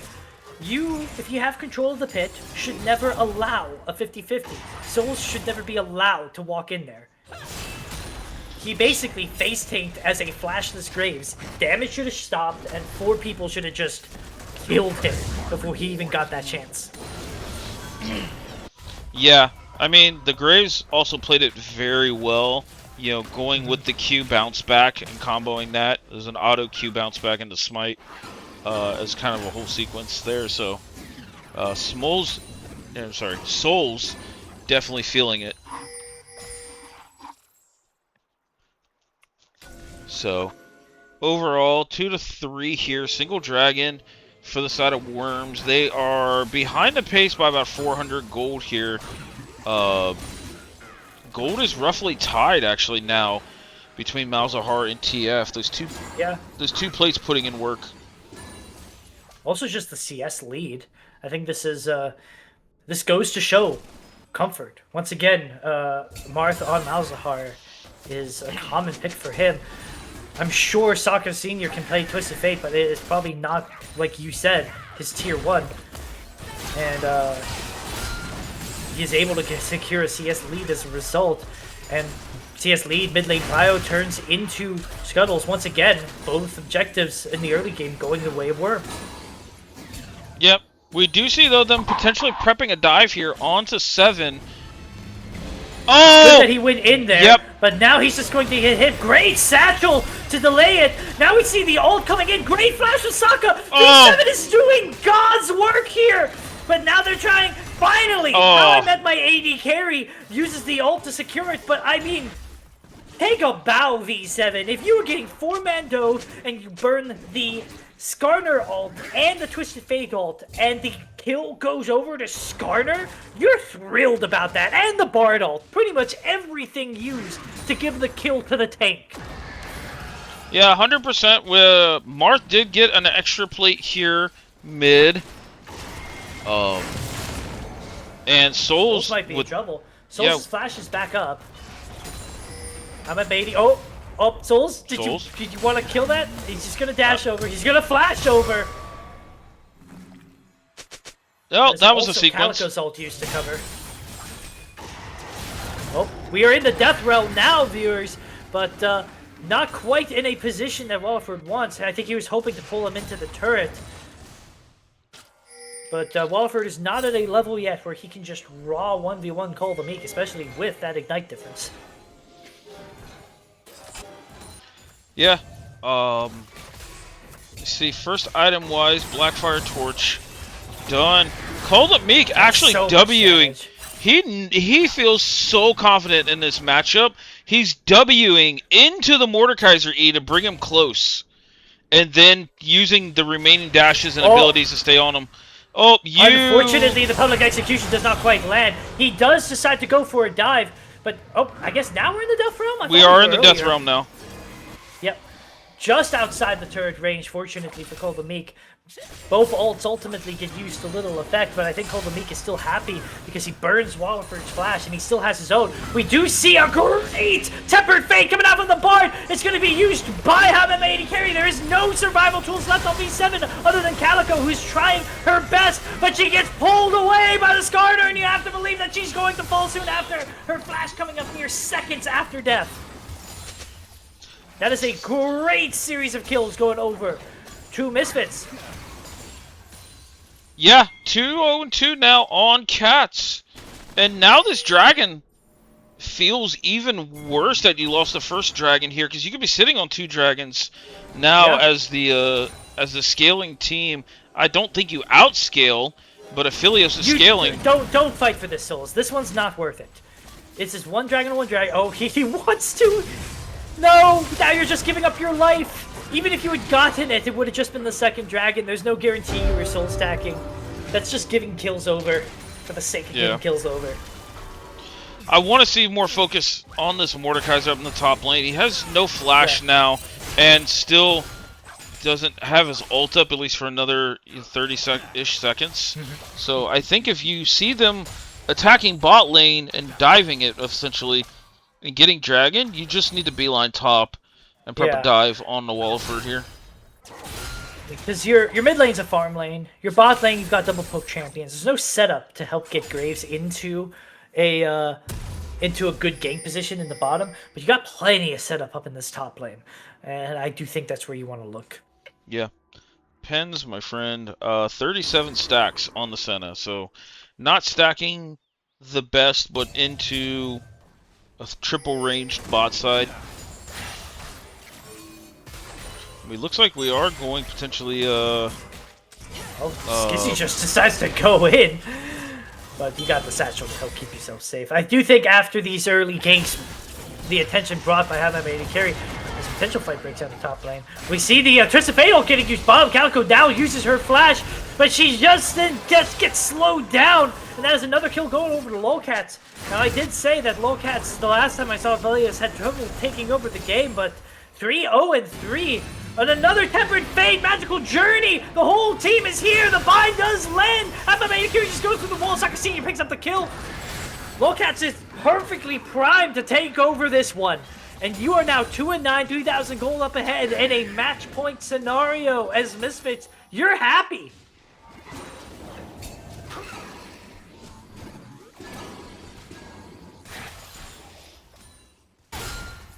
And I feel like this series has been a tale of 2 V7s, right? Some of these games, he's playing out of his mind. In other games, he's getting caught and picked in really weird places. I'm not quite sure what he was doing by the tri-bush when we knew the whole enemy team was there.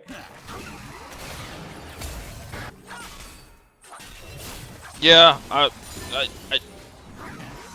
this is a tough one. I do think ultimately his champion has avenues to play this game, but they need to slow this game down a little bit. Yeah. Even though I thought there was a world if they get the second dragon. Go for a full-on engage. The bind does land. Saka Senior is going to get hit by the root. Flashes anyway, and Marv does pick up for the burn. Ignite is so useful, by the way. Yeah, there's a nice pick that Marth now gets on the board here with assistance from Calico. Good run by her. Yeah. So now I want to see Skizzy start to make advantages elsewhere. Notably, I do like this. V7 and Calico moved up to mid, so hey, that is first turret. Bottom lane. Yeah. Blue team's They're taking credit for Mark's work, if I ever saw one. Yeah. Oh, but another Tempered Fate. It does land onto V7. Calico is walking away. V7 does have the flashes. Good burn of flash. These Tempered Fates just are not missing. Saka Senior is running in. Does land the flash. You should see the Skarner all follow up. V7 trying to deal damage in return, but he's not that kind of champion. He's just not going to turn and kill a Skarner at this point in the game. Yeah, this double squishy bot lane is just hard to. It's getting picked on. You have to respect the kind of comp you drafted. You've drafted a lot of wave clear and poking your bot lane. Blow up the wave and leave. You should never be past the midway point in your river.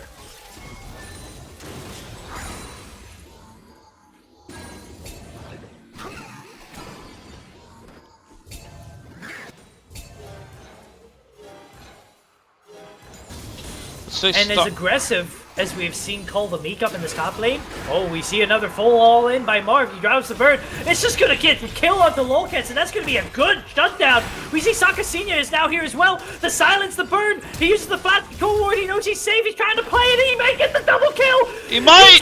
He's going to. He gets the return. That's a lot of kill going back, gold going back over to Marv. We talked about comfort on this champion on him, and I said I liked it, and I stand by that.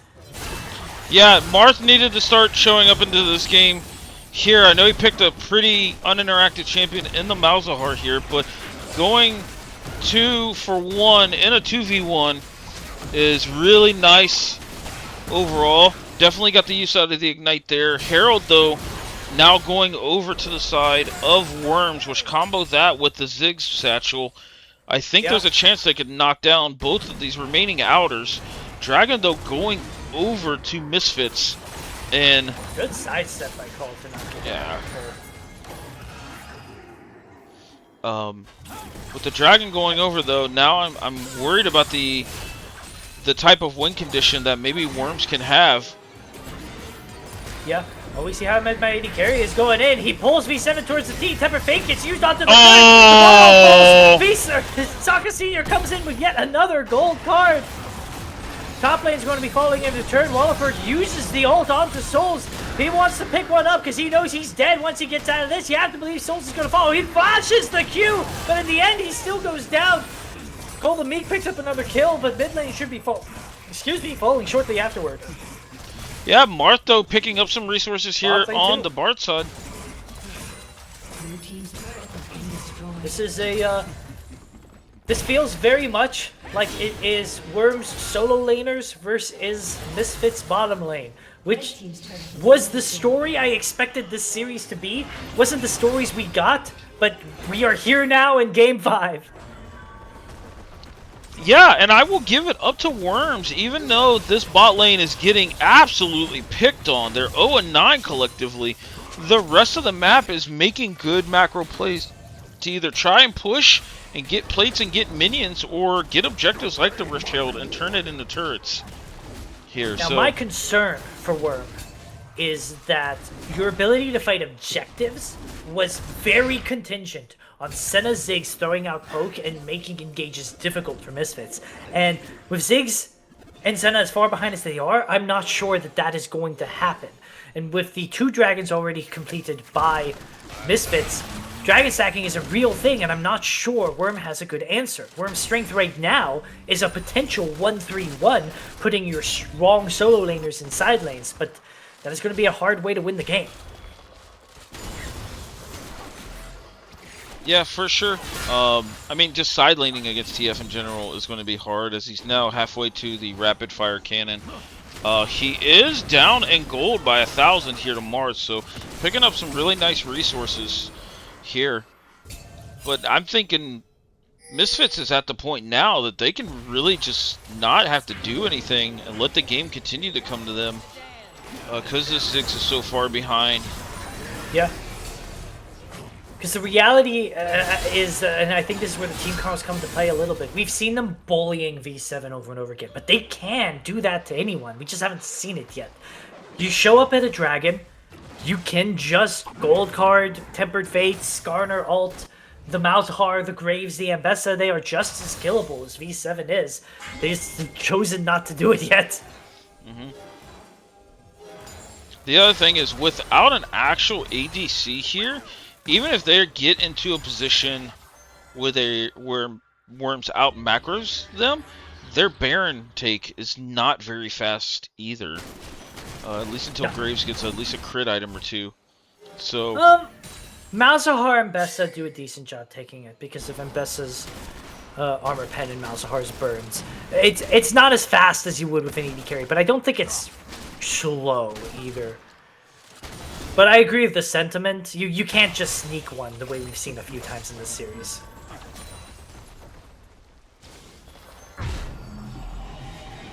Yeah, we're starting to see some MR coming out from the Skarner here, which this Ziggs is going to start being able to lay down some landmines and create some working space here. Alfred is looking at Mars. Look at how much damage he's already taken, though. How many carries here to try to support? How many carries? 2 levels behind. I'm not actually sure I dislike their chances here, but the shield has been burned. Calico's ult does come through. Walliford is just melting, though. Tempered Fate gets used instead. The whole squad is up here now. Skizzy Barnes tries to burn it, but Barnes does not get hit by the crowd control. Walliford is still alive. He finally goes down to Lolcats. That is who you want the gold. Calico came to try to support, but Lolcats picks up the double. Great movement from the side of Misfits, but this bottom inner is still falling, and I do like this. It's so many resources. I said you could keep bullying any target, and they did, but at a certain point, if you're losing inner turret, I mean, you've had 1,000 gold lead and you're up 10 kills. This shows to me that Misfits is just getting kills but not playing the map. And Dragon is coming up, and Worm does have first move here. Aphelios is top lane. So it's a 4v5.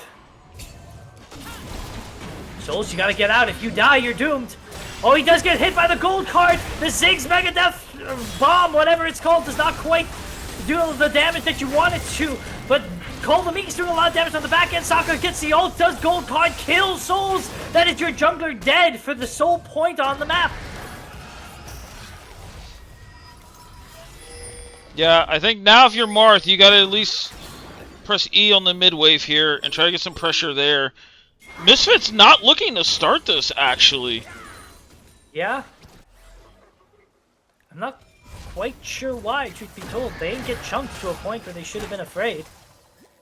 Maybe they were trying to respect the fact that Lolcats wasn't there yet, and that is most of their gold. She is on 3 items, including the IE finished up here.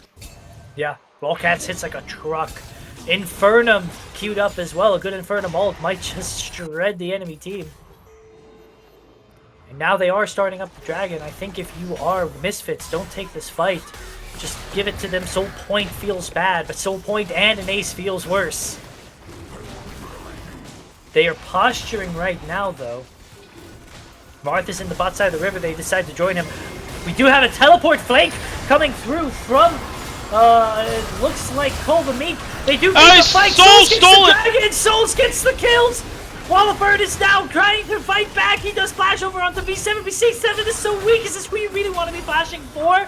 I don't think so. As he decides he wants to run, Souls is now trying to chase him down. That's one Q. That's one auto. That's one dash. He sidesteps the pull. Does he get slowed by Calico? The root's going to follow. V7 is on the board. I am apparently... Call the Meeks getting run down. This is a fast twist of fate. The gold card runs out the second it does. Oh! Call an ambulance, but not for me.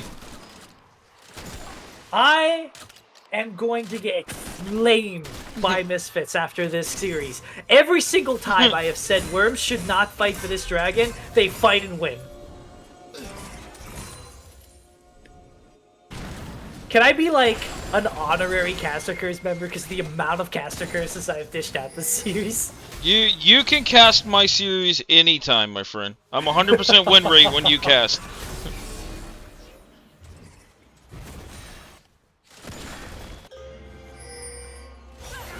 But that was huge. V7 gets some gold in his pocket. The Dragon going over to Souls, the Smite King of this series, means that they are now at 2-2. We're 10 minutes away from a Soul. So, if you want to slow this down, if you want to get V7 back into the game, you can do it now.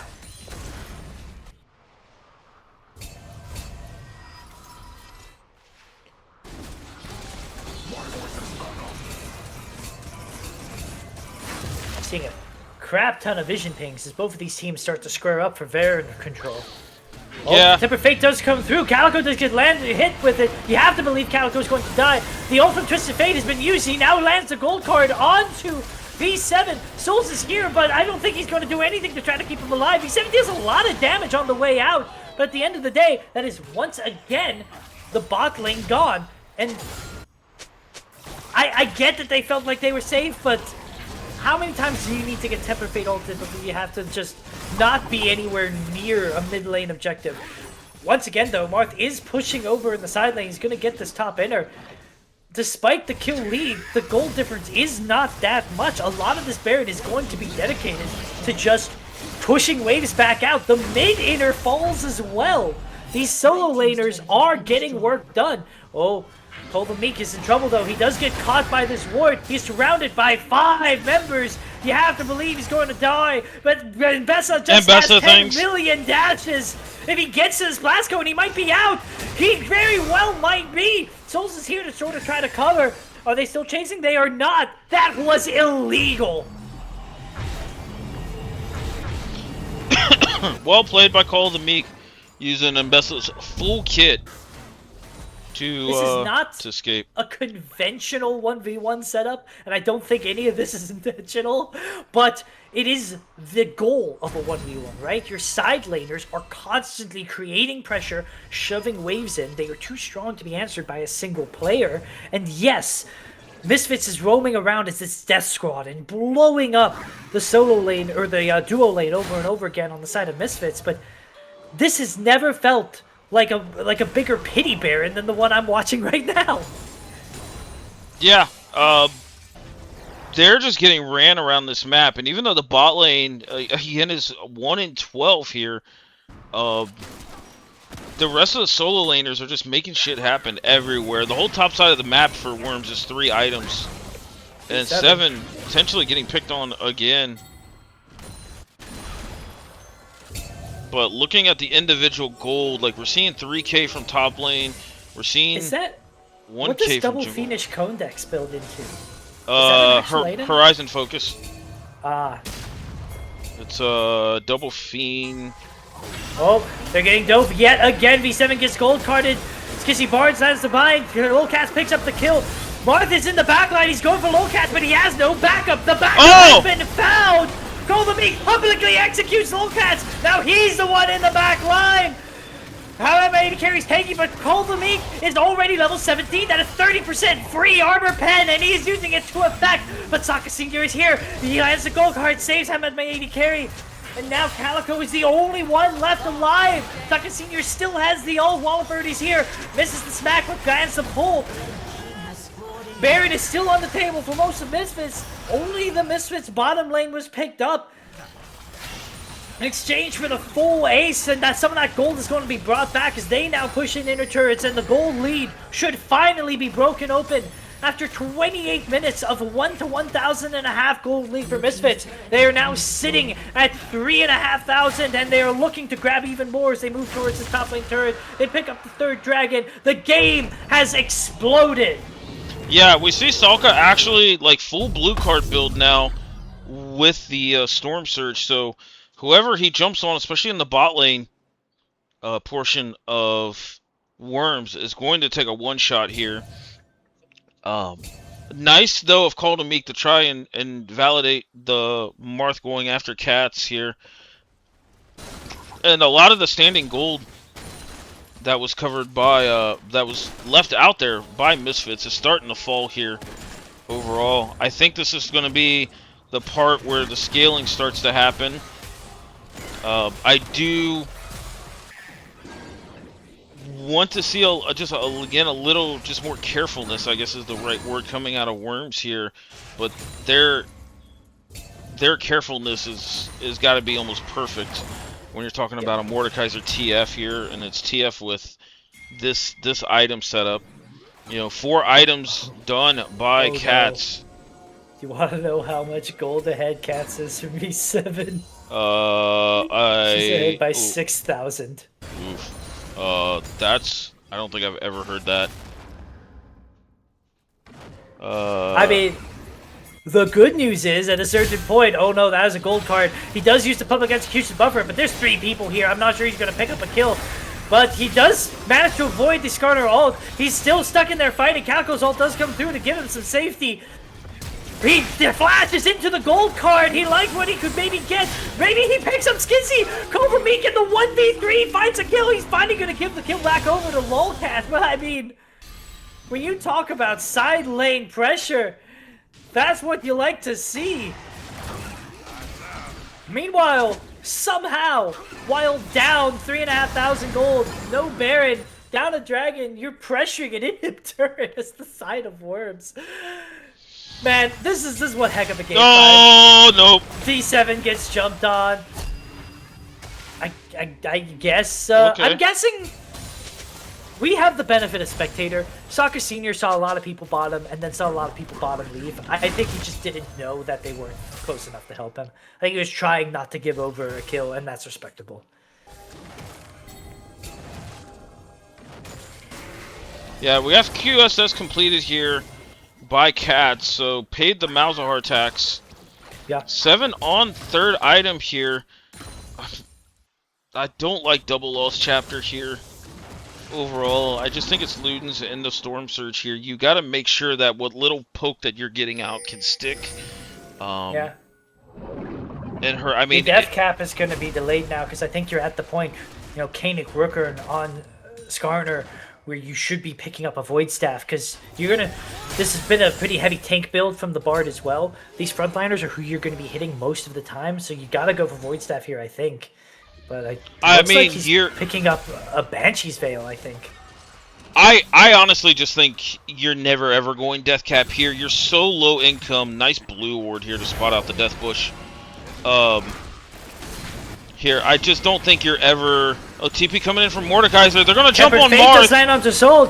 They immediately Mars go getting to caught Mars. He off. doesn't even get a chance to use the ult. Calico's ult is just a little too late. V7 now gets jumped on. Tails all the time. Oh, Walford 7 is getting. in the death realm with him. You have to believe he's going to die. How about my 80 carry gets woefully low. He finally falls, but with a great ult, he does a lot of damage on the return. Jules does pick up the kill onto Skeezy Barnes, but critically, Lolcats is untouched. She picks up a double kill. Walford picks up a double kill and is now 2 for 5.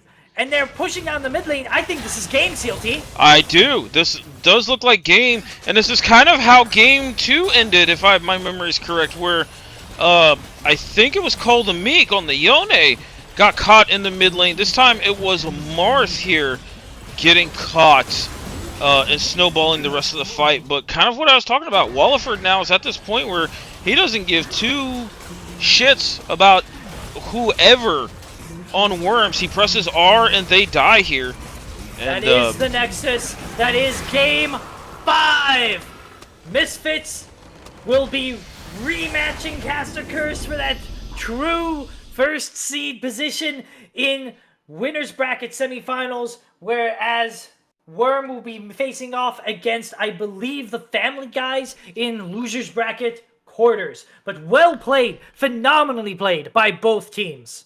For sure, 100%. That was an insane series with so many ups, so many downs. Like that was hats off to all of them. What a series. Most damage in the game by Cole the Meek. Played. I feel like a lot of these games, Worm lived and breathed by whether he was winning or losing. The man had no off switch. Yeah, Call the Meek. Much respect for that that whole performance. That was insane. That whole series. Even the Maokai game, like it's so off theme to what he's been playing. And level 1 Maokai Ornn was at 25% health. They're just hitting each other. And I think if you were Family Guys looking to play off against Worm now, you should be afraid. You should be respectful. This was a peak performance Worm that I don't think can be taken lightly. Yeah, I think we're going to have an interview here. Here we are. We are joined by Walliford and Skizzy Barnes, the top laner and support for Misfits, respectively. How you two doing? Good. How are you? Yeah, I'm riding high. What a series to cast. It was fun. It was a lot of fun to play. You can imagine. I bet. How Was there any rust you guys had to knock off after a week-long break? I think our last game was June 11th or 12th. We haven't played in about a month, and we haven't even played as a team since then. So we all took a little break apparently. So yeah, definitely had to kick off some rust, but Worm definitely played we it found well, our footing. Do you expect this game to go to they 5 were series? tough. I don't know. I didn't expect a 3-0 to be honest, but I didn't know if it would go to 5 either. Yeah, they're a good team. They played that really well. Okay, I got a question because I know I'm gonna get flamed if I don't ask this. Who plays more aggressive, Cole the Meek or one-handed?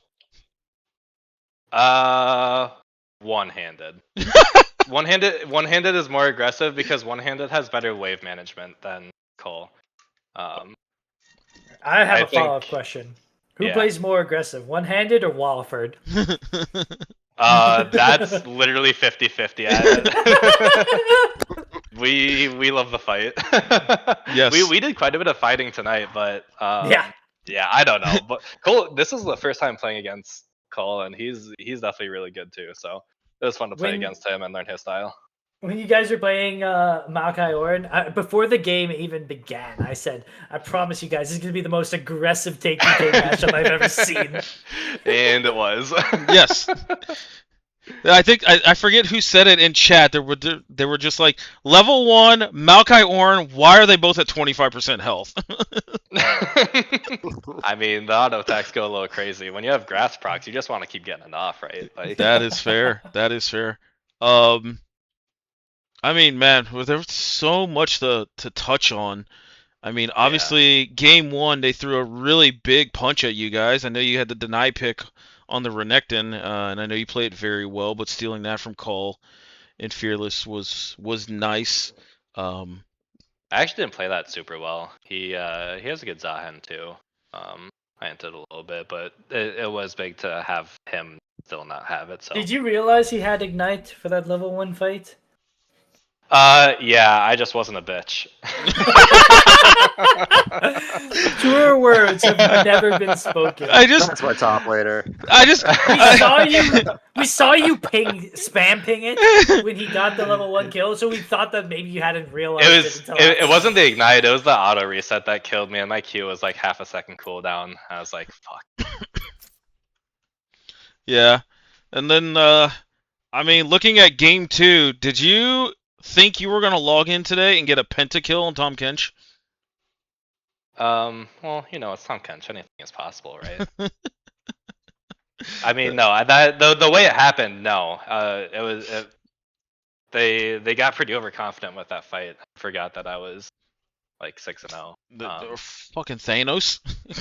But I mean, the rest of the team did great. Just like having them like waste everything, and they were stuck with no DPS to kill me. They couldn't get through me.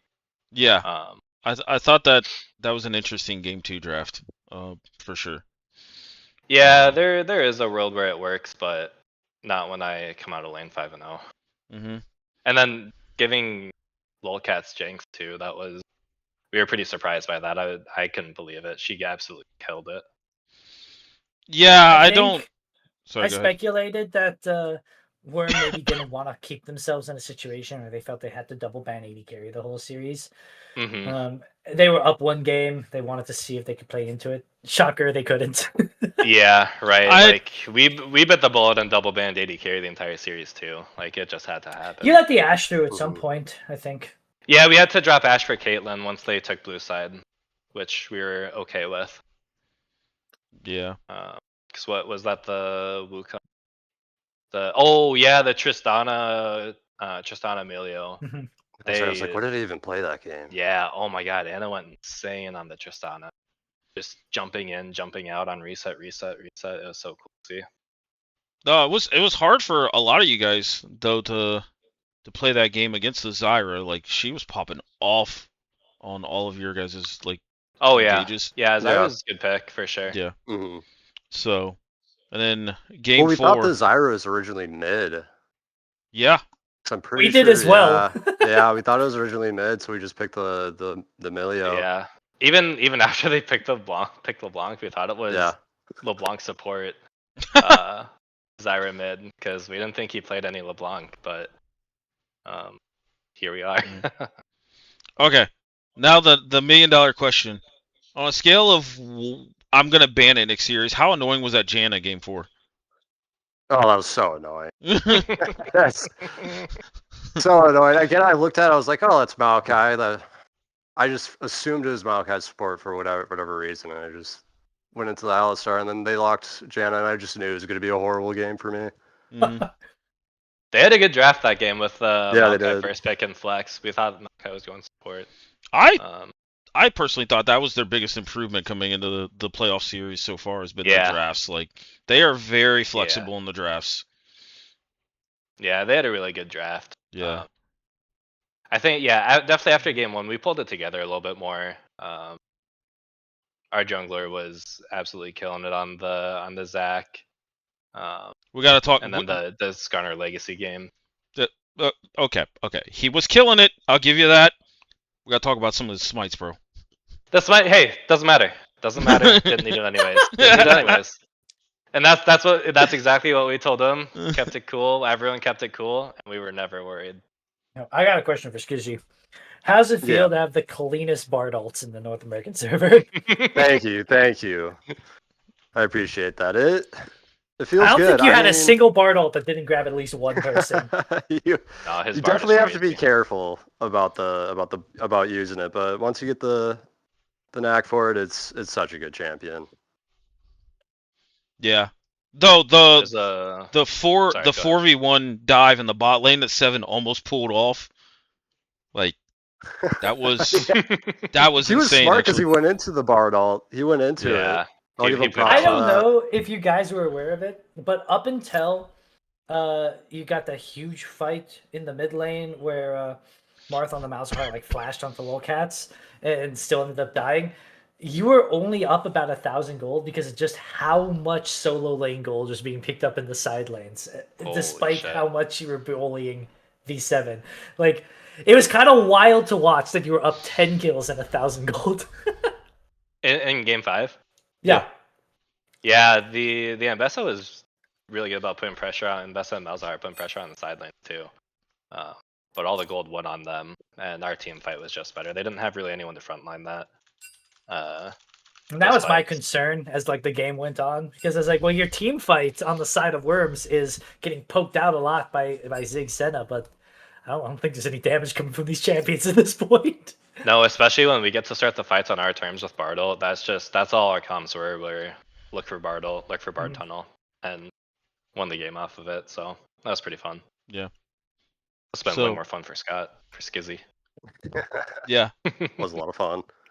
It was a hell of a series, and I mean, hats off to Worms. I think coming into this playoffs, nobody was expecting like that kind of resilience, and especially the trickery in the draft that they've been doing. So they've definitely been putting in some work.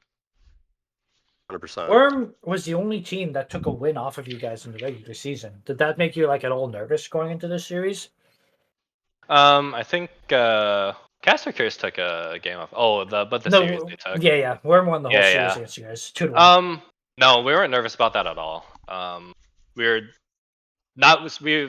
don't know. Hard to say. It was a funky. We had issues. Soccer wants you guys to tell us. But they're definitely like we definitely respected them coming into it. I mean, their drafting and how they played the series just shows just how good they were, and that we should respect them.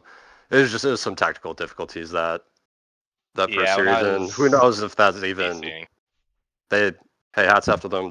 They won that game or won that series. Yeah, they won it. It was in ideal conditions, I think it's a lot closer. But no, we respected them, but we weren't nervous because of that.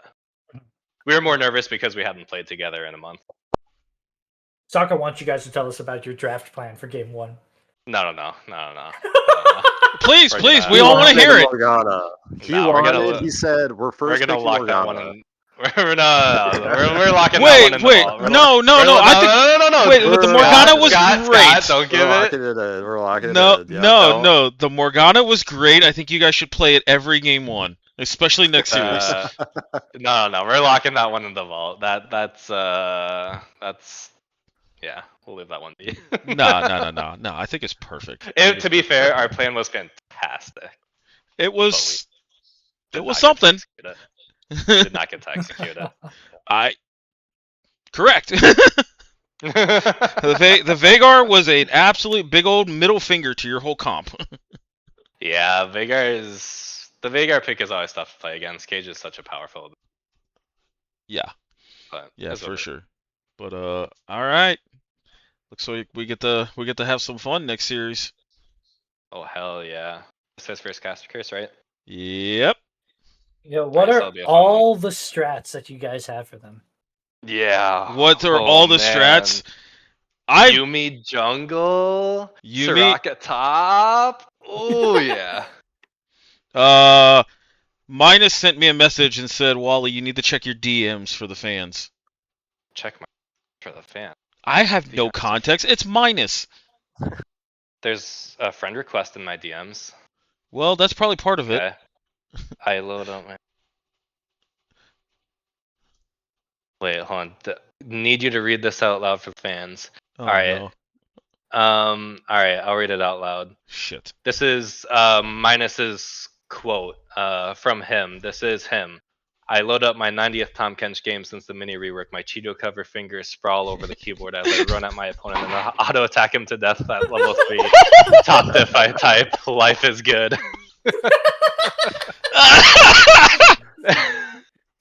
That's pretty good. That's twice. I have been called a man of the people for this series, but I think you are the real man of the people for reading that out loud. Now it's a copy pasta in the chat. We're done. Oh my lord. That's funny. Minus, I say this with love. Fuck you. I will say that Tom Kench game is the most fun I've had in League in a good 2 or 3 months. That was something. I've never seen a Tom Kench just go legendary, let alone get a penta. That was. Yeah, did we get that clip? Check that. I will leave it up to you guys to clip it. It is on the Twitch. So nice. But yeah. So what's your strats for next series? I told you, Soraka top. Soraka top. Okay. Soraka top. All right. I got a counter for that. All right, cool. Anything you want to shout out, mention before we sign off for the night? Our team killed it. Skizzy for Prez. Skizzy for Prez. Skizzy for Prez. Yep. Skizzy for Prez. No. How I Met Sokka, Lolcat, Skizzy. Everyone killed it. It was a lot of fun. And GG's to Worms, man. They played so well. Yep. Now we get to schedule our series and see how much time I give you guys to practice lock. Yeah, I'm gonna DM you right after this. Okay. All right. Cool.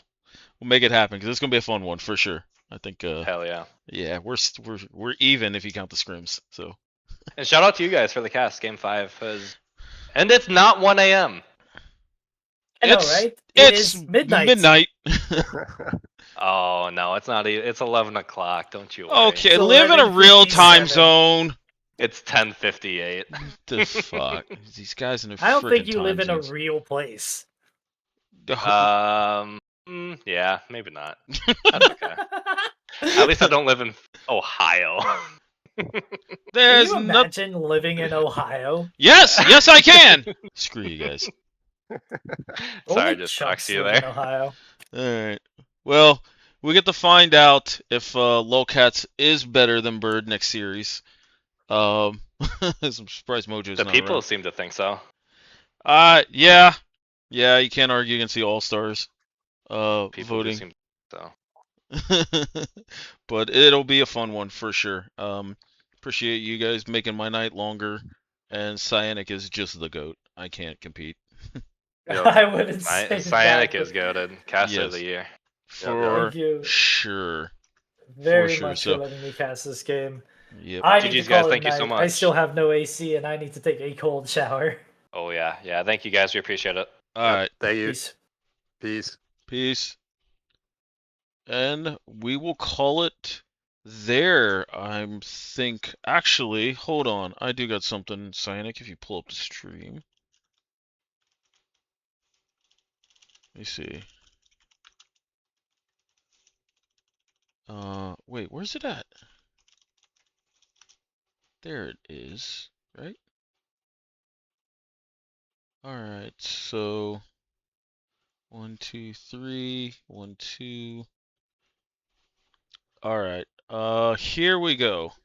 This is our bracket. I actually kind of made this in a bracket maker, so this is where we're at with our bracket. Misfits, we get a date with them in the winners finals, and then here are the series for the lower brackets.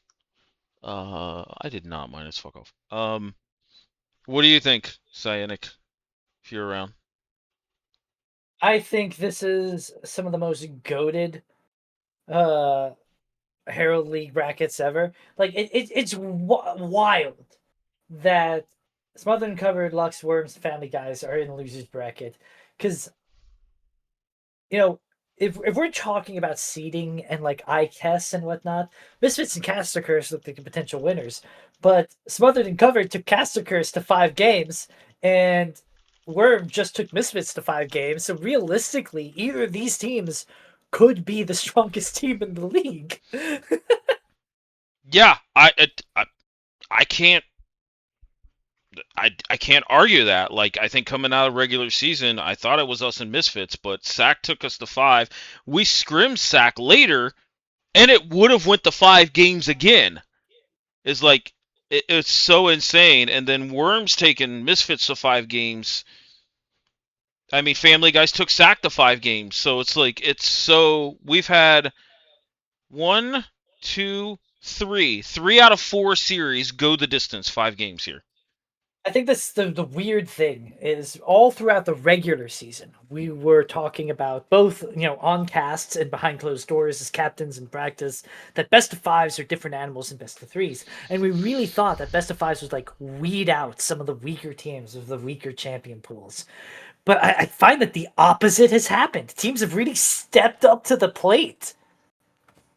I think my biggest takeaway, and I still have only played one best of 5 in my whole career, by the way, and that was the Sac one.